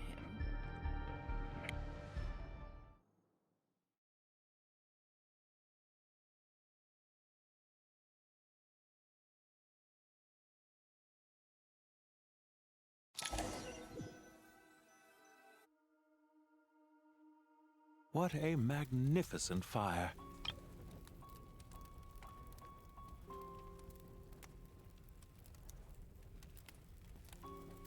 Sorry, what? I'm like, what? In Snezhnaya, we light fires to ward off the cold. Fire, it seems, is antithetical to ideas such as cold, frozen, and unchanging. Yeah, why is Datora here still? Perhaps it has always been that way. From the beginning, fire has been used to drive away wild beasts and warm the body and mind. You could say it's a form of treatment. One that cures the human heart of mortal fear. Mortal fear? Something you haven't been acquainted with in a long time, by the sounds of it. Whereas you, I'm sure, must know the feeling quite well indeed. I remember when we first discussed the elixir of immortality, you claimed that extending your lifespan was about buying more time. But was that really the truth? You fear the prospect of dying a wretched end in this world, don't you? Of course I do. I'm only human, after all. And while you may have forgotten it, you cannot deny that you too were once human, Datora. I do not believe that there is no such fear in your heart. Perhaps you are right. But I abandoned it long ago and devoted myself to my experiments. I have felt no fear since. From the very beginning, I never thought you could win this game. But still you came, contract in hand, to honor our agreement. Because I am a reputable partner. And as we have discussed, experiments are about more than results alone. The process is equally important. I have come here and completed my creation, and I do not regret my decision. I'm afraid your journey ends here. Oh. After I die, there will be no one to make the elixir of immortality, and your remaining stock will only last a few more years. How then will you prove that you didn't perish in this incident alongside everyone else? When I feel optimistic about market environments, I never forcibly adjust them. They have their own direction, and I myself am one such environment. I have been quite particular about many things in my life, but where the manner of my death is concerned, I choose not to be. You make yourself sound so magnanimous. Oh, but I am, and I hope you will be too. It may have been a long time since anyone told you this, Datora, but I recognize that you are a truly rare talent. A rare bastard. Ha! Rat bastard. I can see it. The experiment in blasphemy that I've been performing all this time. It has been a long process, and I do not care about the results as much as people might imagine. If the very goal of your experiment was to explore infinite possibilities, then there was never any reason for it to end. Indeed. Yet now, the experiment has officially drawn to a close. What should I call you? Zandik? Or do you prefer Dottore? Suit yourself. Goodbye, Feofan. This time, that's what it truly is. Okay. And don't I know it? Goodbye, Zandik. So he is dead. And Irminsul burns. Jeez. Like, when they were, like, hinting at the burning of the Irminsul tree. I could have carried out many more experiments. But to me, Lord of Dendro, this outcome is certainly not the worst. I believe you. But unfortunately, this is where it all ends for you.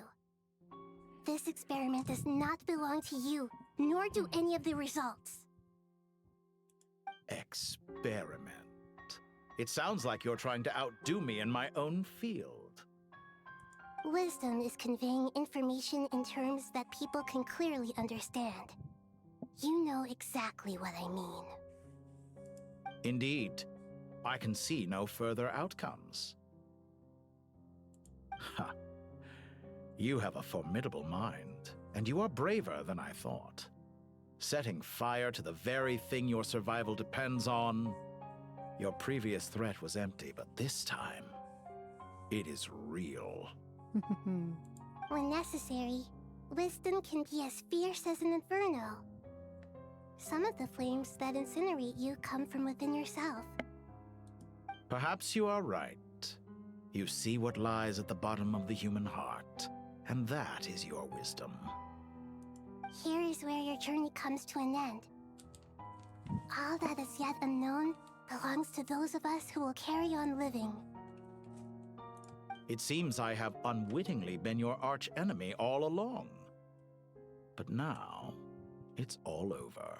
Do not conflate your importance. I do not deny your intelligence. But what you refer to as experiments, I would never describe in those terms. They are events that take place in the real world, and they are so much more than mere data. Goodbye. We will never meet again. God damn. Wow.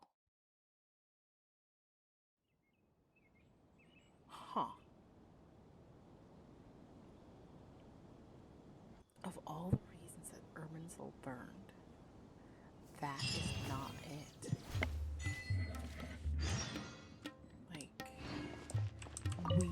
Like, Mihoyo, of course, like, talked about the burning of Irminsul, like, for quite a bit of time. But never did I think that it would be a good thing. Well, that's the last of them. Everyone on the list is already back where they should be. It was a long, hard road, but we finally finished escorting everyone back. I just pray that we'll never need to leave again. I hope we can stay here forever in this peaceful paradise of our own choosing. Paradise. In the annals of the Temple of Silence, that word carries great significance. It represents the hopes and desires of the gods. Their longing for a place to rest. I wouldn't think gods need such a place. People always think they're the only ones who can lose their homes. They forget that gods too need a place to reside. As the Goat King once said, a god without his people shall cease to exist. Gods need their believers every bit as much as their believers need them. Only we can truly understand how much the desert faith has faded over the centuries. But we still talk about the gods as though they're part of our lives.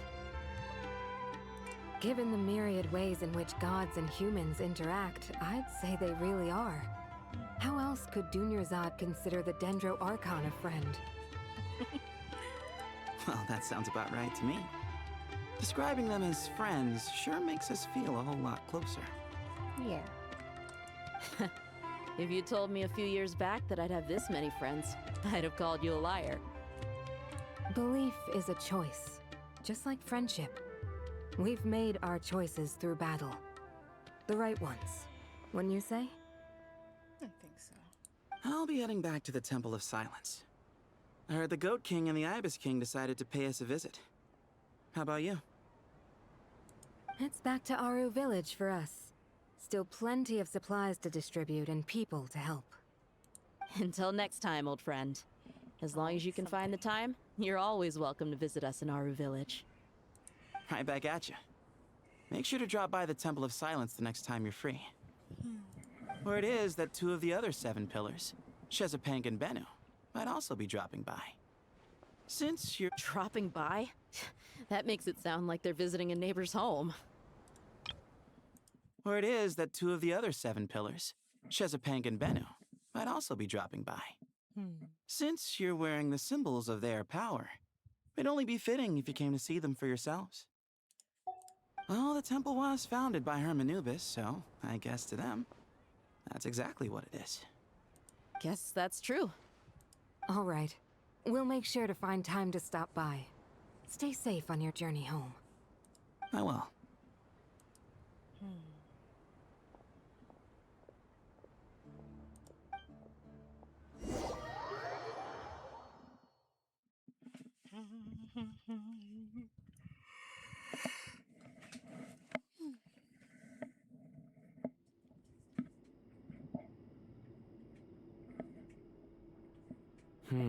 You do have a point. See? Retirement has always been a problem, especially for old-timers like us who've been locked away all these years. You finally step out into the light, and bam! You're face to face with a whole different world. Naturally. The ibis, the boat, and the crocodile. What do you think, Layla? Huh? Why would you think to ask me? How could I possibly be qualified to decide where the servants of King Deshret should live? Sorry if my question was unclear.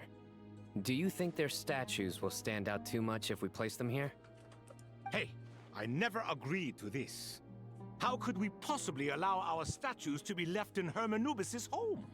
That would be like breaking into someone's house, then pretending it belonged to you in the first place. Different beliefs can coexist. We still need to respect one another. By which you mean, you two plan to stay at the Temple of Silence, for a while at least, but you have no intention of relocating your statues here. So, you see this as sort of a family visit? Is that correct? Family. You could say that. In a sense, Hermanubis would view this as his home. Just look at this place. Magnificent, is it not? The sad truth is, in the past, all 3 of us invested so much into misguided ventures. We failed to build what we should have, and wasted so much time instead. And what do you mean by that? I mean that for the most part, time spent associating with the likes of Sobek, and, let's say, Thoth, might reasonably be considered wasted. Why does that not surprise me? Go on. Anyway, given how much time we'll all be spending together, I'd say that the bonds we built will end up proving to have been a sound investment. Once Sethos, the current leader of the Temple of Silence, returns, you can discuss the matter of staying here with him. But judging by the expressions of everyone here, I imagine you'll receive a very warm welcome. This sacred ground houses untold knowledge, after all. What better place for the servants of King Deshret to appear in the mortal world? How about we share a meal together first?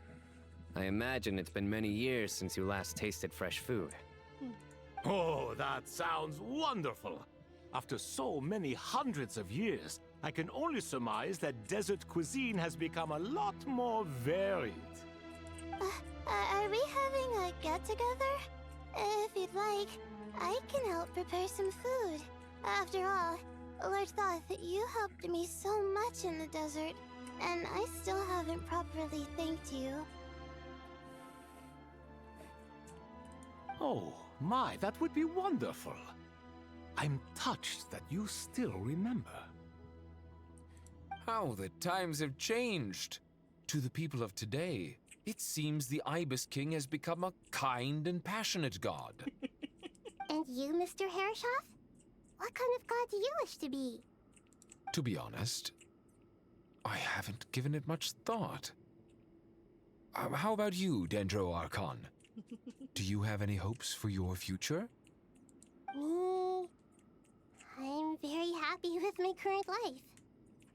Forgive my bluntness, but you do not seem to derive your authority from majesty and might, like Lord Al-Akhmar. Clearly your approach has its advantages, but also its dangers, don't you think? I do, but projecting a majestic front doesn't really suit me. Besides, my relationship with others isn't simply one of a god and her people. Not putting on airs might earn you more adoration. Exactly. Besides, I really like parties where everyone brings their own food and we all come together to share. You should join us. I'm sure you'll find it fun. Last time when we got together for a picnic near the Avidia Forest, it was quite the occasion. Seeing as you're already here, how about we hold the next one in the desert? Can we do that? Wouldn't Tainari have to transport a ton of drinking water? Don't worry, I can help out. Layla, would you like to join us next time? Me? Sure. Aww. Social introvert. The more the merrier. That way we... Don't take this the wrong way. I just think you should know. When it comes to passing the time, chess is more our thing. In that case, Dendro Archon, what do you say? If I were to compete against you, I can't say with certainty I'd win, but I certainly wouldn't mind giving it a shot. Where's Sobek? I'm sure he'd be good for a few rounds. Cards, cards, cards! I'll always prefer chess. I wonder what variant of chess we're talking here. Mr. Thoth, is there some sort of astrological significance to this game? Oh, I'm glad you brought that up. As long as the leader of the Temple of Silence agrees, we can search Hermanubis' place for books to teach you how to play.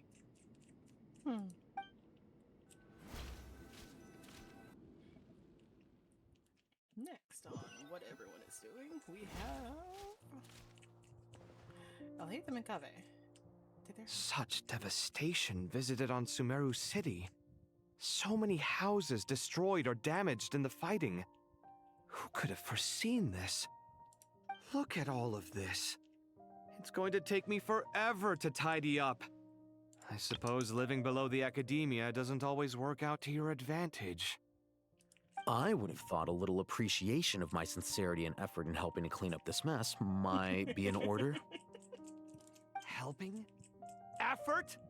This is your house! Of course you should be putting in the effort! If anything, I'm the one who's helping! So you see yourself as just a helper in this situation. I must admit, I'm rather shocked. If you're trying to say that since I live here too, I have an obligation to tidy up, fine. I suppose I do. Wait a second, stop changing the subject! It really stopped the... You couldn't also have the mess going on over here. Really. Nevertheless, Everything just fine. Just one room messed up. In the wake of a great storm, a missing roof is a predictable inconvenience. can you stop making it seem like I care more about this house than you do? Doesn't it upset? I won't pretend it's ideal, but that's no reason to be upset. Can you stop making it seem like I care more about this house than you do? Doesn't it upset you at all to see your home in this state? This is the roof over your head, your shelter from the cold. The furniture is scattered, the paintings have fallen off the walls, the windows are shattered. Don't you feel even a little disheartened? The way I see it, these problems are easily solved. Ugh, this is precisely why I hate talking to you about sentimental things. It's like banging my head against a wall. You simply don't understand just how much work goes into making a proper home. It sounds like this is causing you a lot of anguish. You mean the house or the paintings? I'll hate them sentimental things just aren't physical objects. I mean your sentimentality. Oh, well, yes. But I'd rather not dwell on such things right now.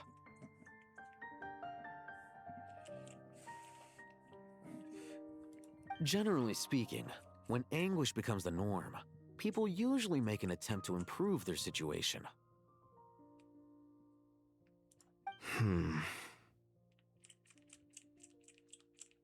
But there are so many people and things in life that are difficult to change. It's not like you can force them. Besides, anguish can be a source of inspiration. And I'm not sure I could break my reliance on it. I'm glad you're able to make yourself think like that. What kind of a response is that? I was stating a profound truth about the very nature of art. Suffering is the cradle of all creation. Even you can't deny that. And I wasn't trying to. I'm just happy for you. Pure and simple. Can't you tell?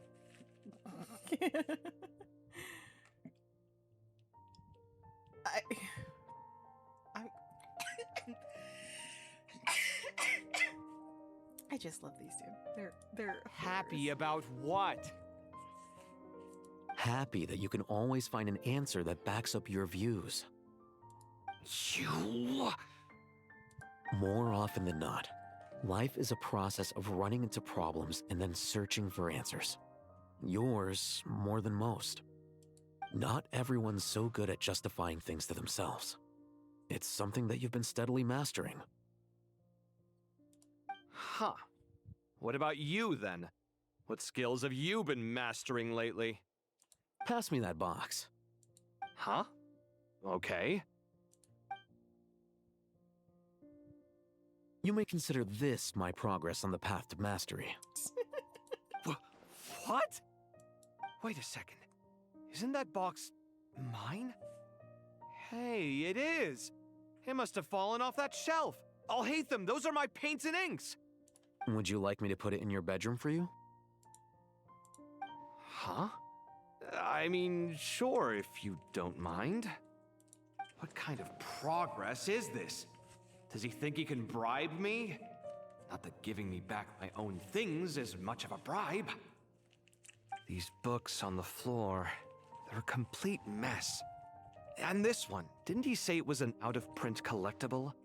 It's completely covered in dust, and some of its pages have even fallen out. Ugh, guess I should help him repair it. This one too. And this one. I think I understand what he's made progress with, and that is getting Al and getting Kaveh to agree with him. I'll hate them, you sneaky deep.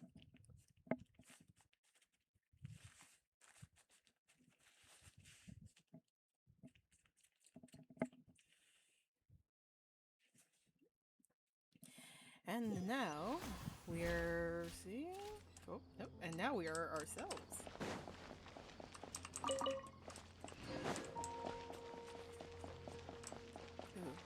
You know, with Alhaitham and Kaveh having a home, Like, of course, always seeing characters out and about, like, you know, like how they are with the anecdotes. Like, that's always been like a big important thing. Like, just the world, letting the world be more lively. And anecdotes, not quite there, but sort of. Local sumter beasts, imported goods, such a bright future ahead. I can picture the Mora just rolling in. I think it would be cool for characters to have houses that we can visit. Like, they don't have to say new things all the time, but like have a few, like, have like a dozen bits of dialogue. Maybe they can also say, you know, their lines that they already have recorded.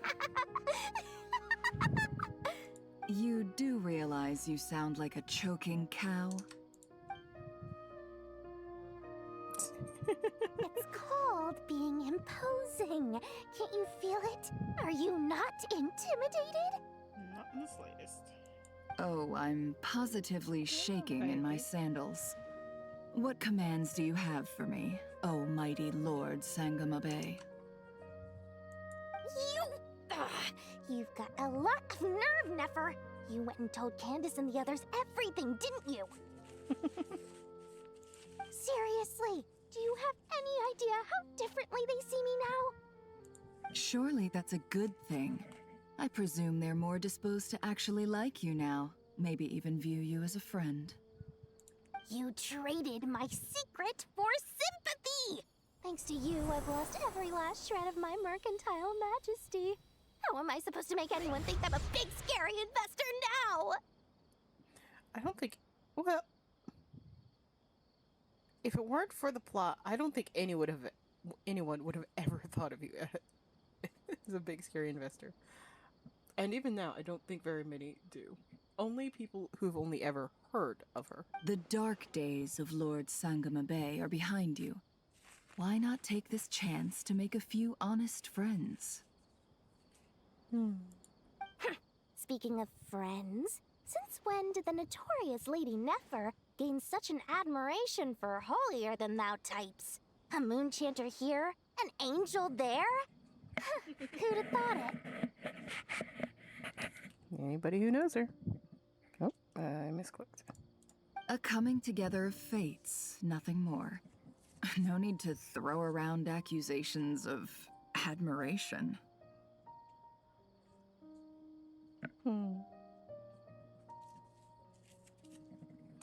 Forget it. You're right about one thing at least.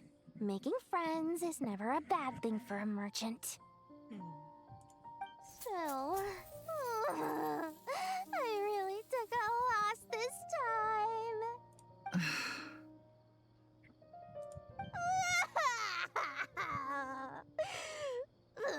What are you looking at?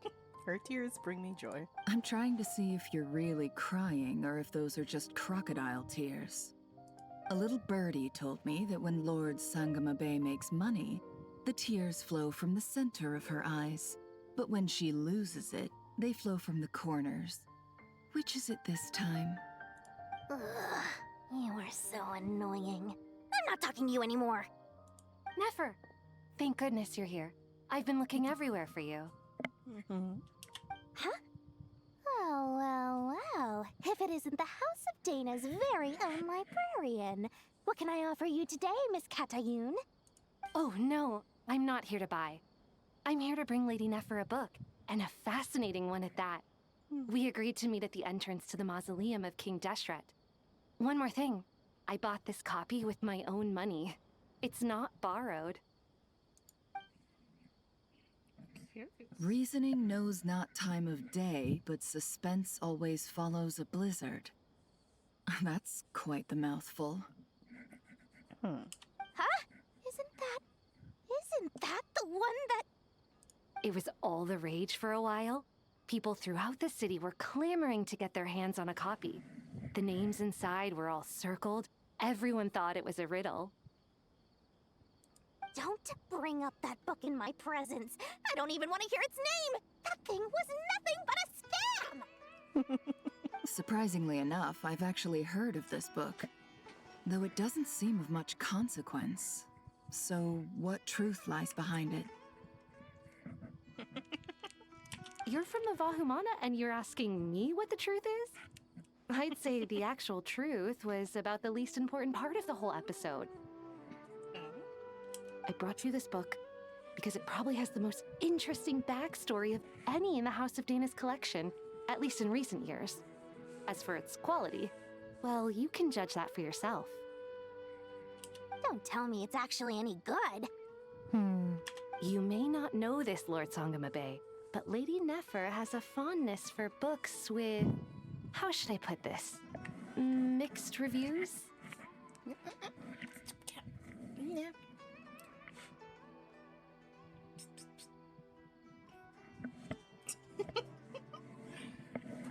Precious little thing. Weighs like a quarter of a pound. For good literature. Huh. Perhaps she feels that bad books hide interesting secrets? But I shouldn't put words in her mouth. It's probably fair to say she prefers the conversations that books can spark over the substance of the books themselves. That's a delightful reason to read a book. Not for the book.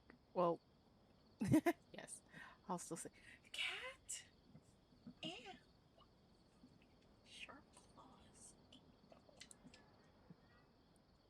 Suits my style as an intel broker, wouldn't you say?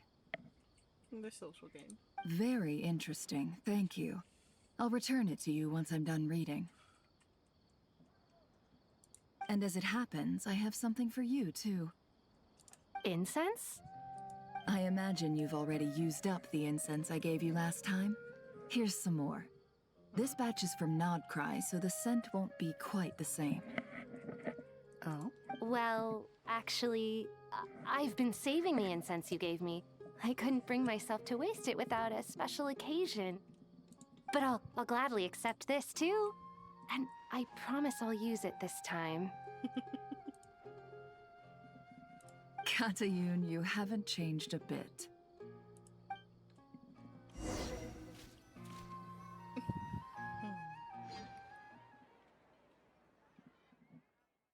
Cat, I need my hands back. The adventures of finding our friends. Oh. Yeah. Did you graduate? Did you join Congratulations, Kale. Well done, Kale. After studying for so long, you finally become a full-fledged ranger. Sure hasn't been easy for you, huh? This really is fantastic news. All grown up. No longer a trainee, but an official forest ranger. Oh, the next step is to secure tenure in the academia. Thanks, everyone. It's true. I'm an official forest ranger now. Master Tainari, thank you for your guidance and support. I wish Mr. Sino were here so I could thank him too. Sino had a matter to attend to at the Temple of Silence. I don't imagine he'll be back for some time. But don't worry, we can celebrate together once he's finished. I'm afraid the party will have to wait. Kale still has some matters to attend to first. Kale? Is everything all right? No, it's not what you think. There's nothing wrong with my health. I just have a few things I need to deal with. I've made plans with the Traveler and Paimon to visit Mondstadt. Master Tainari and Mr. Sino will be accompanying us too. Well, that's a relief. Let's get together when everyone's back. I'm sure you'll be doing even better by then. Of course. I have a feeling you're right. Cat, I see what you're doing. No. Stop it. Get some help.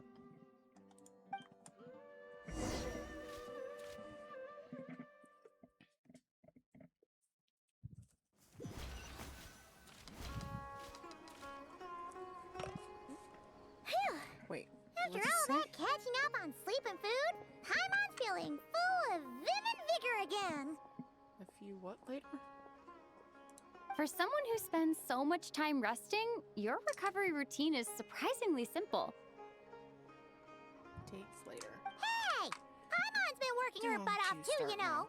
She flew all over the city helping everyone out. Don't worry. I saw how hard you worked.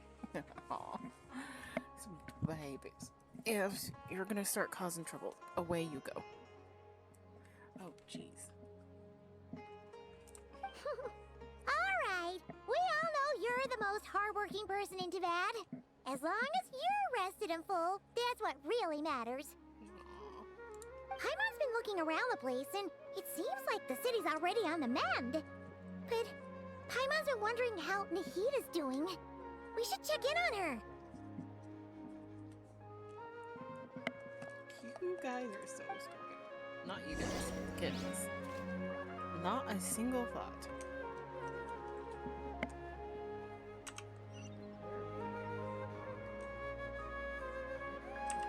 Hi. What you doing? Hmm?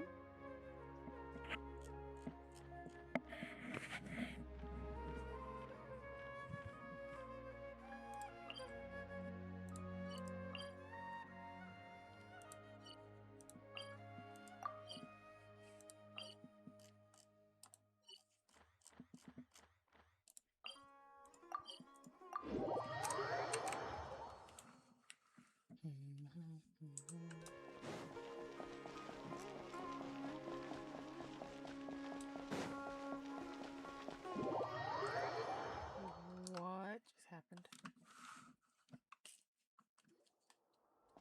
Okay.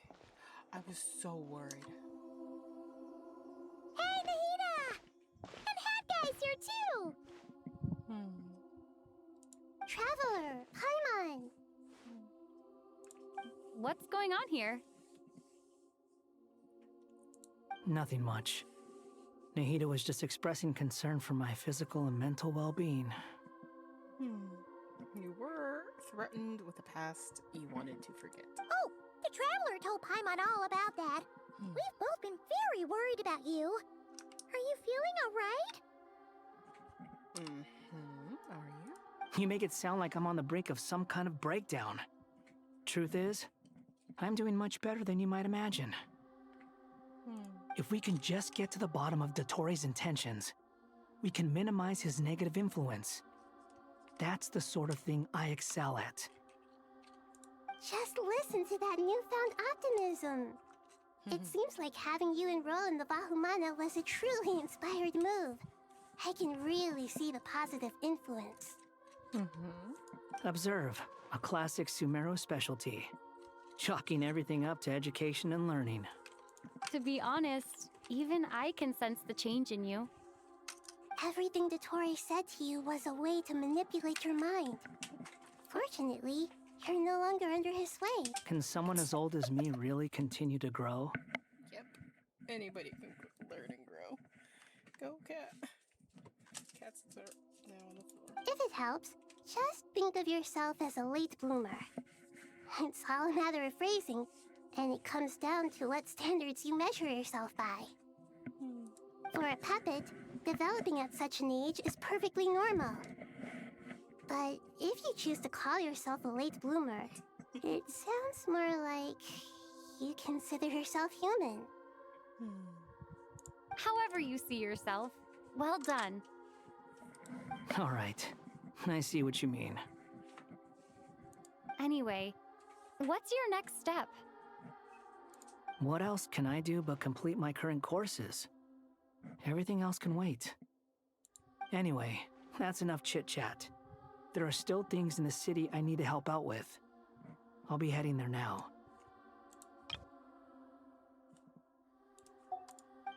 Sorry, those two sentences back to back just felt a bit stilted, and I was like, did I somehow miss something? Did I accidentally double click? I'm so happy that Hat Guy is doing better than we thought.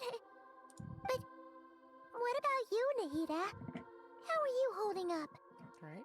Irminsul is gone. The pyronosis burned down the corrupted Irminsul.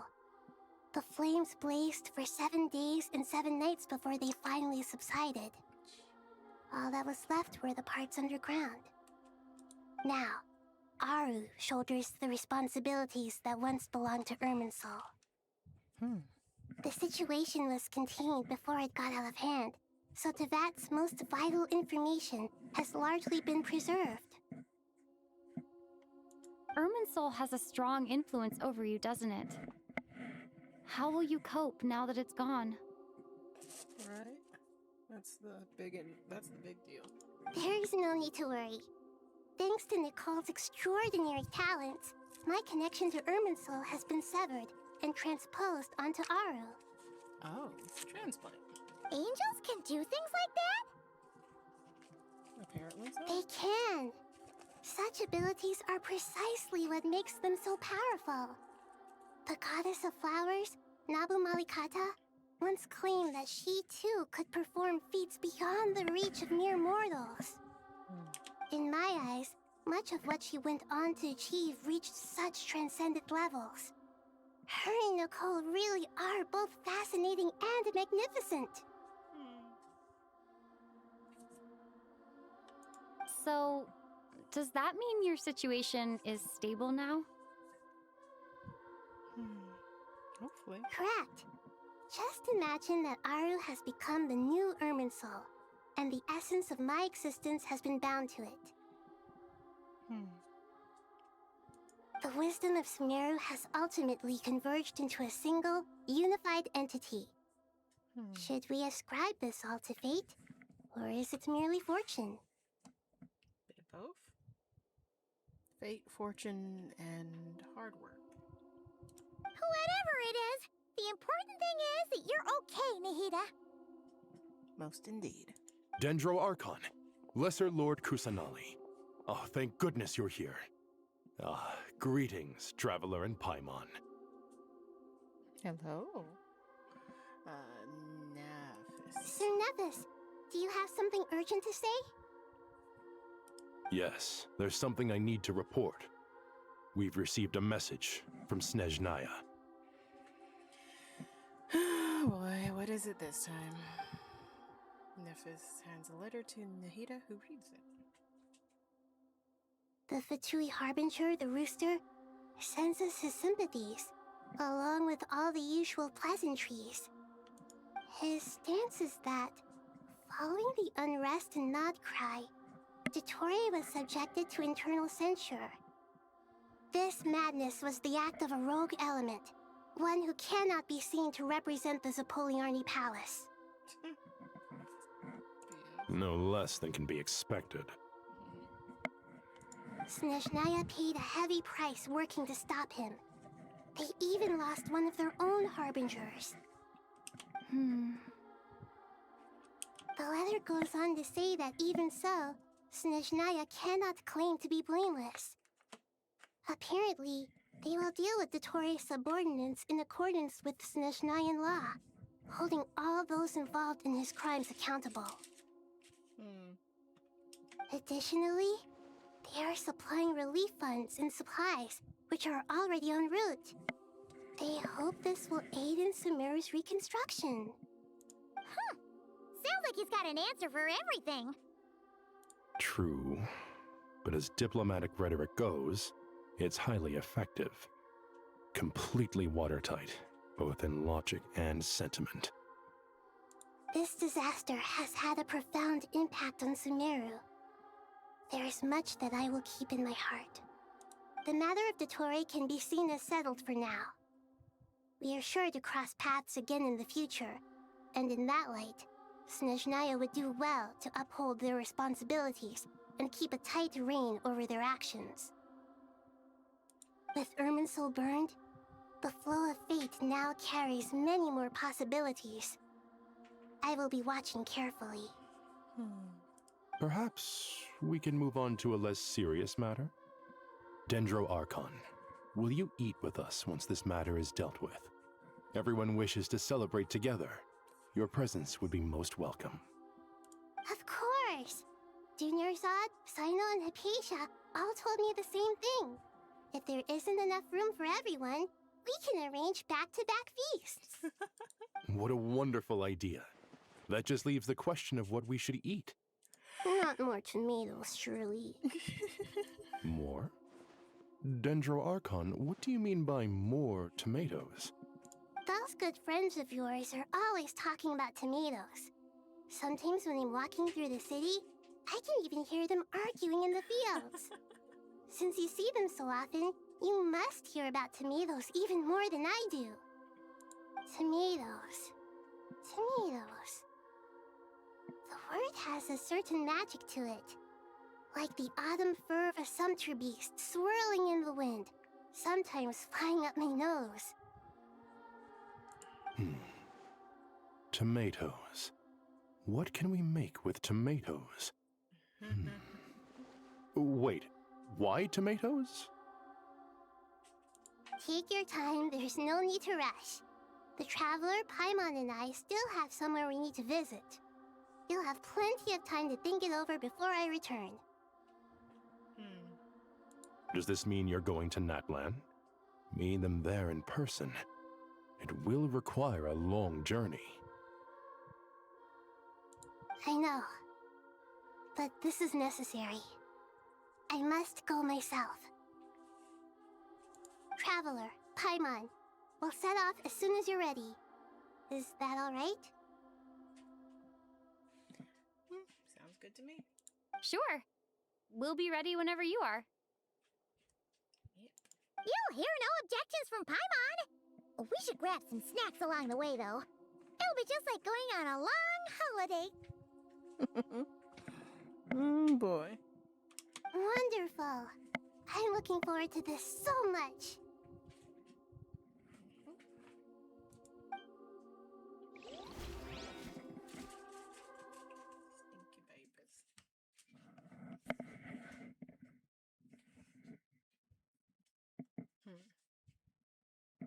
How much longer? We're going on 5 hours. Jesus Christ. It feels like Irminsul's burning what happened so long ago.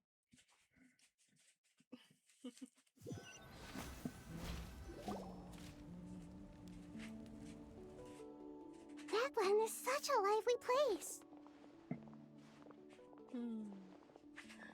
Right, she hasn't been in Natlan before. It's super cheerful and positive, too. I can see that. There are people outside exercising at all hours. Such a healthy way of life. You came. Welcome, welcome. You must be hungry from your journey. Would you like something to eat? Oh, thanks, but no thanks. We've been eating the whole way here. We had a mushroom platter, Sab's meat stew, butter braised chicken, hot sour pudding. Paimon's positively stuffed. All right, all right. No need for all that detail. I'm starting to get hungry myself. Maybe later then. We can wait till everyone's got an appetite. Then I'll head out for a meal together. Sounds like a plan. Let's find somewhere to sit down.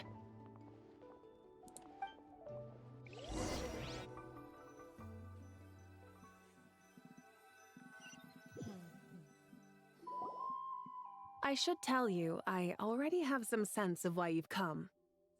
Why's that, Malika? To say thank you. Your senses are spot on.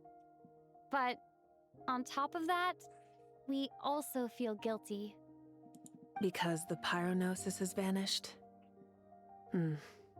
I sensed its loss. Oh? Despite scouring through the remnants of Irminsul, we couldn't find any sign of the pyronosis. Not even any trace of it burning to ash. That's certainly unusual. Still, the potential fallout from Irminsul's loss is significant, to say the least. Perhaps the pyronosis's disappearance is simply a knock-on effect of the impact it's had on a certain strand of fate. There's no need to feel guilty. We were clear that this time, there was to be no returning, only giving. Pure and simple. Thank you really is a fascinating phrase. We use it to express gratitude for the smallest of things. Yet, when faced with a kindness too immense to describe, we use exactly the same words. It's not that we lack other means of expression. It's that when we truly need to express our feelings, the simplest and purest words are always the most powerful.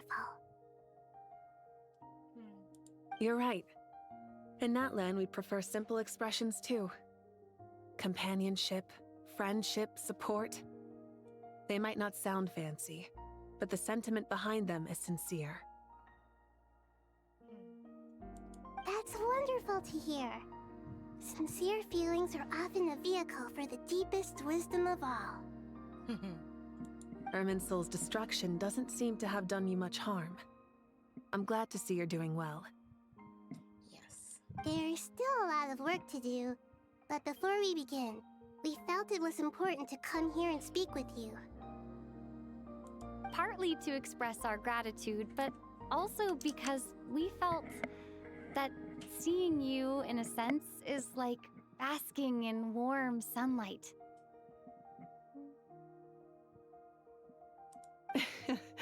That's a nice way of putting it. I like that. To tell you the truth, though, I'm not a fan of somber meetings. So, since there's nothing more to say, why don't we go bask in some actual sunlight? The weather's beautiful today. What a great idea! Paimon's gonna lie back and soak up some rays!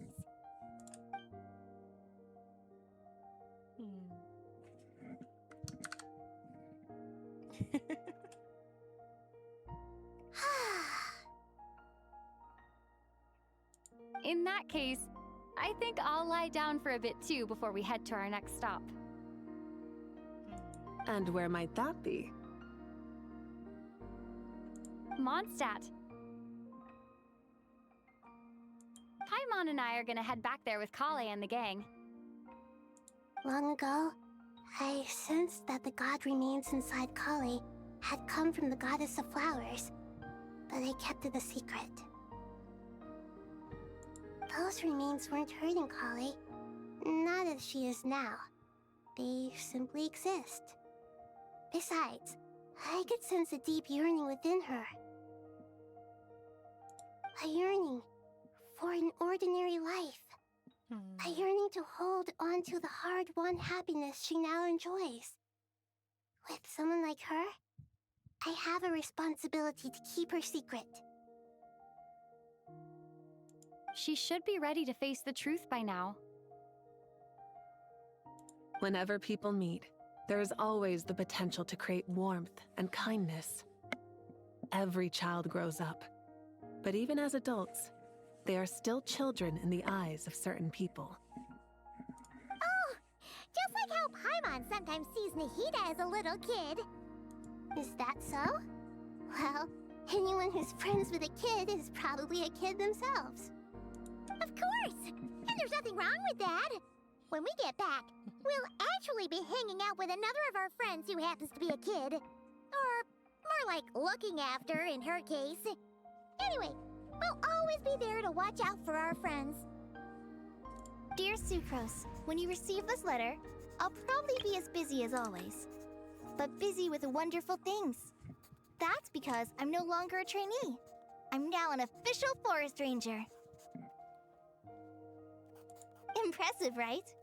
Sino said that official rangers sound much tougher than trainees. Though he did say it was already pretty tough to start out with.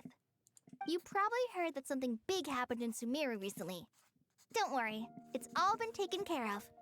We're heading to Mondstadt soon, so if you're free, maybe we could meet up? Plus, it's not just me. A few of us are going.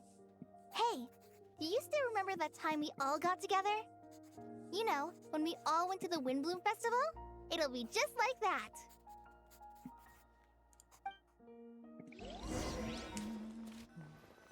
It starts much like it ends much like it started.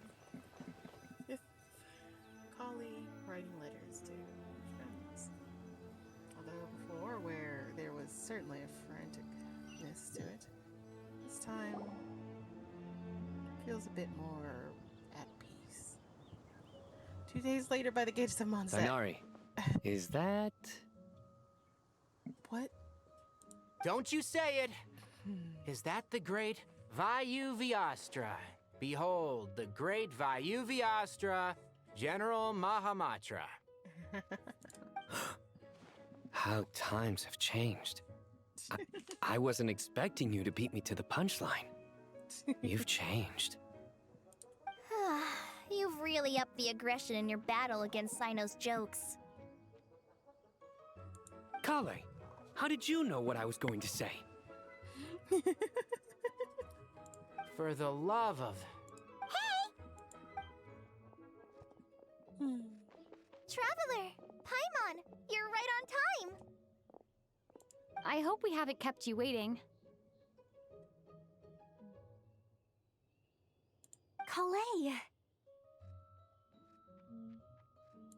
Sucrose! It's been so long! How have you been? I've been well. Everything's going great. What about you? Are you still busy? I'm still 50-50 on Sucrose's new voice. Like, before I liked to call her Swedish Sugar. Nowadays, yeah, no, she's Sucrose. Not at the moment. Oh, right! That juicer you gave us works amazing! Farzan loves it!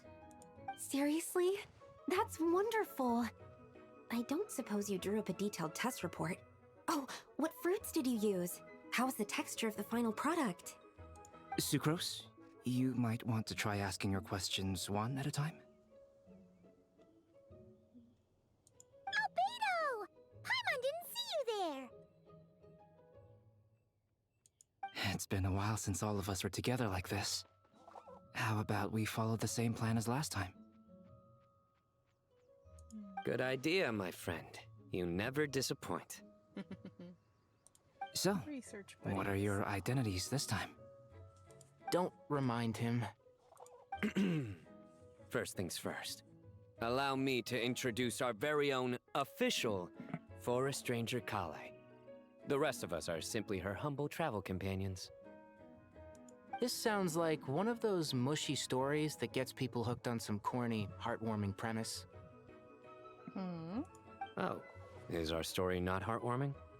If I recall correctly, there was even a scene like this in King of Invocations. Besides being heartwarming, our story's also about tough, impressive-sounding job titles. At least that's what I think.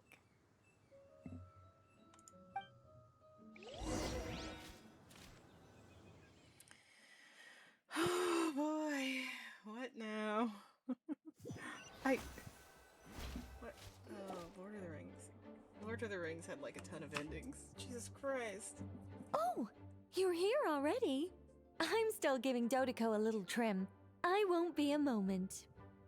A trim? Does Dodoko need haircuts too? Of course.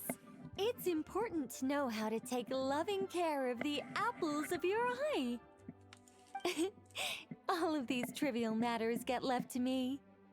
It's because I'm an angel, and angels are, in a way, the guardians of all Teyvat.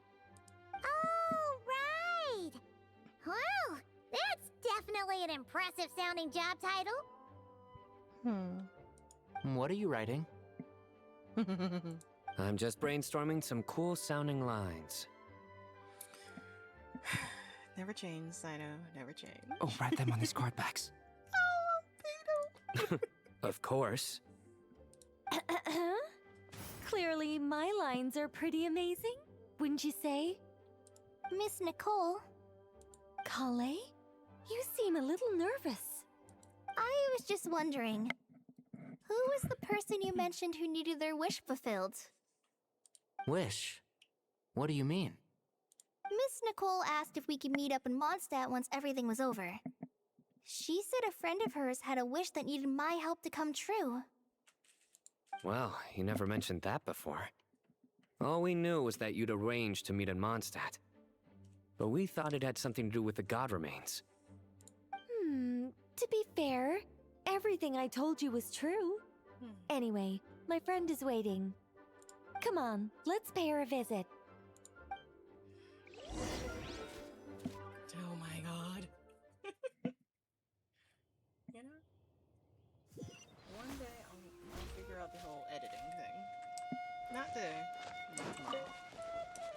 pretty much the time that I Cool it! Dodge this! Blitz.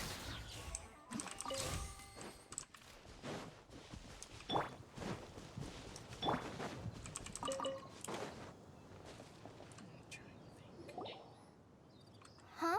You're... Surprised? I bet you weren't expecting to meet a woman like me beneath this beautiful tree in a faraway land. An oasis will spring from the place where a djinn resides. That saying falls somewhat flat here in Mondstadt, given that everywhere is already so lush and green. Lilupar, what are you doing here? What indeed? I made friends with Miss Nicole. I asked her to bring me here and then invite Kale to come. The prologue to this story is that I have a wish. It has stirred within my heart for centuries, millennia even. Originally, it was merely Al-Akhmar's lie, but now it has become reality. Could this be... related to the goddess of flowers? I would imagine so. My dear young lady, my mistress left her final trace in this world upon you. I can't tell you how glad I am to see you here. And now I have seen you, and peered into your heart. You have experienced hardships and suffered setbacks. The torment an ordinary person might expect to face has befallen you threefold. This is the source of your resilience. But, beneath all this, I've witnessed the seeds of desire. You yearn to return to the simple life you once knew, do you not? I do. I want to throw away everything that isn't mine.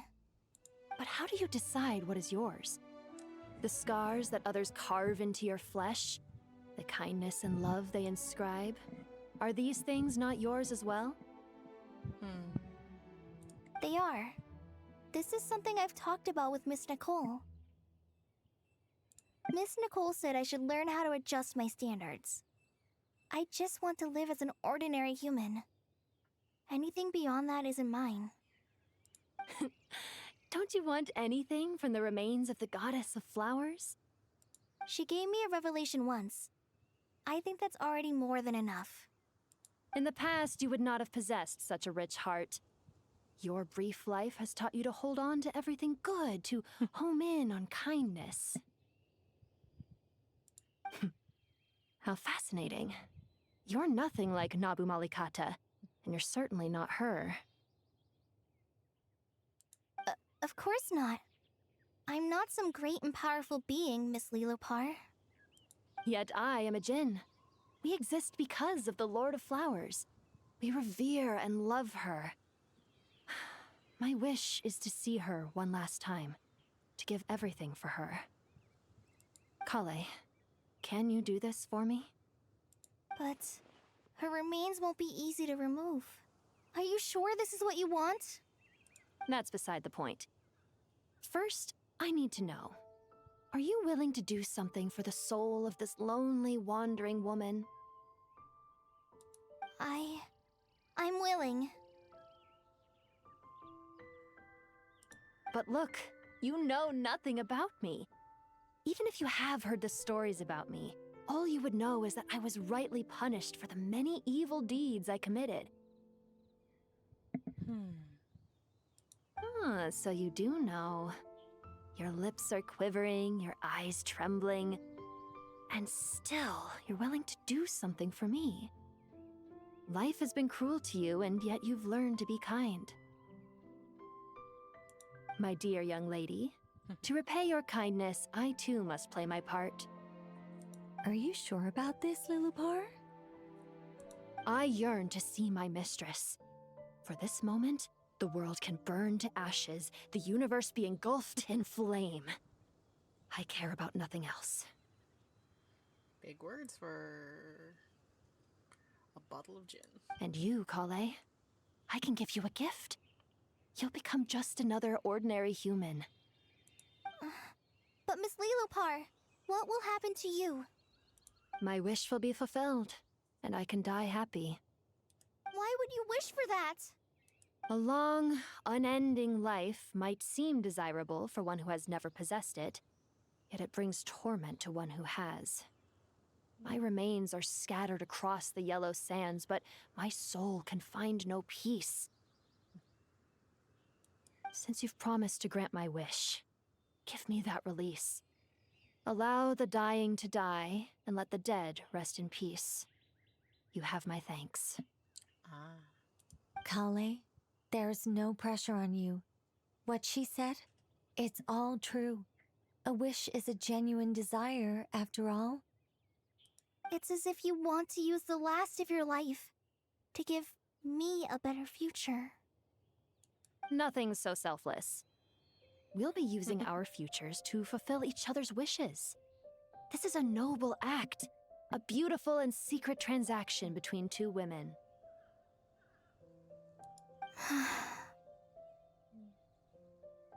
I understand. Miss Lilupar, I'm ready. Caricer and Caricer. Close your eyes, Kale. Then open your soul. From there, I will embrace my mistress. The downpour of flowers is your touch. Like returning to the very beginning. Like surrendering to your grace, my mistress. People say that devotion is beautiful, yet filled with pain. How foolish of them. For me, devotion is beautiful, pure and painless. Devotion is my love. Thank you.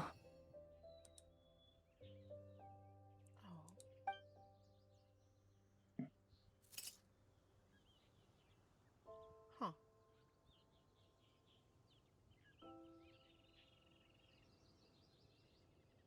Lilupar! She disappeared? She left, carrying the blessing of flowers.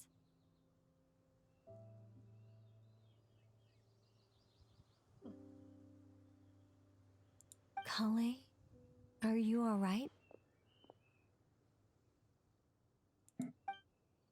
I'm fine. Now that the remains are gone, I don't actually feel any different at all.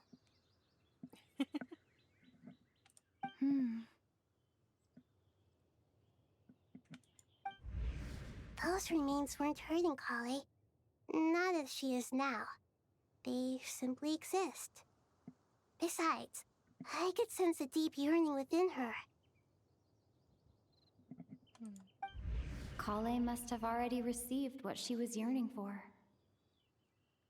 I'm doing fine. I feel relaxed. There's really no need to worry. Then my wish has come true, too. To become ordinary? That's just one of my wishes. Actually, I have a few more. For instance, I want to protect the people I meet and help them find happiness. That sort of thing. So between Miss Lilupar and me, you've fulfilled 2 wishes already, and protected 2 people. Wonderful, isn't it? I feel so fantastically happy. She's very pretty. I guess that settles things here. So what's next? What do you want to do when we get back to town? Clay, look who I've brought to see you. Every time I hear Sucre's voice. Hey, it just Kale! bugs me. I heard you guys were holding some kind of secret event. How come you started without me? Huh? Oh no, it's nothing like that. We were just saying goodbye to an old friend. Really? Who? Me. The old me. So that's what this is all about. Did you come all the way to Mondstadt for that? Because we knew the old you so we could witness the change? Exactly. The old me is gone. I puffed her into the air, and she became a fluffy pink cloud, floating into the sky, before disappearing forever.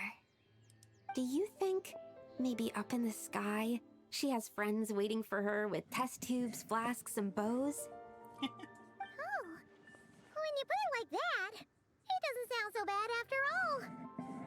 What do you think, Miss Nicole? I think maybe that's right. At least, if it were up to me, I'd consider that a happy ending. And is this where Dear it ends? Sucrose, Jesus Christ. even though my childhood ended long ago, these past few days have really felt like growing up again. I've become stronger, and I feel like I can finally accomplish things by myself. Surely someone as mysterious as you will find a friend like this fascinating? Always He's growing, obviously. I came to say goodbye to my old self. I know that after this, she'll be gone. Thinking about it makes me feel a little lonely. I know the weakness that kept me company will one day leave me too. But somewhere in my heart, I feel a great sense of joy. It feels like I've always wanted to take this step, to walk towards the new me.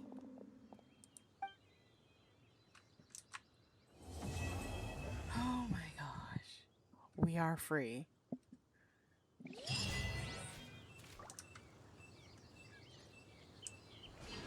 Also, where were they going? I mean, maybe Star Snatch Cliff. Honestly, yeah, no, that would be a pretty dope place.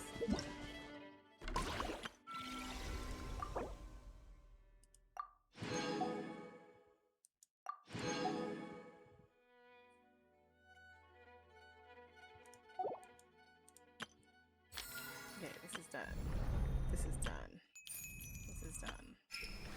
This is not done. And if I click the quest, I get this. It's on my list. This is done. This is a tomorrow. This is a tomorrow problem.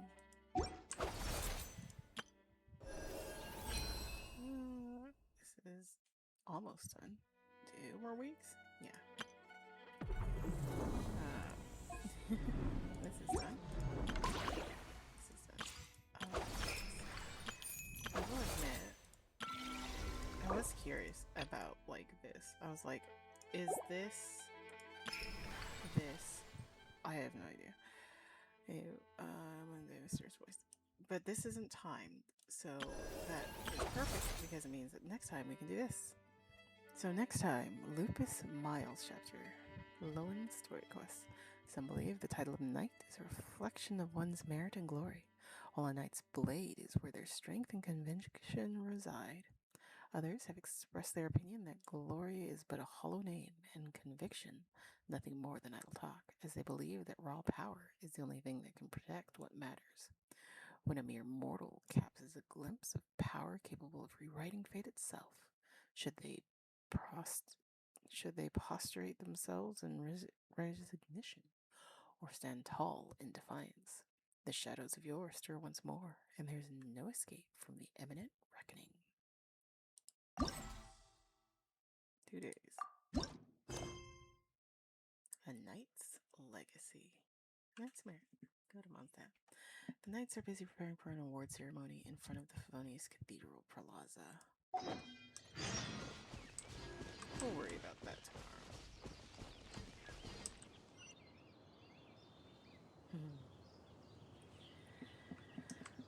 Bye.